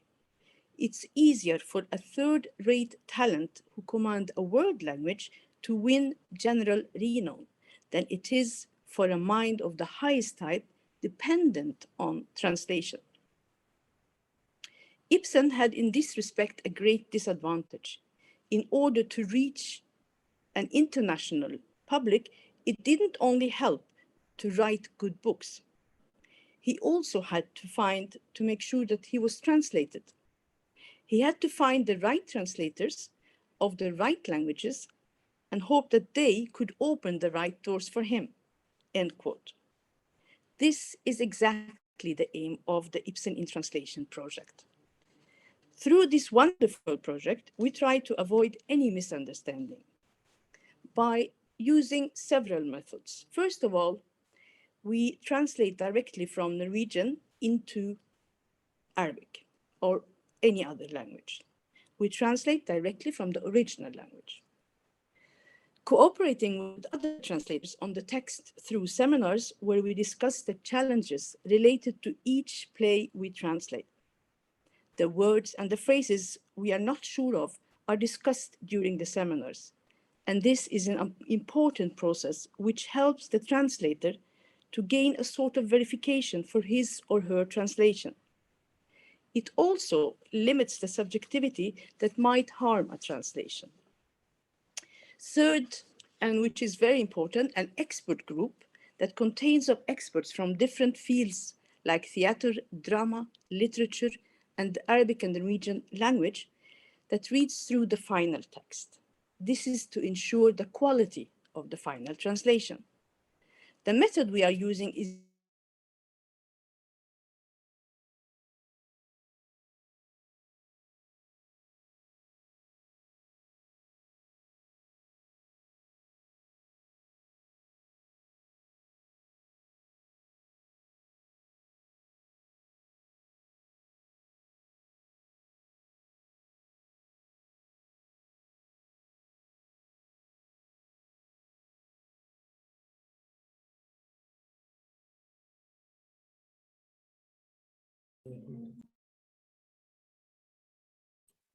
Dr. Shireen, do you hear me?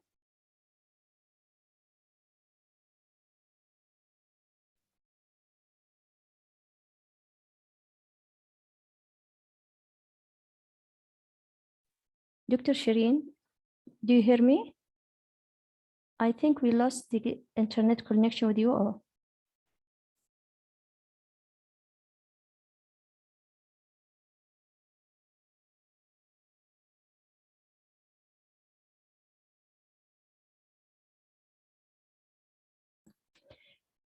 We may wait for 2 minutes. If this issue is still continuing, we may move to the next speaker.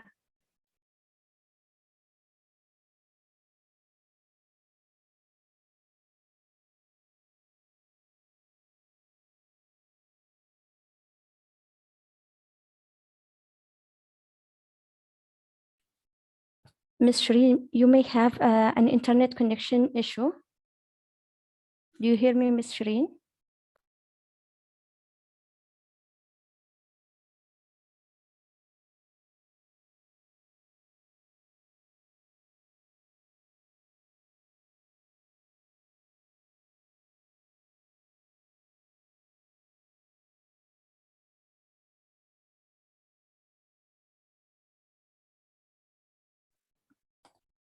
Dr. Jamal, are you there?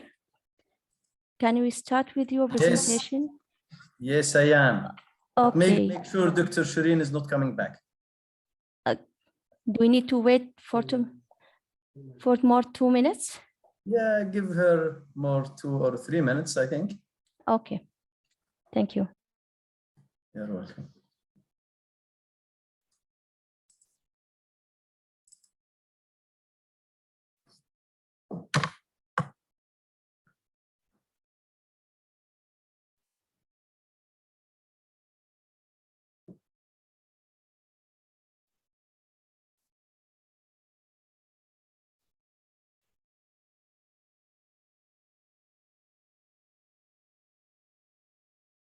Can you contact her through WhatsApp or any other? Yeah, we are now contacting her to see right. what. Okay. Okay. Yeah.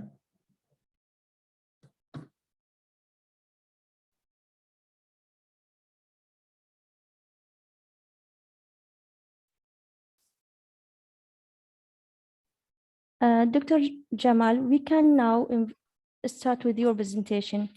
We will move to Dr. Jamal Muhammad Jaber to present his paper entitled Translating Business Advertisements from English into Arabic in UAE, Problems of Intercultural Communication and Equivalence. Actually, Dr. Jamal is a faculty member in the Translation Studies program at the United Arab Emirates University. He worked as an interpreter for international organizations such as the United Nations, British Council, World Bank, and others. He has so far published 7 books and 20 research papers on translation and related issues. Welcome, Dr. Jamal. The microphone is yours. Thank you very much for inviting me.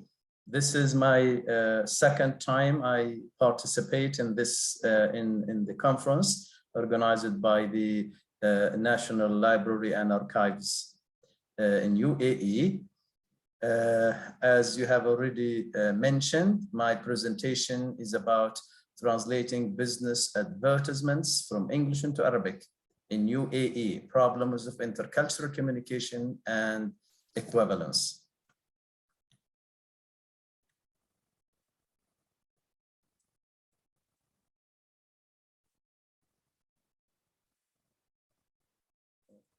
Just a minute, please.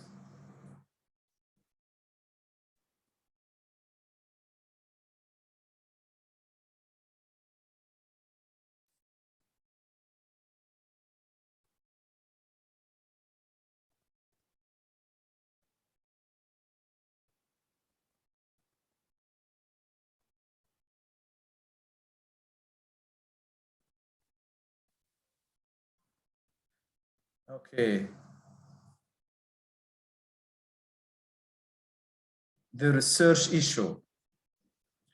In business, promotion and advertising, language is used to create a powerful influence over people and their behavior. The choice of language to convey specific messages is vitally important. Design and visual content also have a great persuasive impact on consumers. It is the functional combination of design, language, and visual content that helps people to identify a product or service and remember it.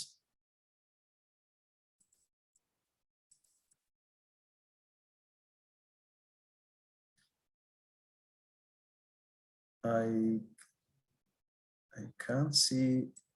Okay, I'll move this down. Business advertisements are consumer-oriented multimodal messages with embedded persuasive functions. The aim is always to attract the attention of customers and to persuade them to buy a product or use a service.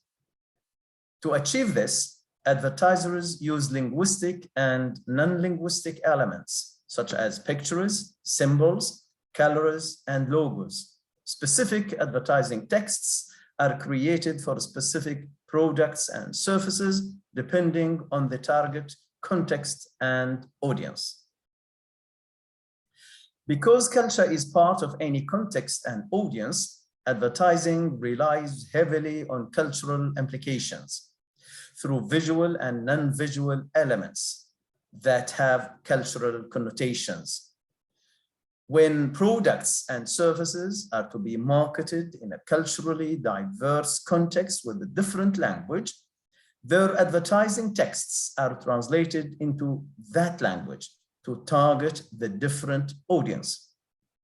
The success or failure of a product or service in a culturally different context depends on how its advertising is translated.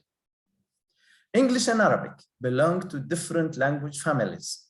English belongs to the West Germanic branch of the Indo-European family, while Arabic belongs to the Semitic branch of the Afro-Asiatic language family. Structurally, English and Arabic have different phonological, morphological, and syntactic rules and forms. Culturally, they belong to different geographical environments and are associated with different socio-cultural contexts, including different histories and different religions. All these structural and cultural differences have implications for the way business advertisements are translated from English into Arabic and how they are received and interpreted. The aim of the study. This study investigates how business advertising texts are translated from English into Arabic and how they are received in the context of marketing products and services in UAE. The aim of this study is to identify the main techniques used in translating advertising texts, B, their implications for translation quality, C, intercultural communication problems, and D, customers' views over the appropriateness of translations in terms of contextual functionality and cultural acceptability. Research methodology. This study is a descriptive analytical one based on a comparative analysis of 128 English print advertisements of different business domains and their Arabic translations. B, survey of the views of 300 Arab potential customers on the acceptability of Arabic translations of business advertisements produced via 9 different translation techniques. Data analysis and study findings. The nature of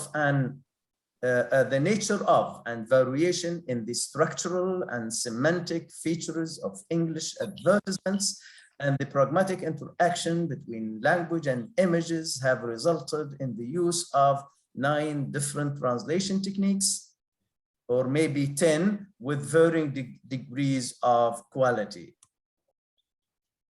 Identify translation techniques. The study has identified 9 translation techniques: literal translation, free translation, addition, reduction, use of a functional equivalent, use of a mixed technique, use of a verbatim source language item, visual domestication, and visual foreignization. Now let's look at samples of advertisements and the relevant translation techniques. Literal translation. This is a real advertisement from Labaryouche. The source language is English. All roads lead to Labaryouche. Here, I'm concentrating on the translation of the headline of the advertisement. As we can see, it is translated literally, كل الطرق تؤدي إلى لابريوش. Now, we all know that this is modeled on the old Italian proverb, all roads lead to Rome. But of course, the translator is very well aware of that and made use of this by using literal translation to indicate that Labaryouche is everywhere, you can find it easily, and it's there for you whenever you want it. Free translation. If we look at this advertisement by Baby Shop, by the way, all these advertisements are real ones from the real market in UAE. The source text is English. The headline is "Make your own rules" with A to Z of back to school shopping. The translator here has kept the image, the colors, the logo, the name of the shop, but has freely translated the headline by using al-kalimatu kalimatuk. You make the rules, it means you decide. And we can see that the boy is sitting like a king, looking up with sunglasses, representing someone with a strong will to make a decision that fits with make your own rules in English and al-kalima kalimatuk in Arabic. Addition. This is an advertisement from the British Council. In English, we find the headline says, "Speak English with confidence." We have some sub-headline and some details, but the concentration here is on the headline, which is the main message. In Arabic, we can see that the translator has used تحدث الإنجليزية بكل ثقة وتطلع لآفاق جديدة. So the phrase, the 3-word phrase وتطلع لآفاق جديدة is an addition because the translator, because the source text does not include this and look forward to new horizons, for example, or avenues. Now we can see that this is an addition. It's acceptable because in Arabic, it complements the idea of speaking English with confidence.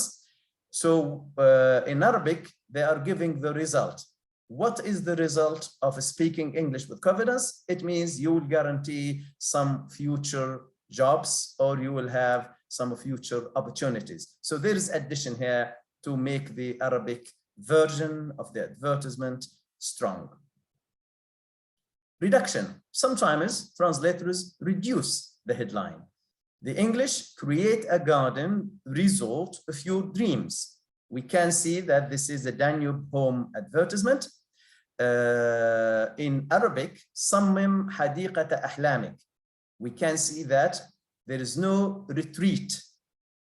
So retreat is dropped. So the headline is reduced and the technique is reduction, and we still have a very appropriate, functionally acceptable headline in Arabic, صمم حديقة أحلامك. Use of a functional equivalent. The original is English. We are here for your loved ones even at night too. This is an advertisement by NMC, which is a famous medical center. In Arabic, they use functional phrase, which is نحن هنا من أجل فلذات أكبادكم. So فلذات أكبادكم is a cultural word that functionally achieves the main purpose for using your loved ones. So this is a functional translation using a functional equivalent, فلذات أكبادكم, which affects the parents in a way. But of course, فلذات أكبادكم is not a normal everyday language. Maybe some people with low education may not find this interesting or attractive because it is not part of their common vocabulary. But for educated people, it is really functioning well. Another technique is use of a mixed technique.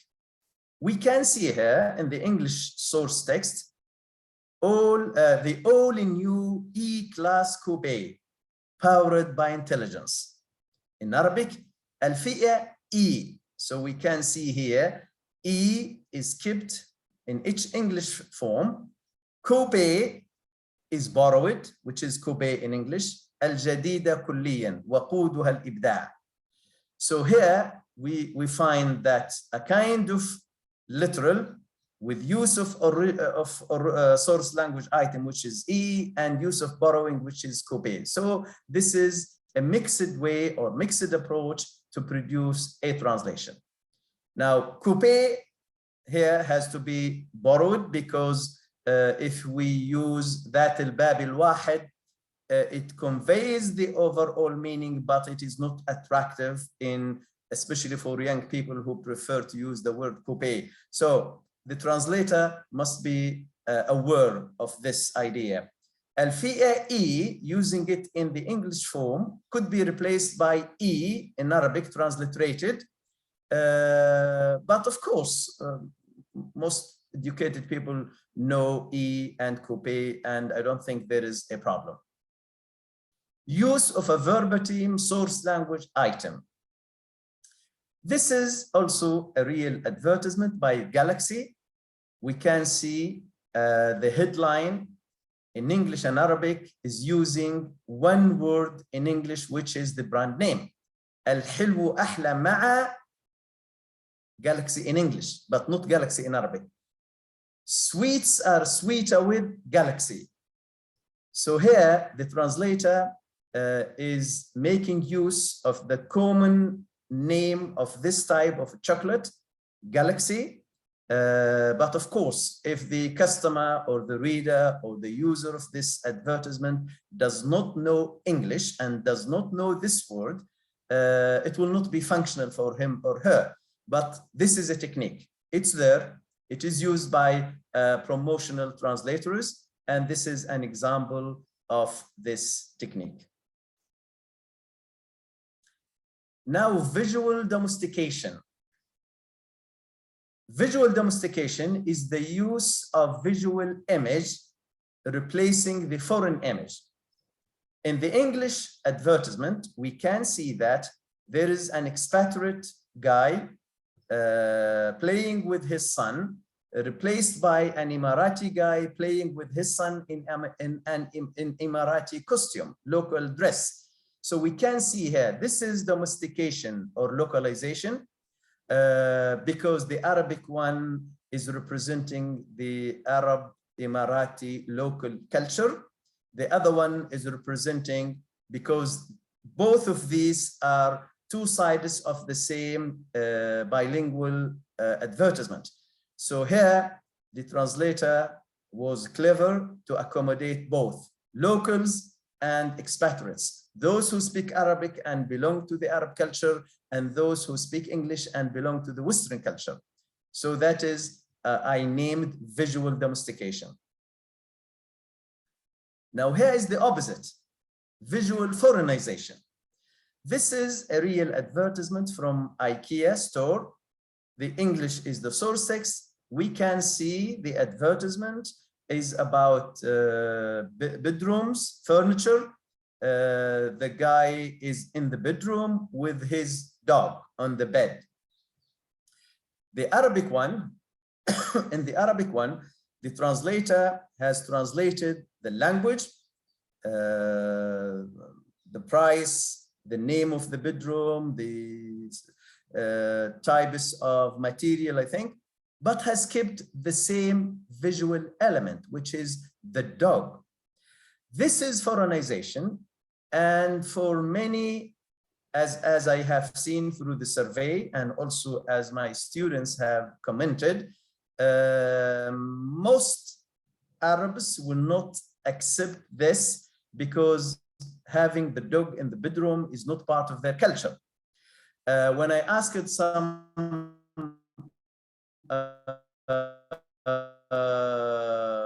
what image would you use if you are asked to translate this? Some said I would use a cat, some said I would use a small lamb, some would said I would use just a young boy or a girl, not animal.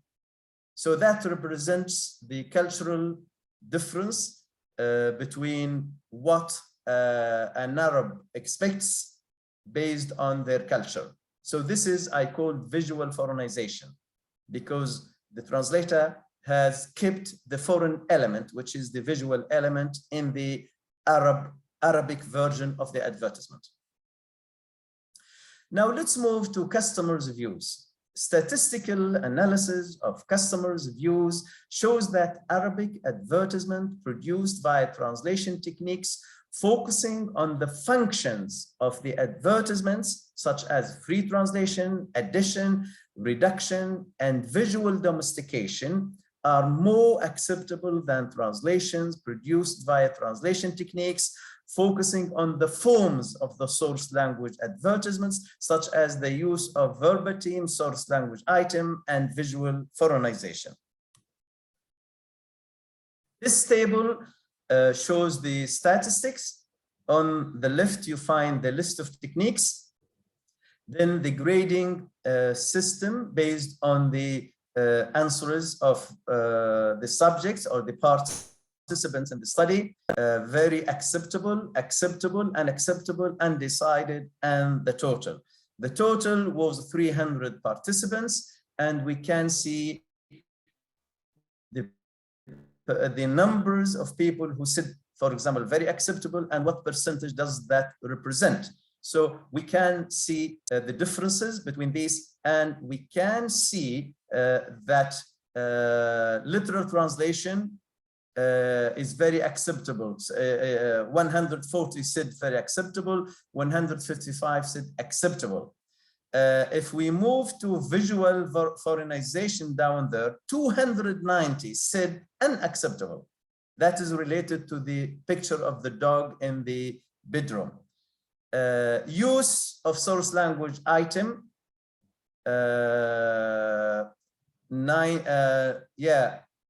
12 said unacceptable. We can see clearly the differences, and we can see that the techniques that focus on the functionality or produces a functional translation based on the function of the advertisement are more accepted than others. The conclusion: Because English and Arabic are structurally and culturally different languages, appropriate translation of advertising texts between the two languages involves pragmatic shifts, which could be linguistic, stylistic, cultural, and visual. Acceptability of advertising translation is assessed in functional terms. In other words, the target text has to achieve the purpose for which it is intended in the target language context. This may mean a transcreation of the source text in which structural, semantic, and visual shifts are made. So here we use the term transcreation rather than translation, because you are creating a new advertisement through translation. In translating advertising texts, the concept of faithfulness applies neither to the language of the text nor to its original context, but only to its intended function. If the translation achieves the intended function, it is faithful, because faithfulness is related to the function rather than to the literal meaning, linguistic meaning, or just the use of the actual or the same images. If this function is not maintained, the target text is disloyal to the source text, even if its content and literal meaning are accurately conveyed. This type of functional translation can be considered as an application of NIDA's dynamic equivalence, Newmark's communicative translation, Vermeer's and Rees's Scopes theory, House's covert translation, or Venuti's domestication. They all imply the naturalness of the target text, i.e., the translated text appears to have been created in the target language. This also means that the text is made to conform as much as possible to the linguistic and cultural norms of the target language. The study shows that Arab customers find translations produced via function-oriented techniques more acceptable than translations produced via form-oriented techniques. Arab customers do not prefer business advertisement involving the use of verbatim source language items and visual foreignization. This is the list of my references. Thank you very much. Thank you so much, Dr. Jamal, for this insightful presentation, and it is really interesting. And now we will go back to Ms. Shireen. Ms. Shireen, do you hear me? Yes, I'm here. I'm sorry. I hope everything is okay now with you. Yes, there is some technical issues. I don't know what really happened, but it happens. Okay, you may resume your presentation now. Thank you. Thank you very much. Thank you. I will just continue where I stopped. That the challenges in translating Ibsen's text was not only related to the old Norwegian language, but it was also related to the Danish language used within the text, because Norway has been for years and reels under the rule of Denmark. And that made it that the challenge is actually on two levels. But of course, we had to deal with that. You have to really get to know the Norwegian old language and also the Danish language. But what is more important than that actually is that Ibsen wrote all his plays in a daily life language, because he wanted that his play would be understood by all groups in society, and that the stage and the audience would melt together during a performance. And this was a very crucial point. It was to reflect this also in the text that was translated. And maybe this point is also a big difference between our translation and the older one, which used more a classic Arabic. And a classic Arabic is a more formal way of speaking, which was actually very far away from Ibsen's world.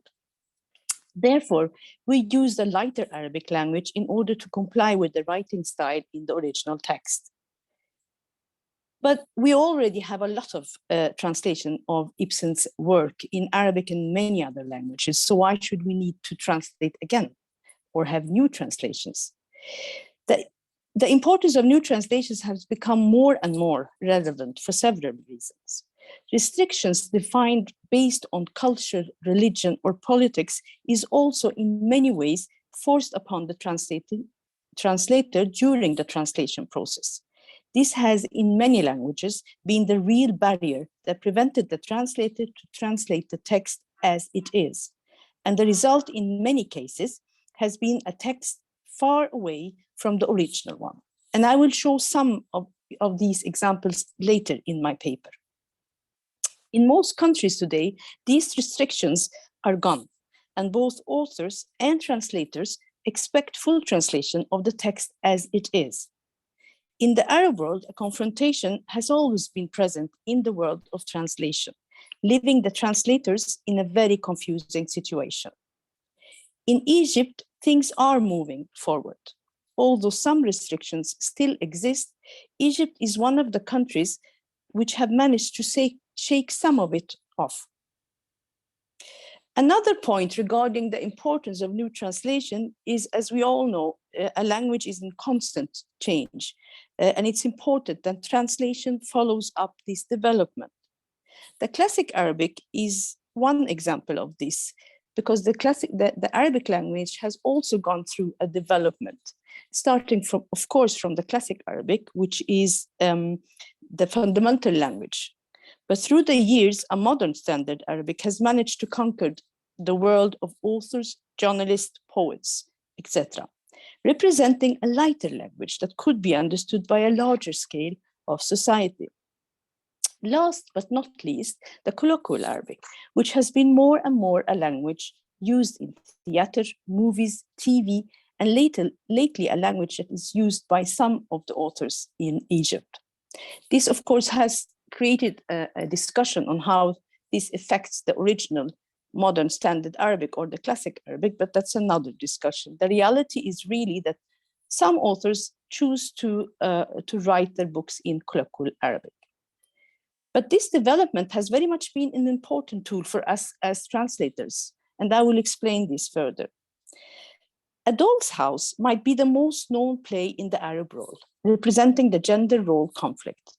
Noura, who suddenly realizes that the other part of her that was hidden for years.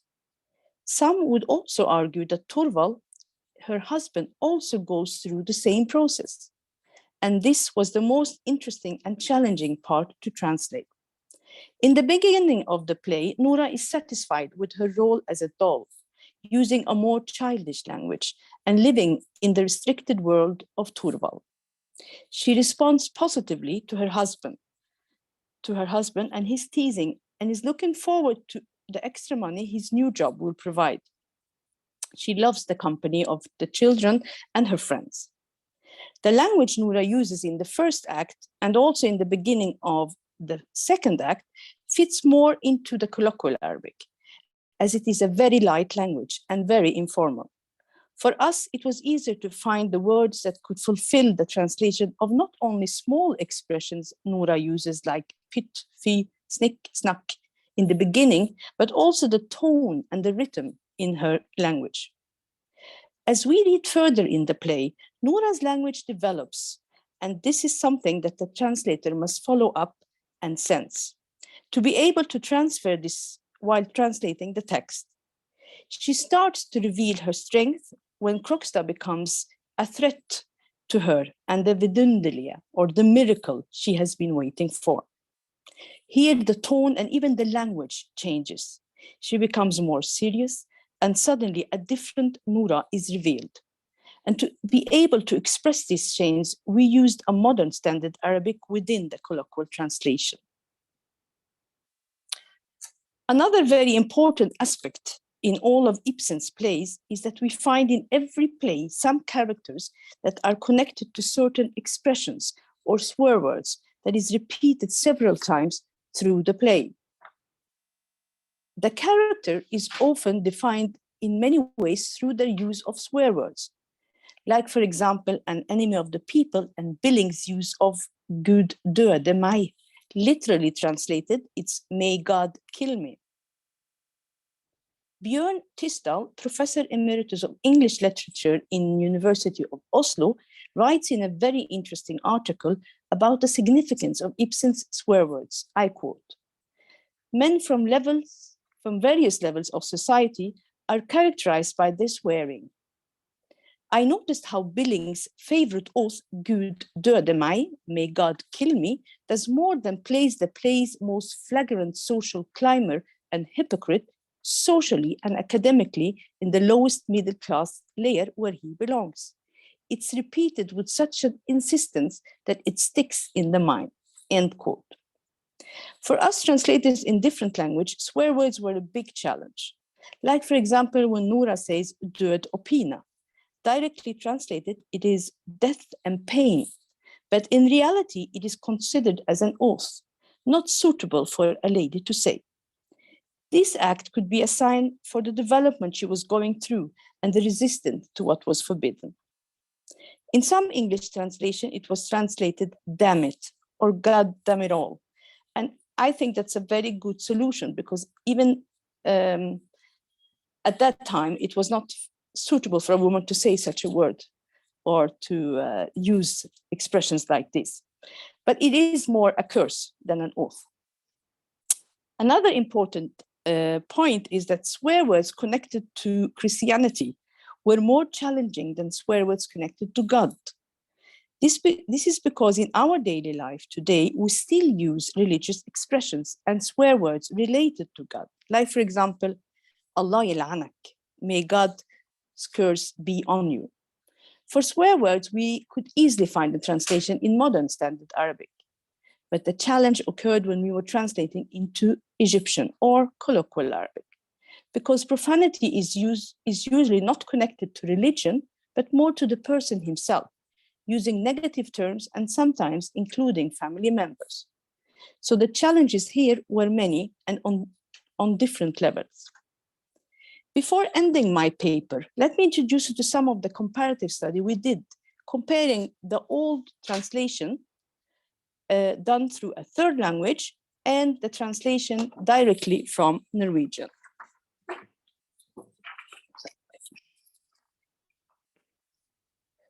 In the Pillars of Society, for example, Mrs. Ling said, "Wasn't that the play where you told me your role was the lover, Mrs. Rummel?" In the Arabic translation, they did not use the lover, al-ashiqa. They used the al-batal, al-batala, which is the main character in the movie. Another example is Bernick, who says, "You read and think too much, Anne. It's not good for you. That's what makes you discontent with your position." Actually, this sentence was totally deleted from the old Arabic translation. And I think it says more about Bernick than it says about Anna. Another example is about the image of woman in the Arab society, where also from the Pillars of Society, Röhrlund is in love with Dina, but he is afraid to admit in fear of getting the society against him. So in a discussion between him and Dina, where he asks her why she does not want to sit out in the garden with the other ladies. In the Norwegian text, it is written, she replied, "Dina looking at him, because I am one of their moral depraved." In the Arabic translation, it's written, "Dina without looking at him." And this really shows the difference in the translation, because Dina in the Norwegian original text is a strong woman. She knows who she is. She doesn't feel any kind of shame, and she's strong. In the ashamed of herself and do not want to face the world. Another example is in the Ghosts. Regina, "Haven't you many times sworn at me and called me a fille-donc?" Fille-donc is, of course, that her parents were not married when they got her. In the Arabic translation, they just omitted the word. They left it as, "Haven't you many times sworn at me and called me a," and dots. And it's very interesting to see how they choose to cut off, delete, or add words. And here is this culture restrictions that the translator is just put in a situation like that. It's not because it's a bad translation or he's a bad translator, but it is, of course, these restrictions which make it very difficult for a translator. In Ghosts, Engstrand says, "Yes, we're weak vessels, we poor mortals, my girl." In the Arabic language, in the Arabic translation, it was translated, "We are human beings made of flesh and blood."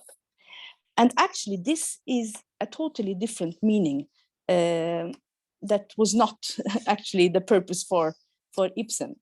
Ibsen knows what he's written, and he knows what kind of a message he wants to give.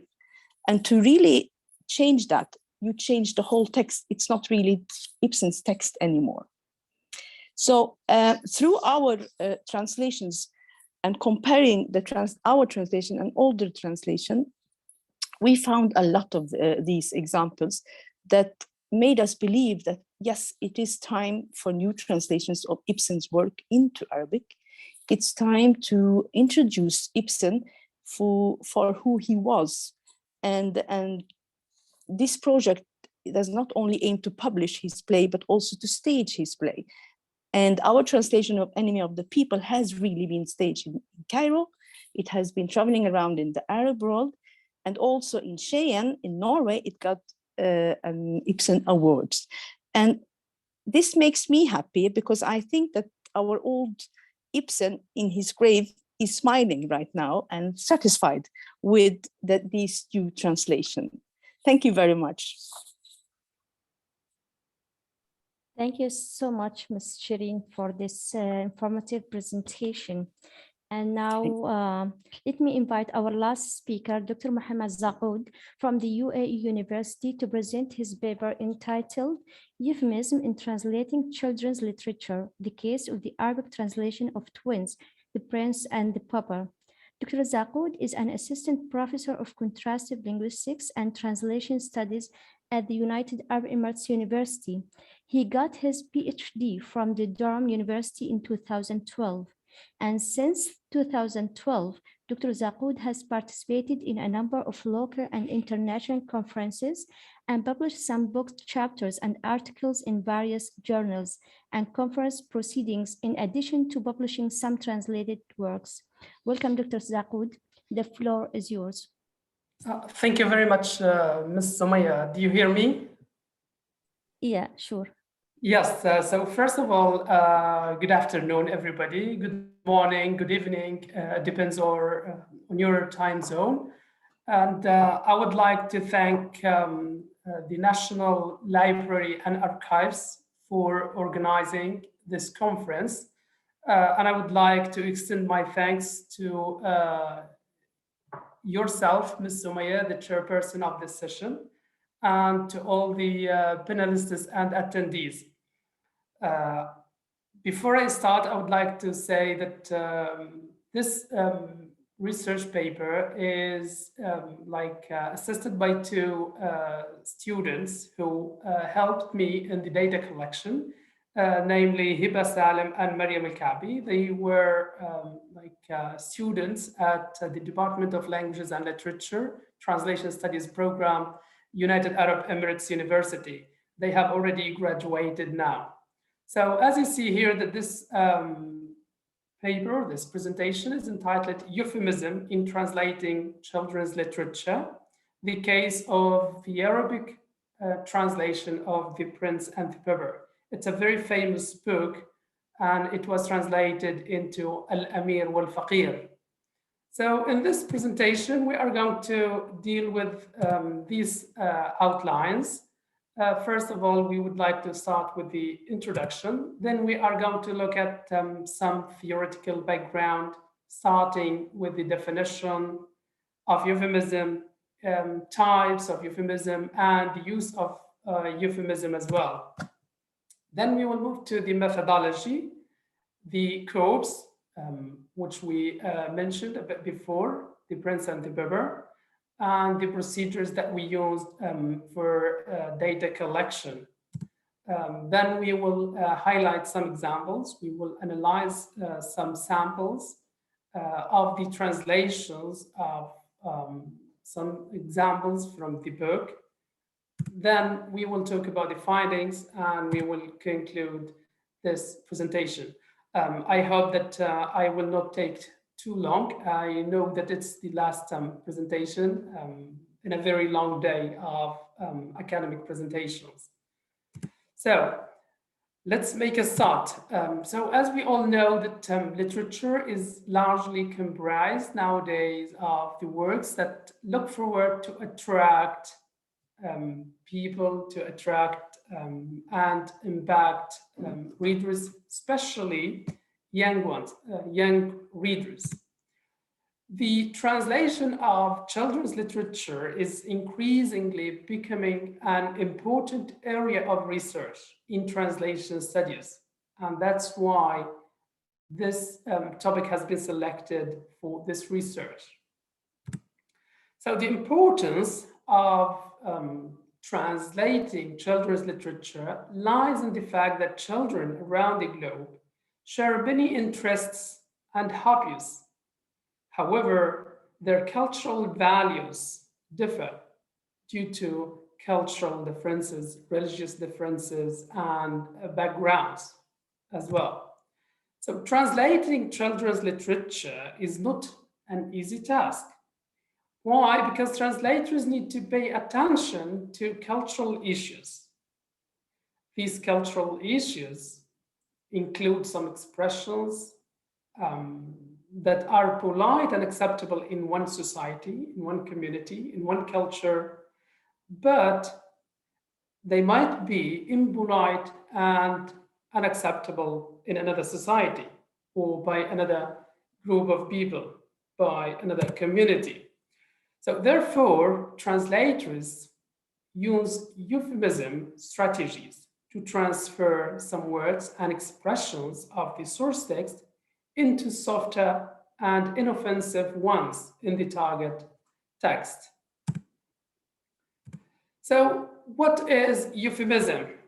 As you see here, that euphemism has been defined as the substitution of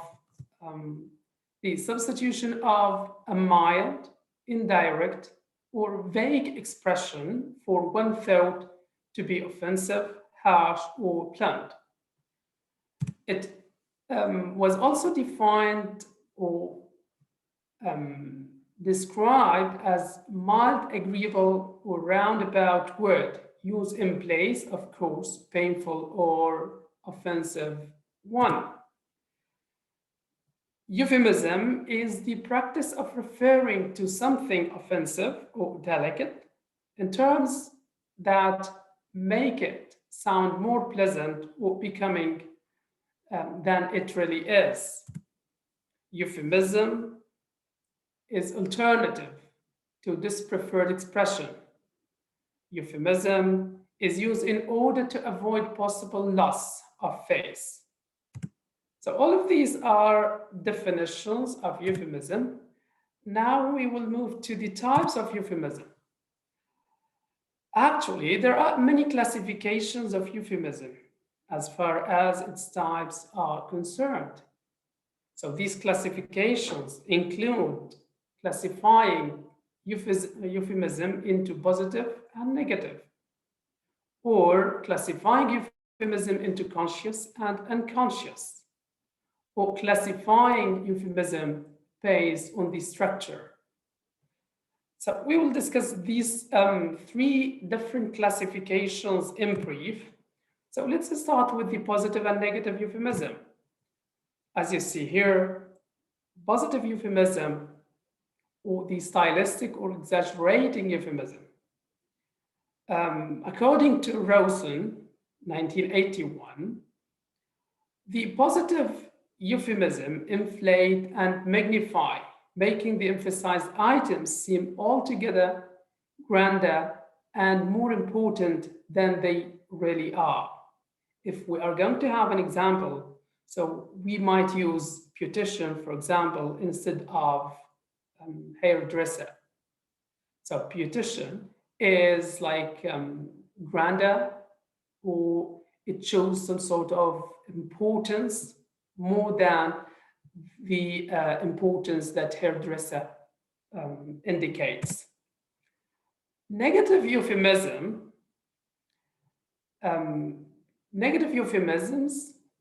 deflate and diminish. They are defensive in nature, offsetting the power of taboo terms and otherwise eradicating from the language everything that people prefer not to deal with directly. So sometimes, in order to avoid, for example, using some terms, we try to euphemize them. So for example, we say, she is in the family way, instead of saying directly, she is pregnant. So in the family way sounds more polite to some language users than saying pregnant directly. If we move to the second classification, which is classifying euphemism into conscious and unconscious. So again, conscious is the one that we do intentionally, and this happens a lot, especially when translating children's literature. We try to use intentional euphemism in order to avoid use of harsh or taboo words in translating to children. Unconscious, this is some sort of euphemism that we do unintentionally. So we find ourselves affected by or influenced by our culture, our religion, or our background, doing some sort of unintentional euphemism. The last type of classification here is the structure-based euphemism. And here it's divided into three different categories. First of all, we shorten the structure, and we sometimes use TS, for example, for transsexual. Instead of saying transsexual, we use just TS. So we shorten the term. Sometimes we use it for circumlocution. Middle Eastern dancing, instead of saying, for example, belly dance. So here we are using some sort of explanation in a redundant way. We are using more words or explaining, but in a more polite way. So Middle Eastern dancing for belly dance. The last one here is remodeling, untidy or unclear for dirty. Instead of saying dirty, for example, we say untidy or unclean or whatever. The use of euphemism. Why do we need to use euphemism? As you see here, that euphemisms are used to soften the offensive language and making it inoffensive. And we do this to soften especially the religious terms or expressions, the cultural terms or expressions, the terms and expressions of death and illness, the terms and expressions of sex, for example, and the terms and expressions of violence. So all of these are reasons why we use euphemism, especially when translating to children. So euphemism as a translation strategy. My colleagues before talked about a number of strategies that translators use, but here are very specific strategies that we use when we use euphemism as a translation strategy. So the first is omission. Here, as you see, that Allen and Perdage, 1991, argue in favor of omission as an alternative strategy for euphemizing in English. So they mention two types of omission, cozy omission and full omission. So the cozy omission is the use of non-lexical expressions. Like sometimes we use asterisk, sometimes we use dashes, etc. Or sometimes in speaking, we use some sort of sounds like etc. in speaking. These are used to replace the omitted part. These are used to omitted part. And I do remember that there is a very famous book, and I had another research on that book. It's entitled The Subtle Art of Not Giving F Word.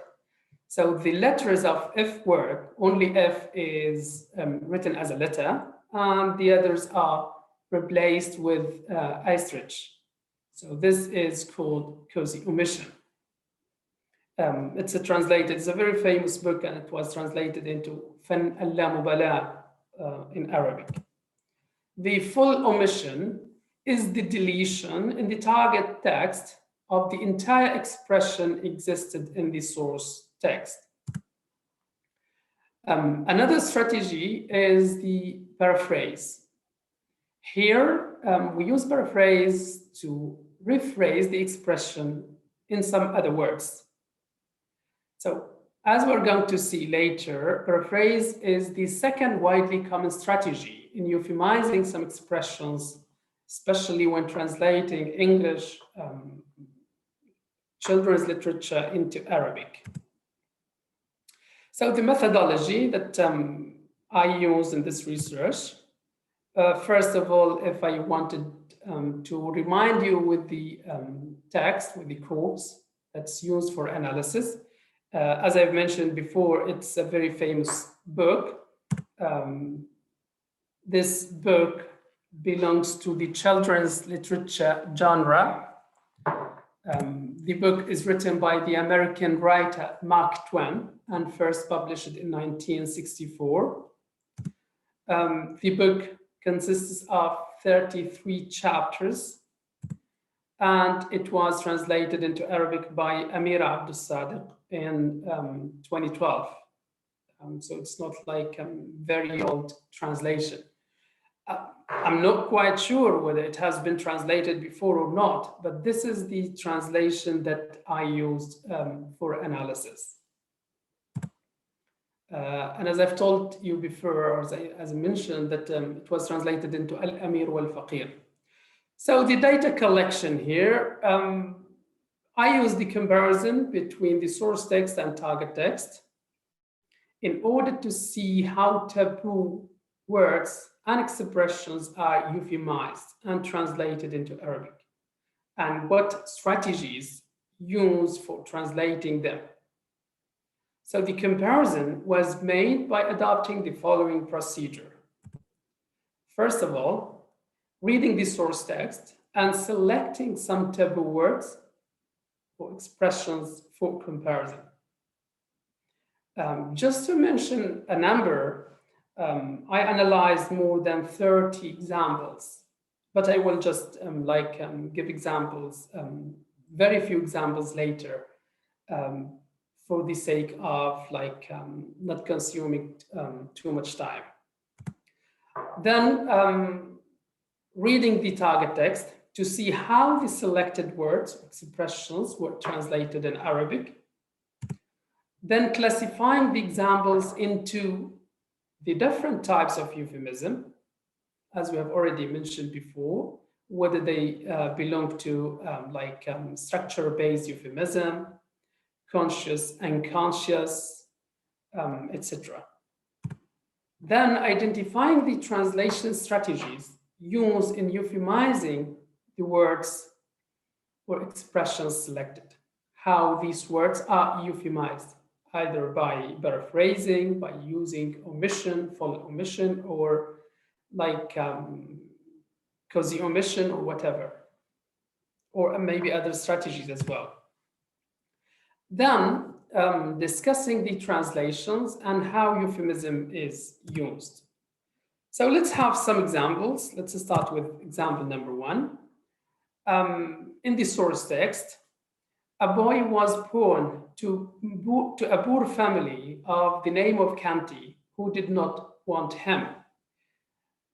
This is the source text by Mark Twain, and it was translated by Amir Abd al-Sadiq into لا يسعها تحمل تكاليف نشأته كان يدعى توم كانتي لأسرة معدمة. So here, as you see here, that the phrase who did not want him is replaced with لا يسعها تحمل تكاليف نشأته. Why? Because the target audience is children, and the translator wanted to deliver a better and suitable impact and picture of how this poor family is suffering and could not afford for this new porn. Without saying, for example, لأسرة لا تريده, for example. Another example, third, we forth naked. There's none could say which was you and which the Prince of Wales. So here, فردتهم أرى ذلك جلالتك. أظن أنه لا يمكن لأحد أن يميز أحدنا عن الآخر.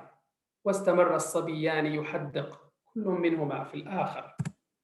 So here the word naked was omitted because it's considered taboo in Arabic. So here the translator used full omission.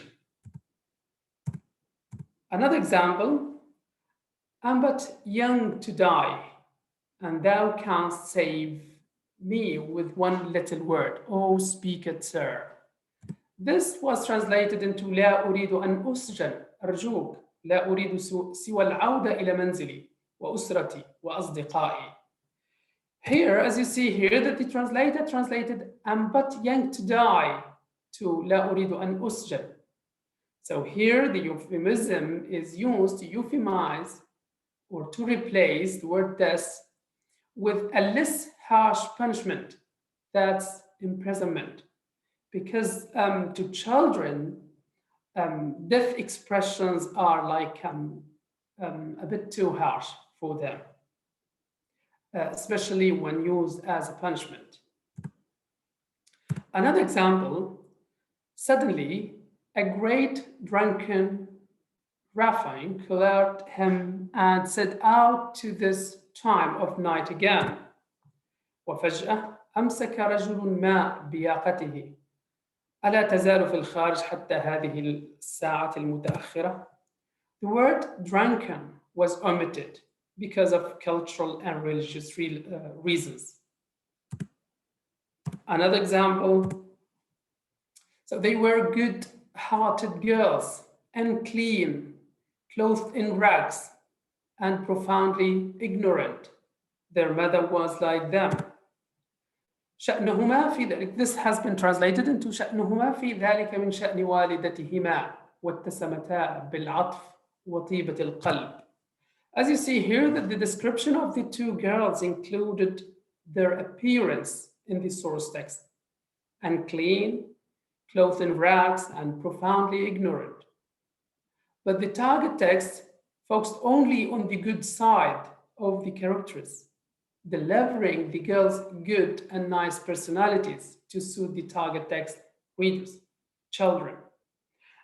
By the way, I'm not judging whether this translation is good or not, but I'm just describing how the translator dealt with these expressions, how euphemism is used in such examples. The last example here, looking in at cookshop windows and longing for the dreadful pork pies and other deadly inventions displayed there. For to him, these were dainties fit for the angels. كان توم يتفقد واجهات المحال متأملا الشطائر والحساء وحلوى البودج متشوقا للغاية إلى الحصول على إحدى هذه الشطائر. So here, the type of the pie, dreadful pork pies, which means شطائر لحم الخنزير, is euphemized. by omitting dreadful pork and translating it only to shatar, buys.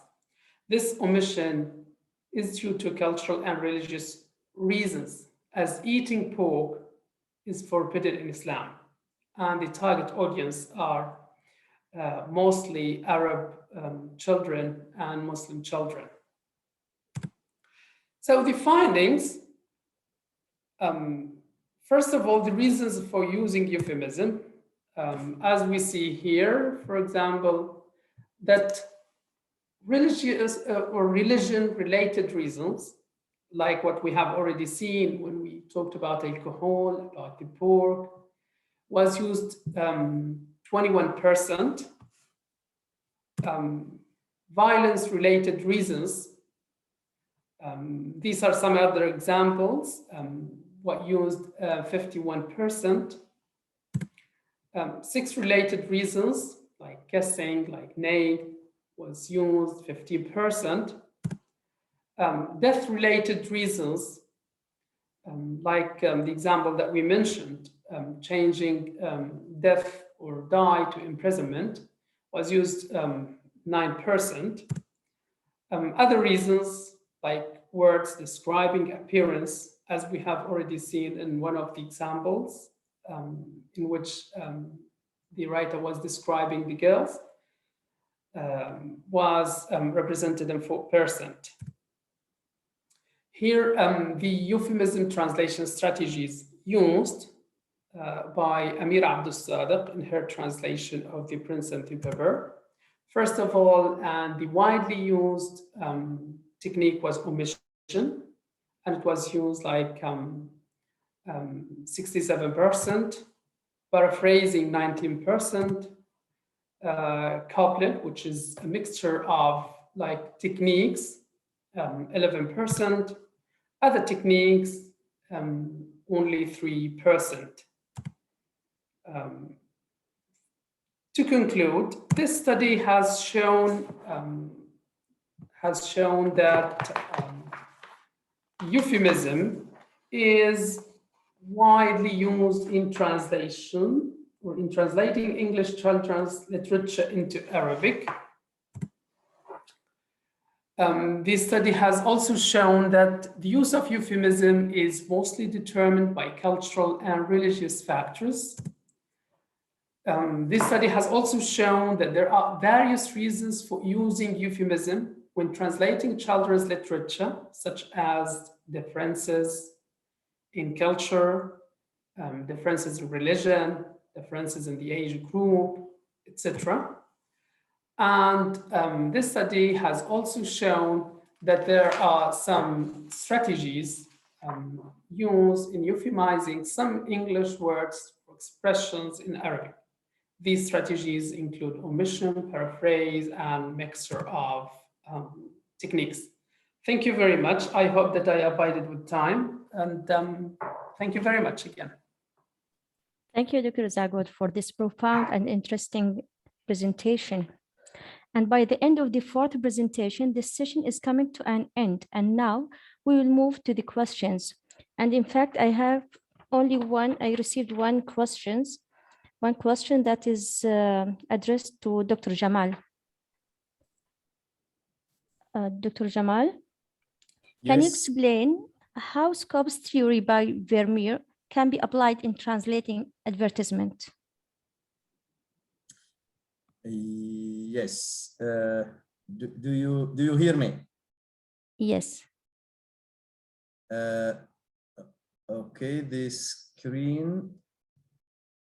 My screen is not. Okay, let me see. Gallery. Okay. Yes. Scopes theory is based on the idea of the original Greek word scopes, means purpose. Scopes theory means the theory of achieving the purpose. Briefly, Vermeer and those who supported this idea think that any translation for any translation, there is a purpose. If the translation does not achieve the purpose, it is not acceptable. So they think that sometimes purposes vary from one place to another. They think that you translate for a certain purpose, so you achieve the purpose or the function hoped for in the context that you would use the translation. Now this implies that sometimes there are certain minor orientations in the translated text, in the translation in the target language, and some people would say, yes, there is a translation function, but there is the function or the purpose of the source text. People who criticized this theory said or say that sometimes we have to abide by the purpose or the intended function of the source text, and we are not allowed to change it to achieve another purpose intended for the translation. So Scopus theory is a functionalist theory. It highlights functionality. They think if the translation achieves its purpose or its function, it means it is faithful, it is appropriate and acceptable. If the translation is created in a way that does not achieve the intended purpose, there is something wrong with the translation. So that is briefly the meaning of Scopus.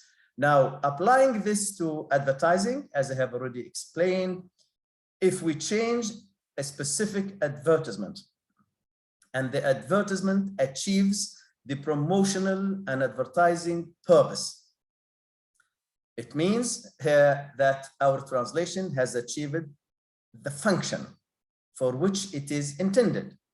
Now here we have to think of two things: the purpose of the original advertisement and the purpose of the translator or the translation commissioner.